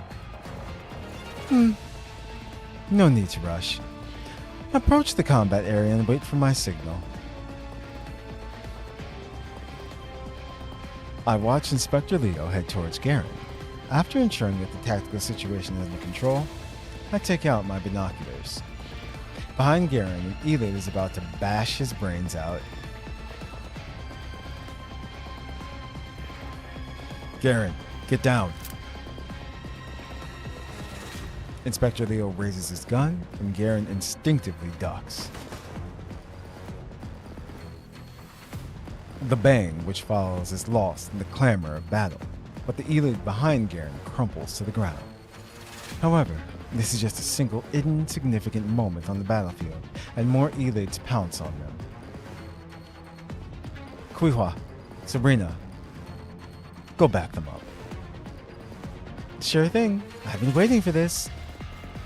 Even after putting down my binoculars, I can still see Quihua dragging Sabrina over to help them. From the driver's seat? Yeah, from the driver's set, Grova smiles. As lively as ever. Quihua, I mean.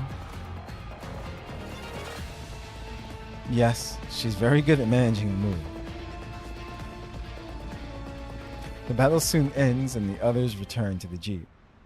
Garen and the inspector collapse into their seats to regain their strength. Everyone all right? Some of our boys on the jeep over there are hurt. Nothing major, though. It's no big deal.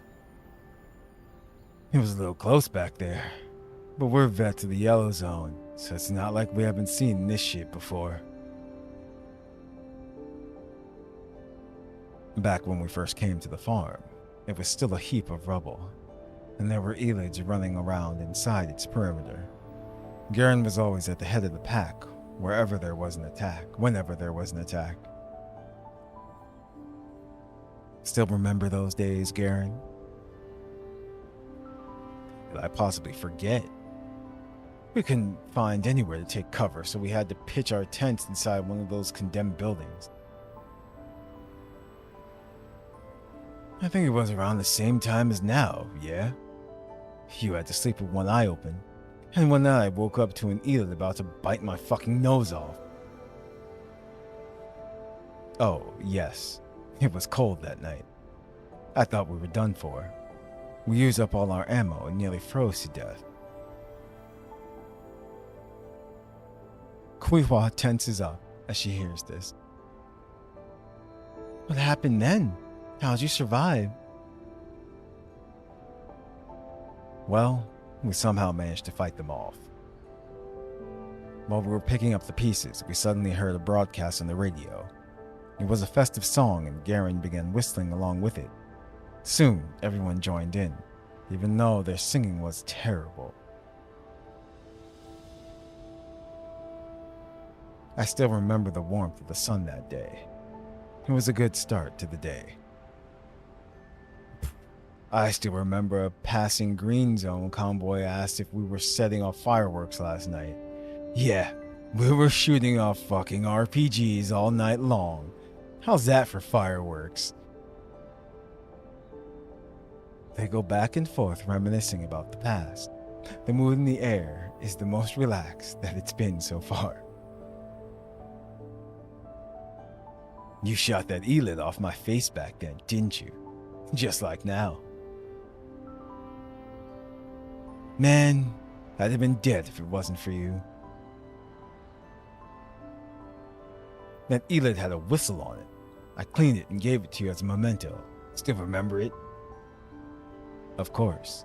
I've been holding on to it all this time. At this point, Garen falls silent and says no more. The inspector looks calmly at Garen. So, working together was worthwhile, right? After that, we built the farm into what it is today. I believe that focusing on rules and helping each other meant that the farm wouldn't fall apart after a few years, like most bounty hunter crews. You know how it is. We humans are tiny specks. It's only by banding together that we have a chance against the storm of life. Quihua nods vigorously, almost about to chime in with approval. I tug on her and interrupt her from doing so. I think they're trying to pretty much make Garen feel guilty too. It's like that's the thing. It's like they might be giving him a chance right now. But nope. Well, we'll see. Well, it's almost time for the festive trade fair. Our glass pieces were stolen, and we can't buy the supplies we need. The farm is facing an invisible storm of its own. We built this farm together, and I want to keep it standing until the very end.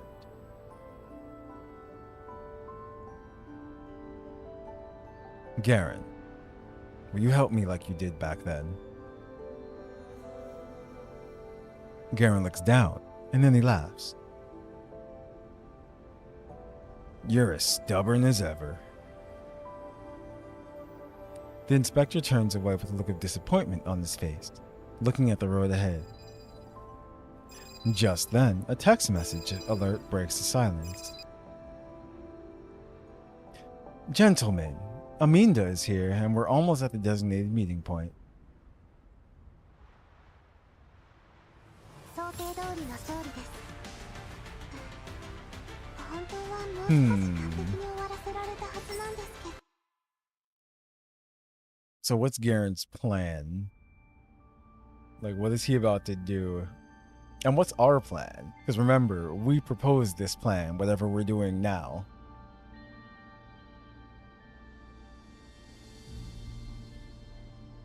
There are two people in the vehicle shelter. They're leaning against a truck in the shelter waiting for us. We dismount to show our respect and trust. That said, despite being several hundred meters away, one of them is already jumping and hopping around. Ah! Commander! Over here! Vepley's here! There's our Vepley. Vepley happily runs up to us. Don't worry, Commander. Vepley knows today's mission. Vepley will put on a good show. Mr. Pizza, is something wrong? I forgot that the dinosaur mascot is named Mr. Pizza.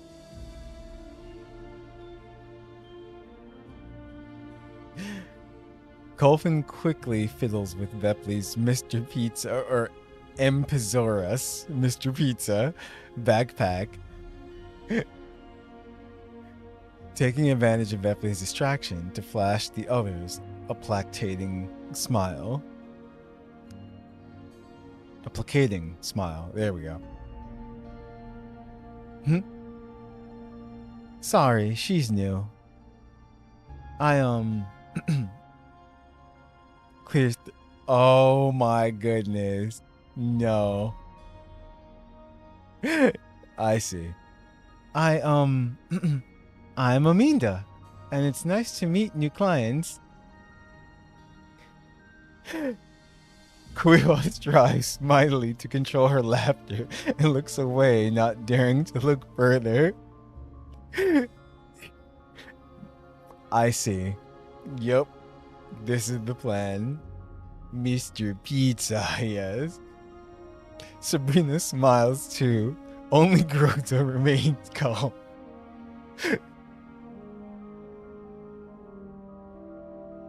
The commander has given me a rough summary of the situation. I brought what you want.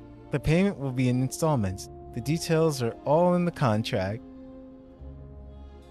Since time is tight, shall we set off now and bring the goods back to the settlement right away? Hang on. I want to check the merch.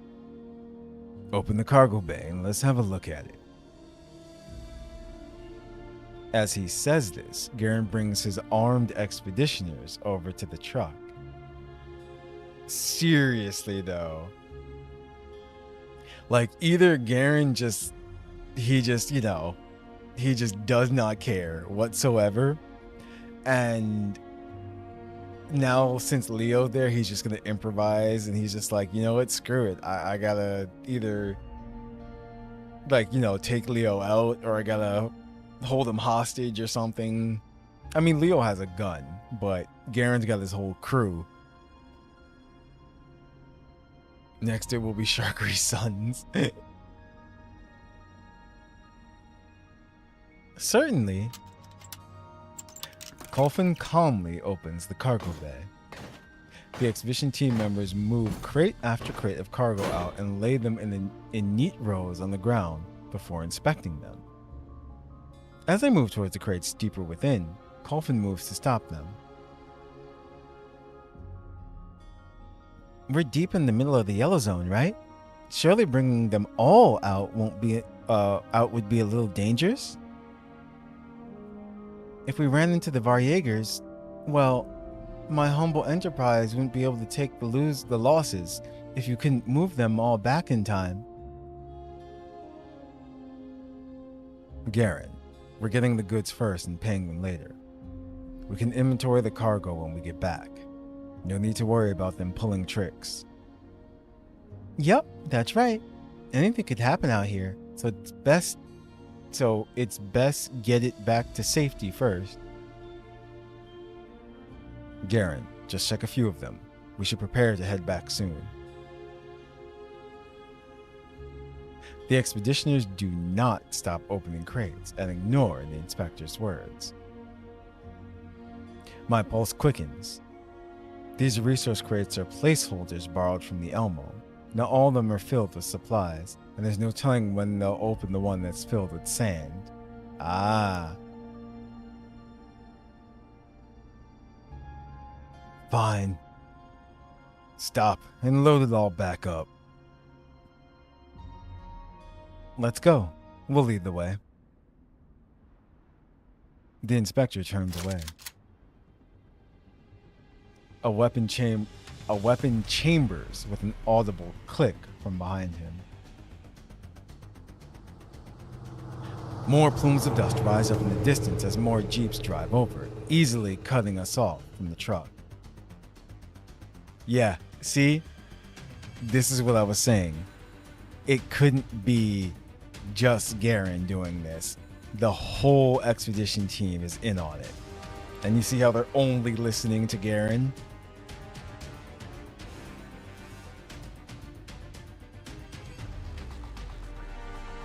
These vehicles have the emblems of the expedition team on them, but they weren't in the convoy just now. Leader Garen, what is the meaning of this? Is this what you chose in the end, Garen? Armed and armored men jump down from the jeeps and approach us. Their guns are aimed at the inspector and me. The dolls immediately form a screen in front of us. Broker, this is farm business. Stay out of it. You'll get the money you were promised and an extra 10% as a gratuity. Sure, we'll be good. Colvin smiles and backs up with her hand behind her back. But I sense that she's waiting for my command. Like I said, little does he know. I give her an almost imperceptible nod by way of response. And you, commander of, what was it, the emo? Oh no!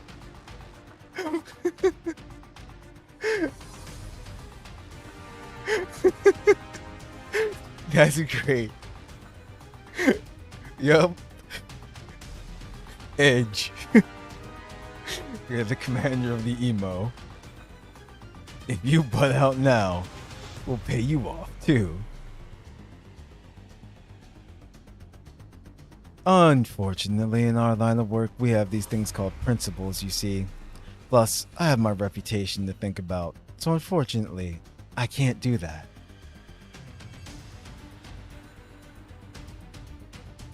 I mock bow an apology, but stand my ground. Garen snorts. There are far more expedition members now than before. Clearly, this has given him a huge boost in confidence. Not leaving? Then you're just asking to die. Before that, can I ask why you're doing this? On account of the fact that we used to be friends. Shit, you don't know? I figure I can give you a freebie before you die. I took the collapse pieces. I wanted to screw your little festive fair over, and I wanted those losers you took pity on to kick you out, along with all those useless bums you hired. You just run the farm into the ground with those losers dragging you down. We and the expedition team do the most and risk the most. I should have been the inspector in the first place. Garen gets more and more worked up as he speaks, as though he's pouring out years of frustration at once. Do you know how many of my boys died out there? Do you even recognize their faces? Have you ever seen them bleed? Get their limbs torn off? Or the crystals growing through their bodies? They died for the supplies we brought back. Why should we share it with those useless bums back at the farm? Those vendors and scavengers are all equally useless. This is the yellow zone. If we can find it, do you think we can sell it? You think we can't sell it? And your guards are just as useless. If it wasn't for the expedition team covering for them, what the fuck would they even be able to protect? But in the end, the supplies got around to everyone anyway. Garen waves his gun around wildly as he vents, but he never once points it at the inspector. It seems at the moment getting all this off his chest is more satisfying for him than just finishing us off.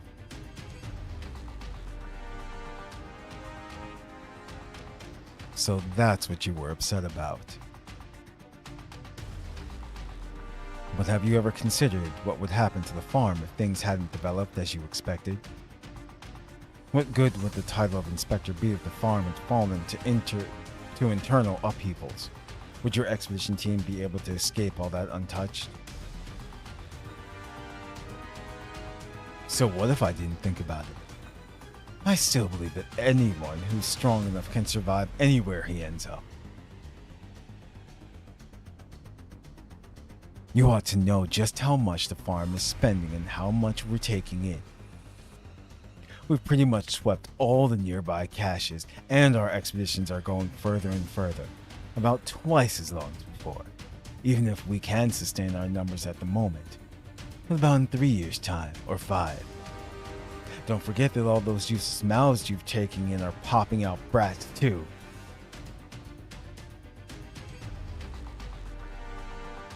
You can't think of it that way. There are others working in the farm too. They're establishing a logistics chain for you and the kids. For you, and the kids will grow up to be the productive members of the community. Please reconsider, Garen. Put your guns down.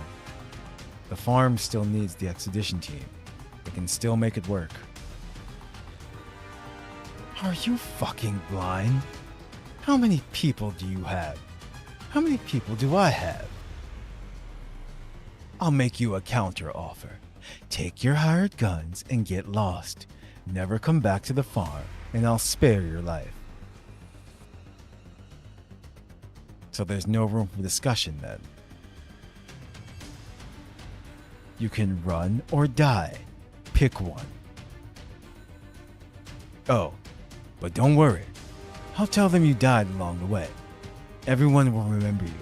Once I become the inspector, Darksteel Farm will become the most powerful settlement in the Yellow Zone under me. I'll keep the vendors who can make good pitches. As for the rest, they can screw off. It seems there's nothing else to say. I gave you the chance to leave. You were the one who rejected it. Get them, boys.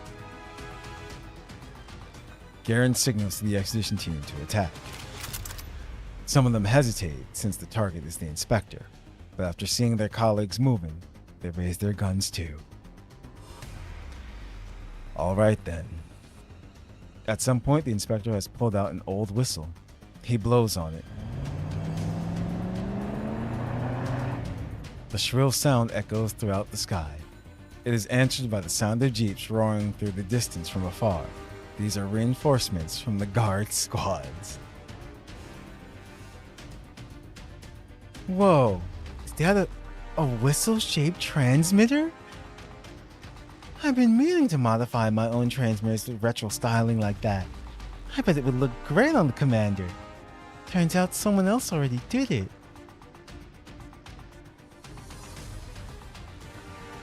A whistle, you say? Didn't it come up in that story just now? You thought someone was driving down the street? For real? I know the sound effects are great.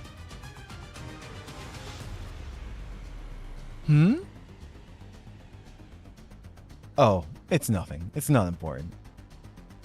Let's get ready for battle too. Groza, Sabrina, and Quihua aside, I signal to Kulfin and Vepley too. Time for Vepley's exciting debut. I'm ready, Commander.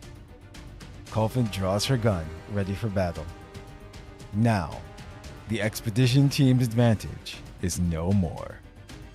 Garen's eyes go wide, and he looks incredulously at the inspector. You knew? That's impossible. When did you find out? Or did... So you never trusted me in the first place, did you? The inspector's eyes are filled with a complex mix of emotions. 10 minutes ago, I was still thinking that if you were really willing to give up on this, I could continue pretending that nothing happened. I'm sorry, Garen. Then you just hear pop.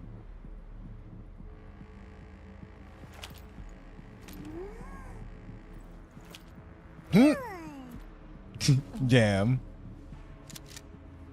Yo. That's awesome. I like that. Just showed the lineup. They're all ready. Commander, you're ready for battle. Your orders, please. Roger that. Everyone, mission start. You know what?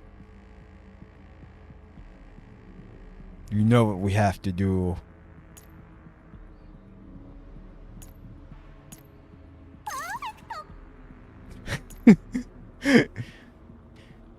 It's like, yes, we're making this a true reenactment.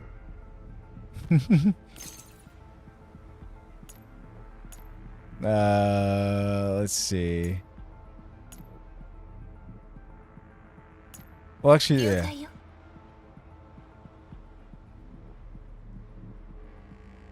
We are now ready. Let's do this. Actually, no. Hold on. Sabrina's been with us. I gotta level her up. I keep forgetting to do so. There we go.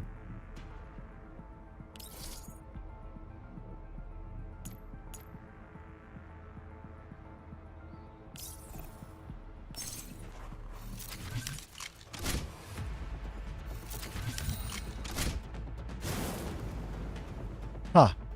No special intro? Is this not the final boss? Oh well. Do your thing.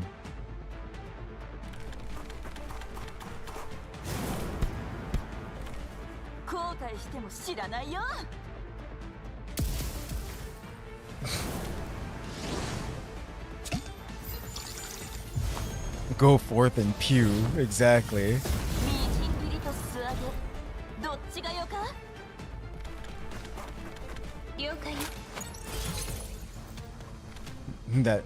That poor diner gate is just there.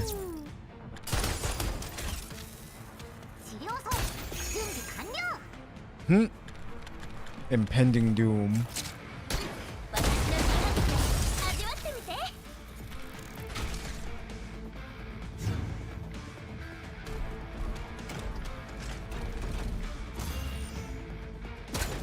What's he doing? You fool. Coffin is water. That means nothing to her.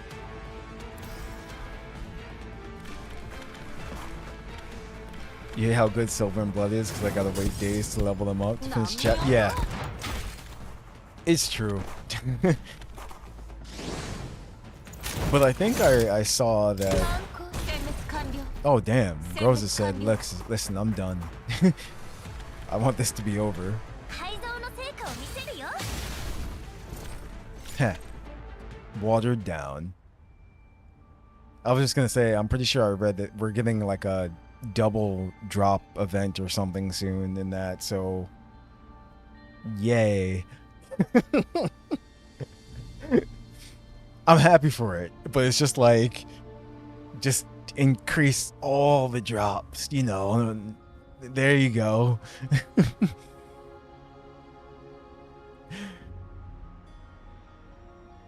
Several guards have Garen tied up. The inspector walks up to him. Tell me where the collapse pieces are, Garen. You sounded confident enough to give that broker a 10% bonus, so I'm sure you've hidden them somewhere. At first, we thought Garen wouldn't tell us. After all, the collapse pieces were a valuable bargaining chip, enough to buy his life. However, he gives up the location so readily that it catches everyone off guard. Leo is done playing games, yup.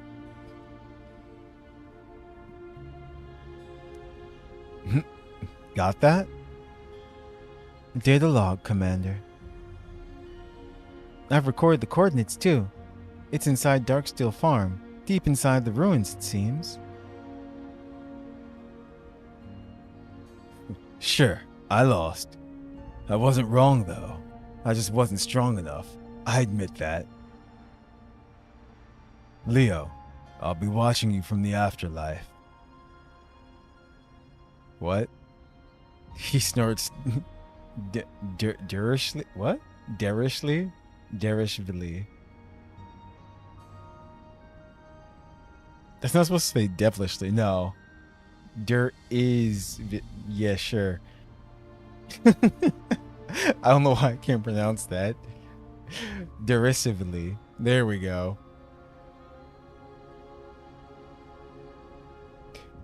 Well, leaving that aside, if you ask me, things won't end well for softies like you, Leo. Still, considering we used to be buddies, help you make it to the next year. Thank you, Garen.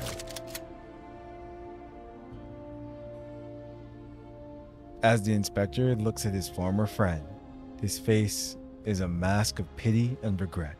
Then, he chambers around. Yeah, they're not even arresting them. They're just straight up. Yup. Garen leans forward, resting his head against the muzzle of the inspector's gun. I mean, they just tried to kill them, and he said all his motivations and stuff and everything. I mean, he pretty much... That's it.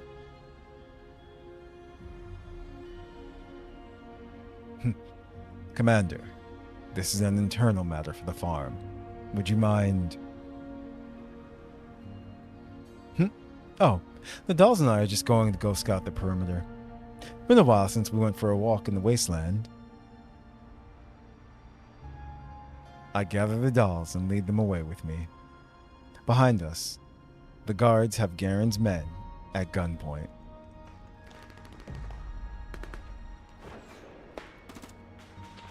Damn. By the time we get back on the Jeep, the faint sounds of cracks and pops can be heard in the distance. I mean, well, you have to think.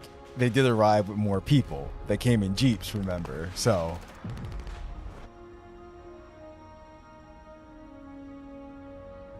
It sounds just like fireworks in the green zone, doesn't it? Damn, Sabrina. Yeah. Out with the old, in with the new.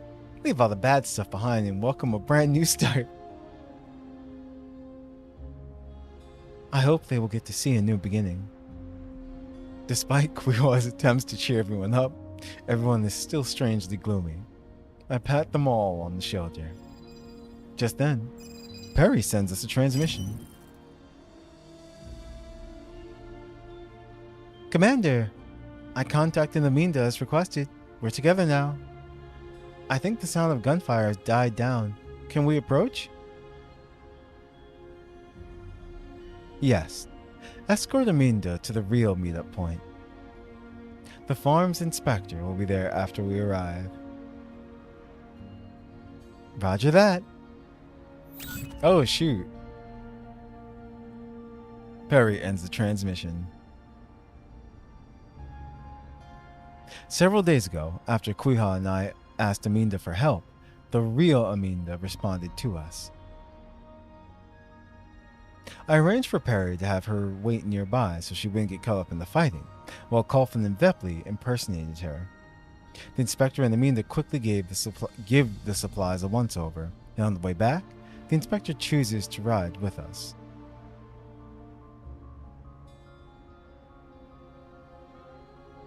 When we go back, I'll tell them that Garen and his expedition team were attacked by Varjägers and died. I trust you all know what to do and don't need me to elaborate, right? Understood. Don't worry. Our lips are sealed. Can I ask about something? You don't have to answer if you don't want to.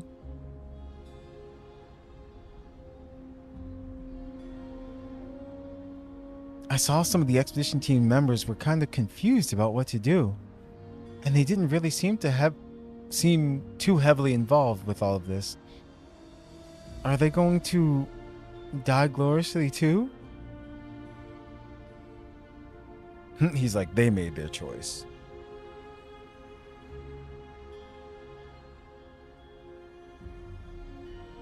There weren't a lot of those outsiders, so the guards are going to have a good long chat with the survivors. They're probably going to be traumatized after watching their teammate die, so they'll need some follow-up therapy for a while. Damn. Then, once they've recovered, they can go back to work. The inspector says all this with a straight face, as though Expedition Leader Garen had actually been killed in a Varjäger attack. That's because he was. Inspector, there's a little splash on your neck. Sabrina touches her neck to indicate the spot in question. The inspector reaches up to try and wipe the stain, but only spreads the reddish brown color further, like a wound that will not heal. Let me do it. I squirt some water from my hydration pack, and finally the wound is wiped away. I note the whistle-shaped transmitter hanging around his neck is now outside his shirt. Is that the whistle Garen gave you? The inspector looks down and reaches up to hold it. Yes. He doesn't elaborate, but he doesn't take it off either, only stuffs it back inside his shirt. I didn't fight for a long time before today, but now I feel like I'm a bounty hunter again. The road is rough and the engine roars. We shake and shudder inside the vehicle, not knowing what lies ahead of us. The leader of a bounty hunter crew ought to protect his people. A settlement's leader ought to protect his home. It's the same thing. You are more than qualified to be a leader. My words force a laugh from the inspector. Actually, I have a question I'd like to ask. It's just an idle question, so don't take it seriously. What are you planning to do after this trade fair? The expedition team was your primary source of income, right? The inspector is silent for a while. There are too many things I have to do. I don't know where to begin. The expedition team has lost its leader. We'll need to appoint a new one and recruit new members. Garen's concerns were valid. The farm needs to improve its productivity and find new resources. The path to survival will be a difficult one. Well, will be difficult. But I believe that when one door closes, another opens. Hey, what's up, Robo? As you know about for president?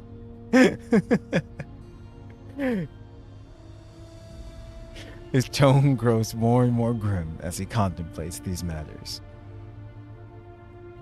Now that I think about it, I should have seen this coming. The expedition team has been unhappy about how resources were allocated for a long time now. I told them that our current reward scheme favors the expedition team's contributions over all others. Plus, even if he had won, it wouldn't change the fact that he needed support staff. Everyone in the settlement has their own tasks to complete. I think I'm going to bed after this. I'm pretty sure It's almost over, so don't worry. The inspector pauses, then looks at Quihua before continuing.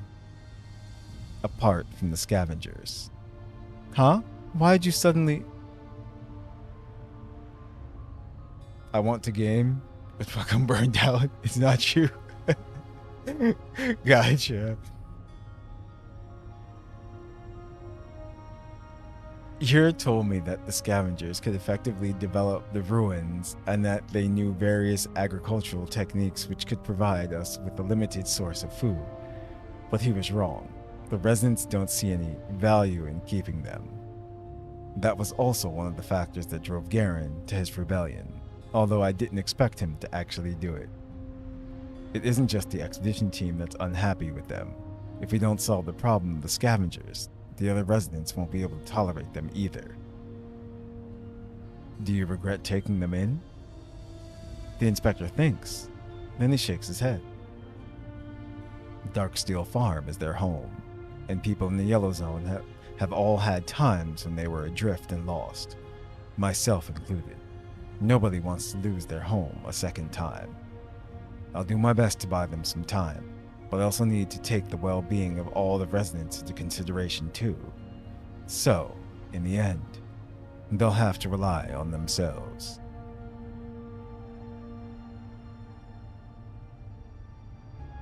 You went to bed, what? Only slept 4 hours? Thinking you slept for 8. The female tummy is the reason I'm not longer an agnostic? Wait, what?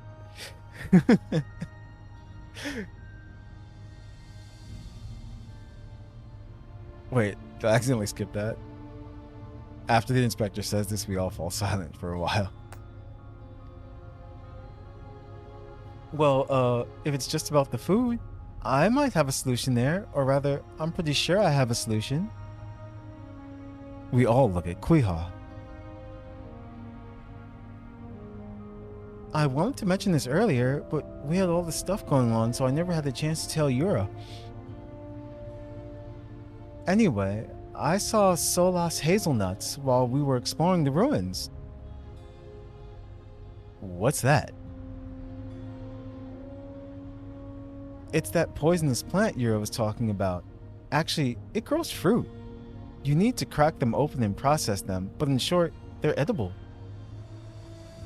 I spent a long time in the Yellow Zone running around and studying what new life forms in the Yellow Zone can and can't be eaten. So I think you can trust me on this.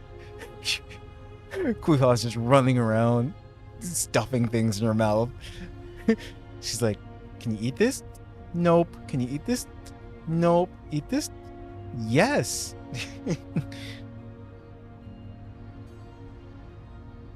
Oh, gotcha. I just got Robo's comment now. Yes, the tummy window. Like for Quihua.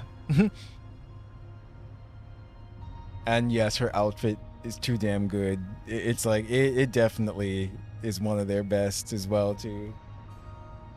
That's why some of them, when I saw them, just like, yeah, that one's mine, that one's mine. Just like, for, what's her name? Dancy Doll. Oh no.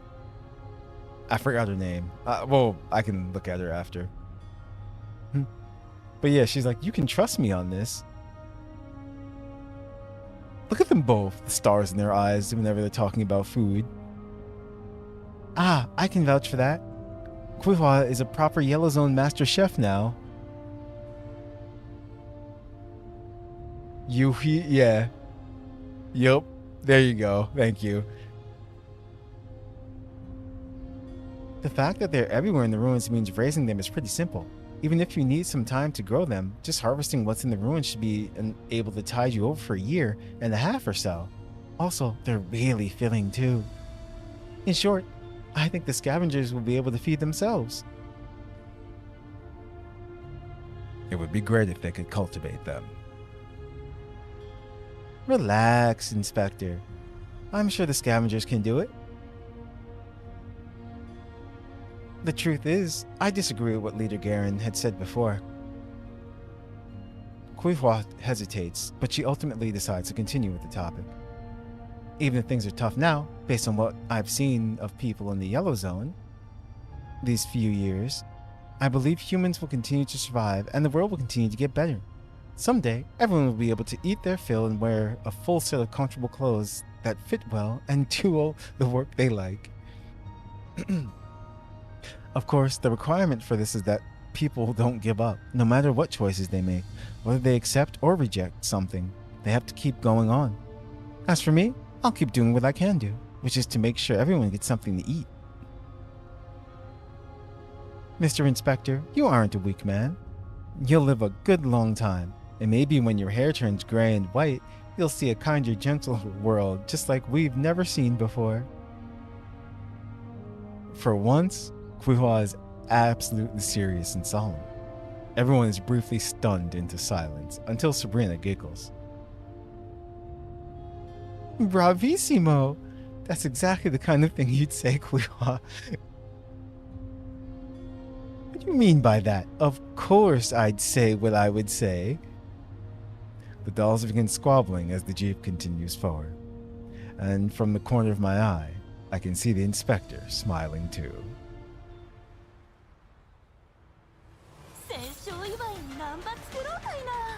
Nice. The perfect ending. We get to see Quihua. Yep. Okay, and that was the end. Yummily scrumptious is the portrait. That's great.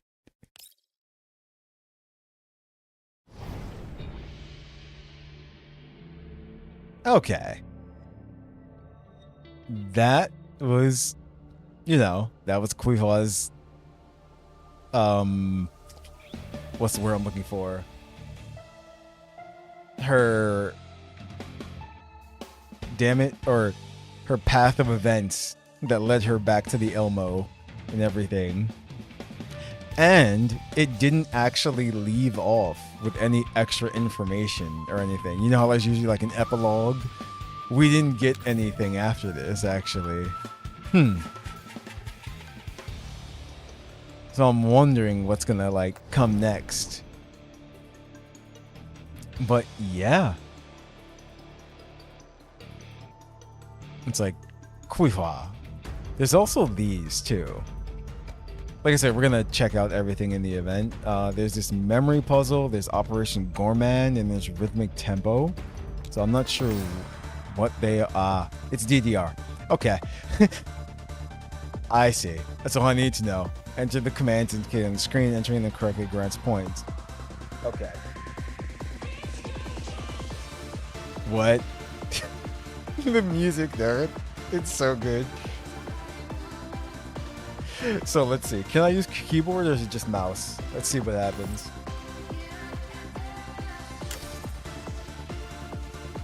Alright. We're doing this.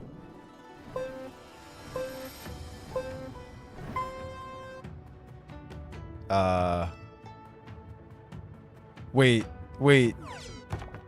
What am I supposed to press? Oh, I'm supposed to... Okay. I see. Hold on. I'm gonna restart this. You can't use AWSD. You have to use the actual arrow keys. That's why.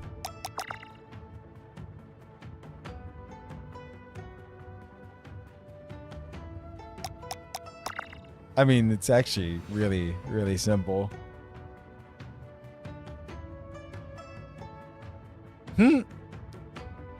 Oh no.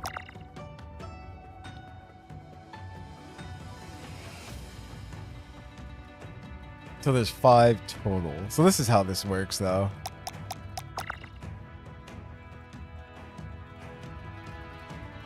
It's like, this isn't too bad. I thought it was going to be more DDRish where you had to do it like on the, on the beat and everything. No, you just have to input the commands.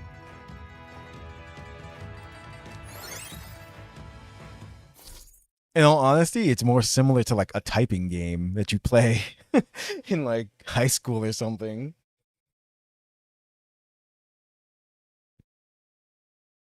One is match puzzle and the other one is run around collecting food, kind of like the PGR one. Ah, okay. Okay. So that was that song. Where's this song? It's playing right now. That's what I want to know.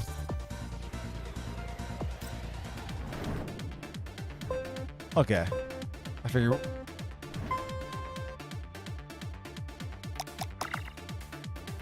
we do more and see if they increase in difficulty and everything like that. Then we'll go to the next one.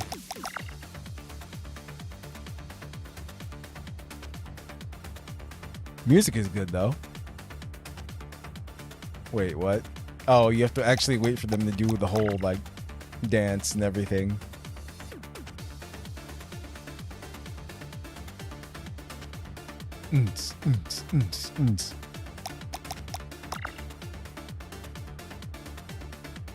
I wonder if there are more difficulties too.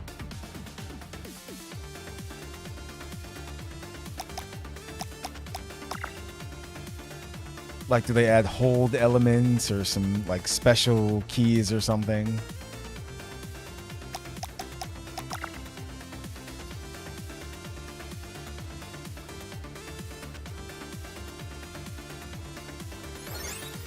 Full combo.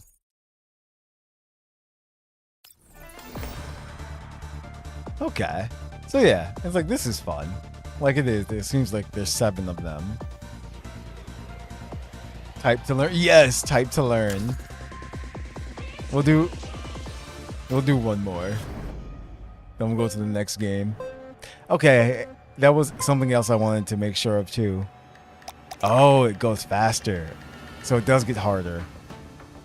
But you did you notice that their positions change based on the songs? Like now Dion's over on the left and Jiangyu is over on the right.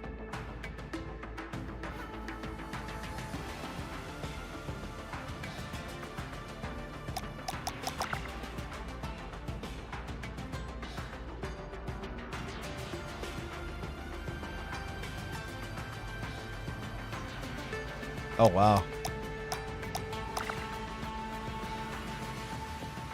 Like, it looks harder than actually is. But once your brain processes this, it's like, oh, okay.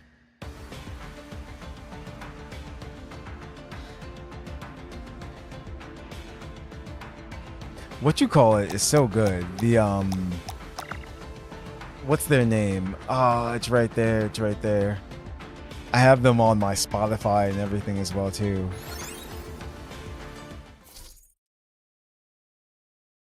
The sound engineers or the studio that makes the music for Girls Frontline, they also do the music for PGR as well too, and Wuthering Waves, yeah. So let's see, that was Rhythmic Tempo. Let's go to Operation Gorman. Ah.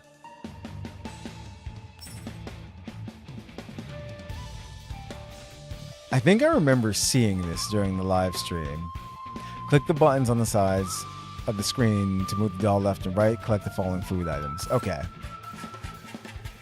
Yep. Now, do I... Yeah, I can use the arrow keys. Can you use your mouse? Oh, that's the bad food. You don't want the bad food. Nope. Nope. Keep getting hit by the bad food. No.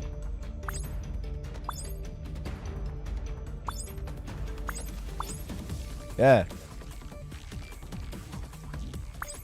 Vanguard. That's their name. Vanguard sound. No. I missed one.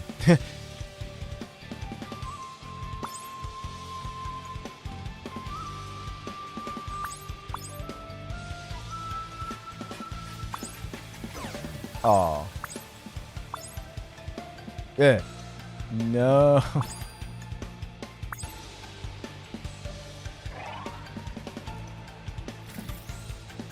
Alright, didn't die.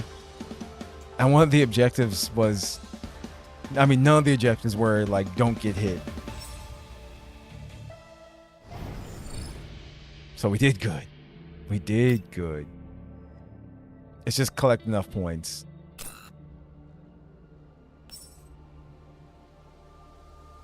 Don't eat the anime cursed food. Okay. Ah, it's dropping faster now. I see.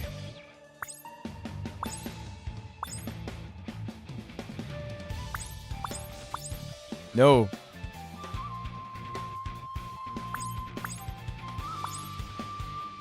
I don't want that.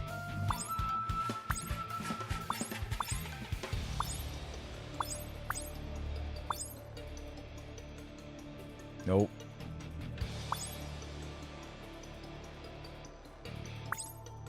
Sausage? No. I tried. Uh-oh.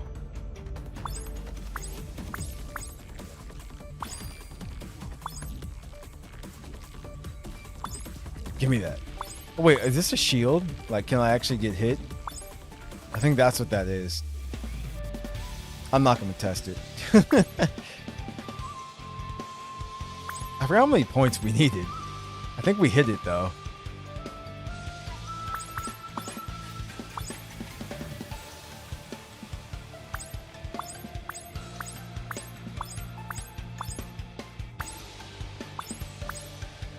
Come on. There we go.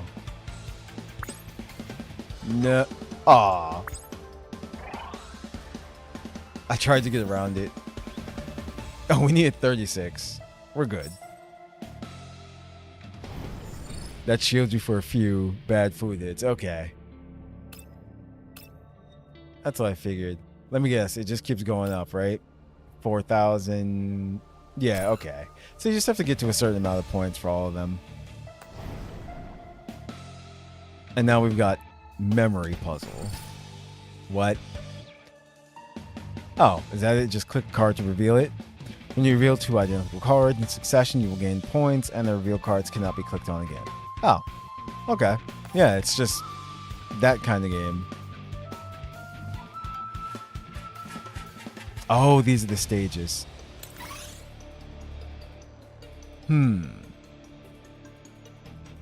Oh, start.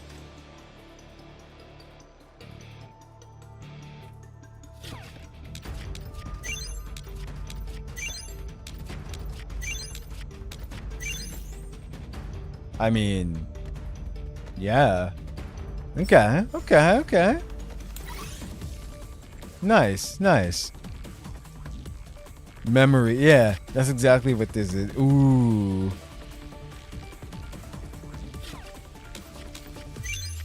I only remember those two because I glanced over at chat.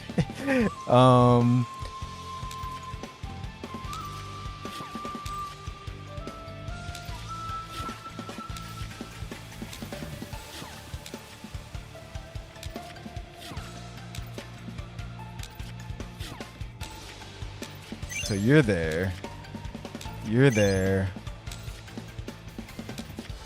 You're there. No, where was she? There we go.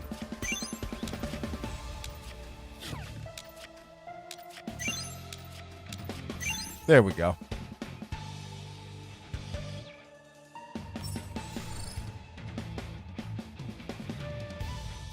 What's up, Franco? Happy Girlfriend Day? Is that what August 1st is? Because it is the 1st now. Ooh.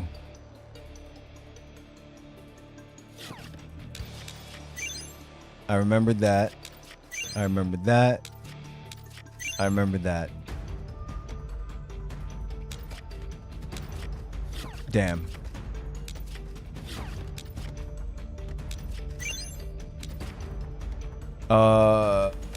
Yep.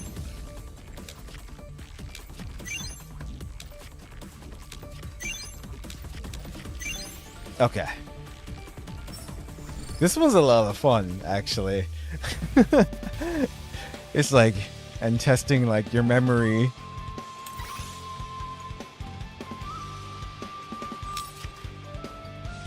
Like, this one's actually really a lot of fun. I saw that. I saw that. Where were you? There we go. See, I almost remembered that one. Okay.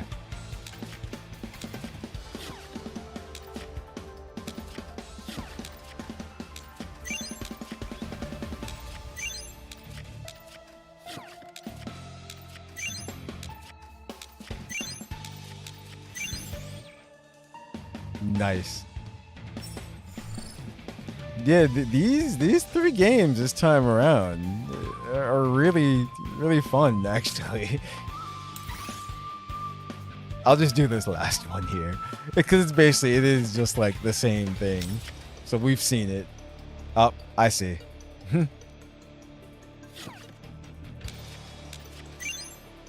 I remember that.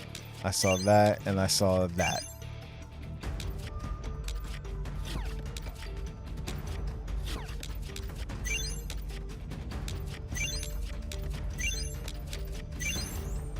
Yeah. Sweet. Okay. But that's how these work.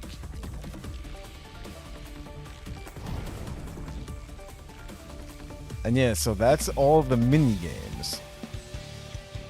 Now there's challenge mode. What's the last one? Is this challenge mode actually going to be a challenge as well too?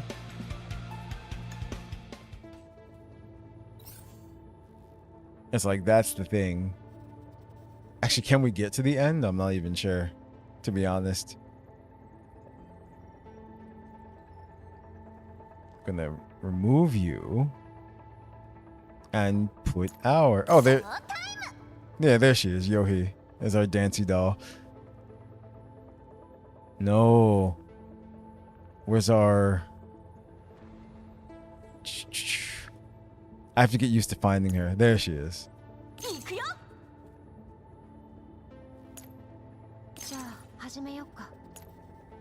Burn.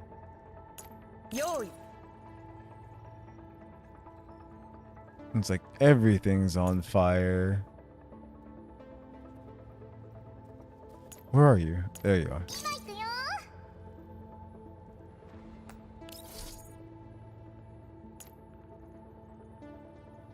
Actually, that works.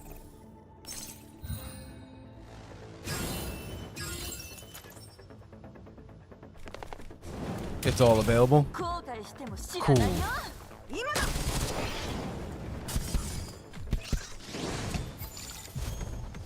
Like, usually the only challenge for challenge mode is the very last one.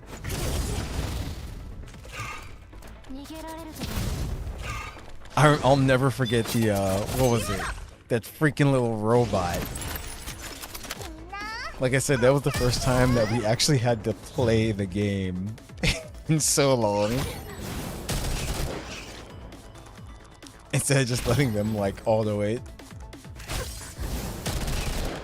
Like, that was hilarious. I'm sure it caught a lot of people off guard. The demon ice robot. Yeah, exactly.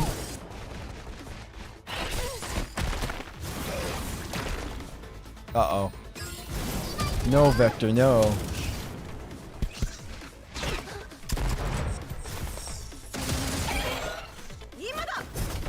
Oh, they don't have a healer. That's right. Oops. That's okay. They should still win.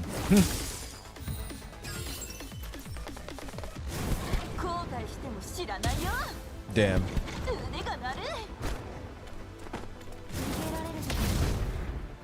Yep.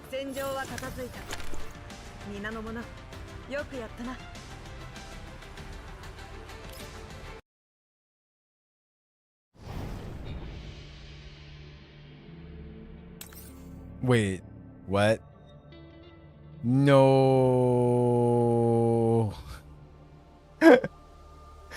Okay, so we can't do it.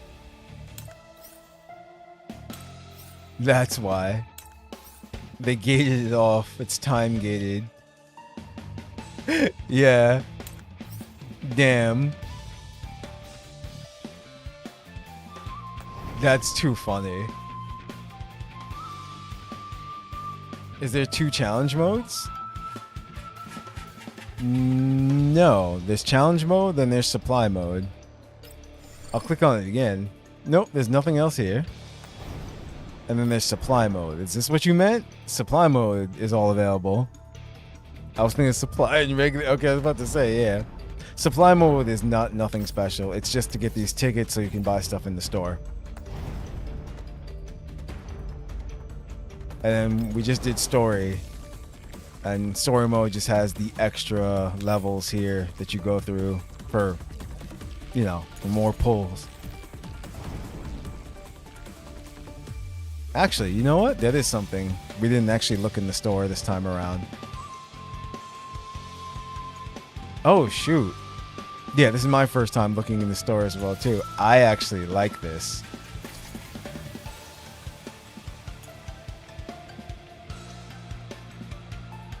Nice. Fireworks. Nighttime dazzle. That's not bad. Okay. So yeah, these are your options for the gun skin this time around. Sweet. Yeah, see, I have so many points, I just haven't used them. Which I should have done. Because I should have got some more of these, actually.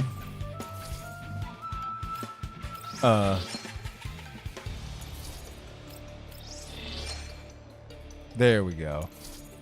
I always do the polls and everything first. Then I'll get the rest of the stuff later on. But that's what's in the store. And that's the entirety of the event, actually. So, yeah. It's like, that was good. It's like, I like that one. Like, it was, it wasn't like, it wasn't too lighthearted, but it wasn't too dire either. This was like one of those in-between kind of things. This wasn't like a huge happening, but it was still a happening and whatnot. No cliffhangers like the previous one. Yeah, no cliffhangers, no nothing like that and everything. And Quihua is officially back on the Elmo as well, too. So yeah, I don't know. Wait, who is coming next? Didn't they show? Or maybe not yet. But yeah, I'm not sure who's coming next. Like what kind of story it'll be or anything. Heck, I still haven't even gotten any more main story. Yeah, not yet. Okay.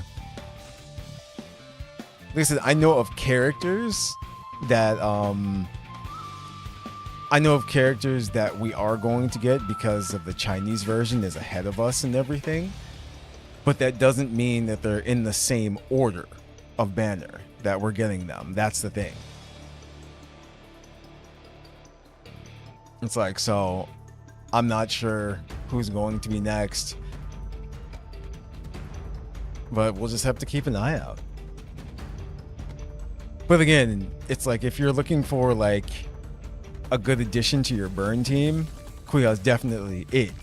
It's like, that's for sure. And she just looks damn gorgeous as well too. She's got her outfits and everything. Oh, I know what we didn't do. I know exactly what we didn't do. No, wrong place. Hold on. Dormitory. This is what we didn't do. Where art thou? Yes, remember, she likes to drink.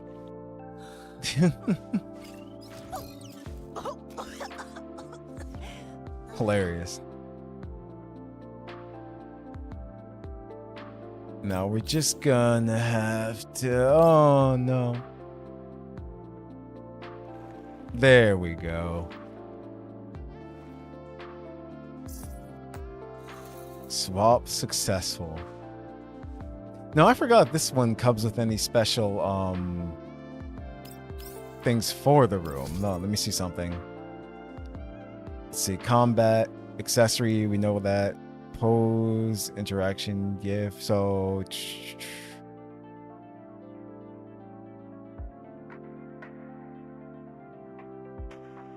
I don't think so. It's like, but yeah. I would have to actually... Oh no, we can view them. Okay. So this is her pondering.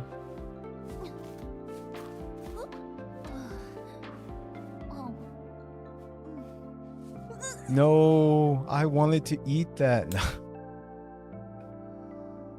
Deep sleep. Because she drank herself to sleep.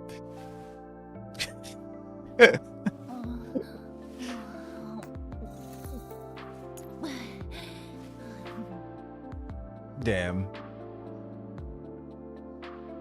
Yup. There she goes. Let's see. Reading. This outfit just makes all these poses even better. It really does. What is she reading? Chicken. Actually, hold on. If we do this, she's flipping the pages, right? What? No. I accidentally clicked on her. Oh, okay, yeah. There are different things on the pages. Yeah, we're not over there, but...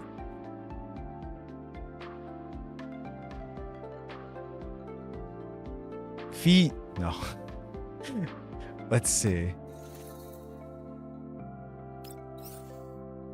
Relaxing.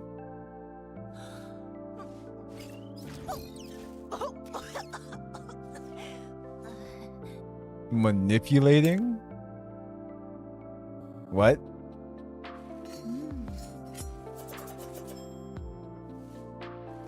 Okay.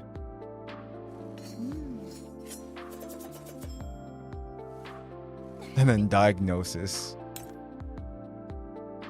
Ah. The nurse will see you now. I am allowed one Guru moment a day.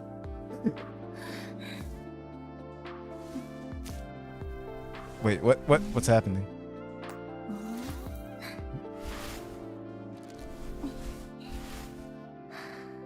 Okay. Well, we've been taken care of, as you can see. She will take care of you. Hold on. If we zoom the camera out.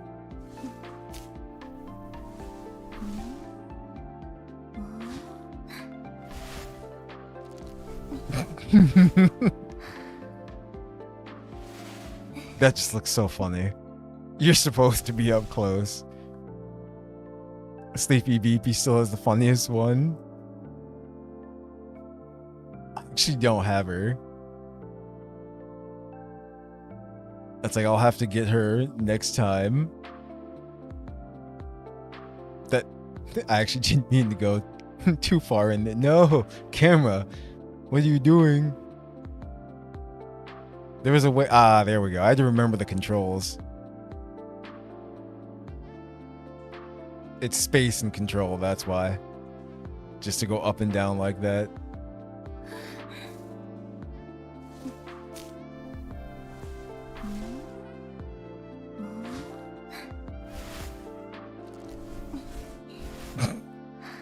On nothing.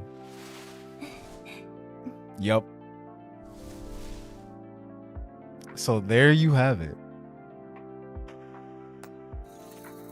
I could have swore there was someone else that we didn't. You know what? Here we go. We'll do a quick showcase because I don't remember us doing looking at Faye either.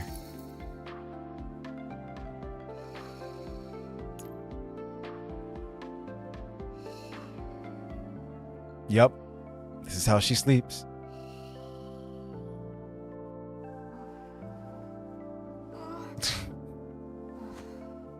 They knew what they were doing.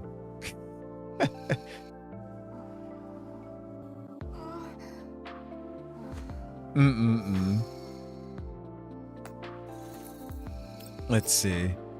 Reading.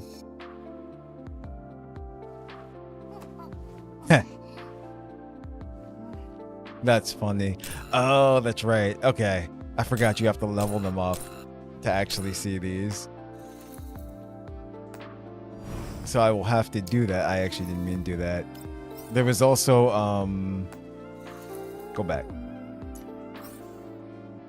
We also recently just got, where is she? Springfield.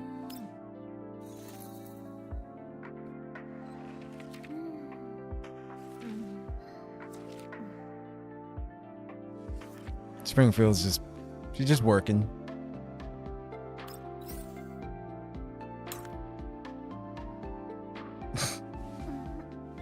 This is her deep sleep.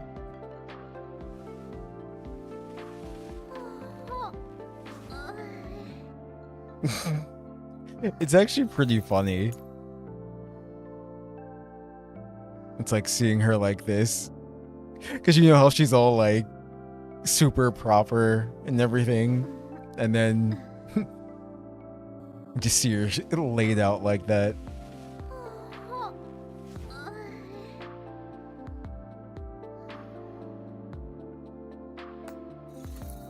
This way, officer. No. Pondering.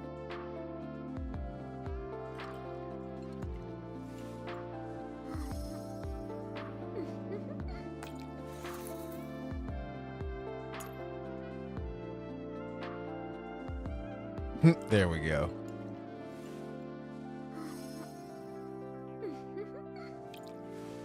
What's in it?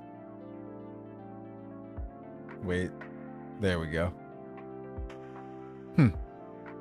Let's say, what's she looking at?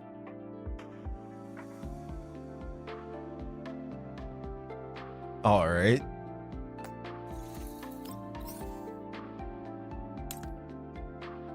Okay, we saw this.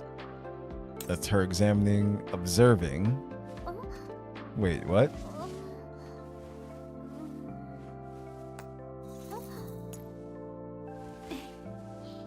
Where'd it go? Is that a coffee bean? Yeah, it is.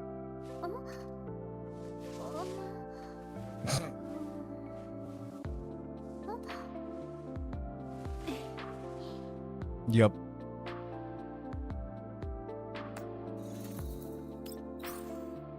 Reading.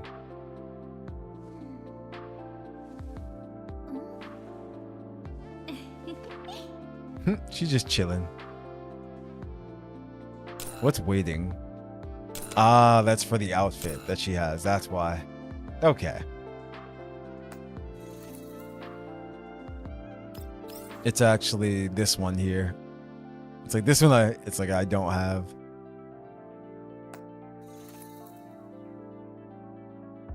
But yeah.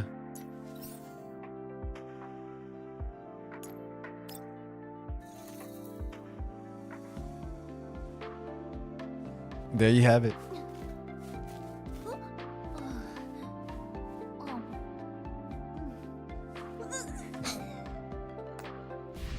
She likes to eat.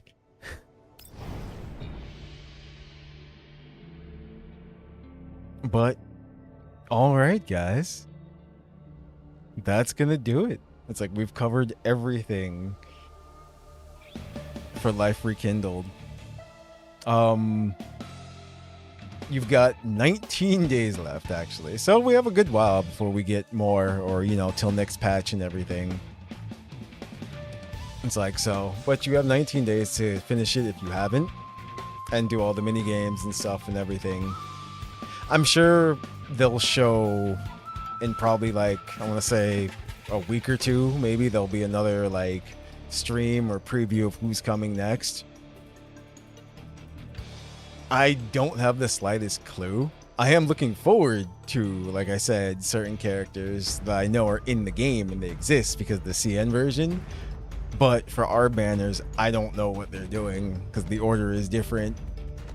So I'm not sure who's actually coming next. It's like, but we have more characters to look forward to, that's for sure. No one knows. Yeah, exactly. Almost 6 hours this time. Your Tololo is one more broken Springfield. It's like that water team. It's like, but yeah. What I do know, from what I've actually seen, I think that we'll be getting the what's it called? The housing system or the dorm system. I think that's coming soon. So there will be even more stuff to do as well on the Elmo itself. I'm not sure if it's just going to be like for pure recreational purposes or if it's going to do like anything stat wise. But yeah, it's like that's a feature. It's like that we should be getting soon. It's like, so that'll be cool. As we wait for more main story and or the next event. Because in all honesty, they could just keep doing these events forever. Because they have so many characters. And we're pretty much getting to see, like I said, how each of them make their way back to the Elmo. And all of them have been their own stories. They haven't been main story to what's going on with that and everything yet. So if they wanted to, they could keep this up until we just have all of them back. And then like, okay, now you get more main story. But yeah. It's like, that's going to do it for this one. Look forward to tonight's stream. We're actually going to be, it's already up too. Get ready for another pull fest, actually. That's going to be fun. Because we're finally doing the Nikkei event. Well, alright guys, I hope you enjoyed as always. Always happy to see you guys here. And until later, or next time, have a good one guys.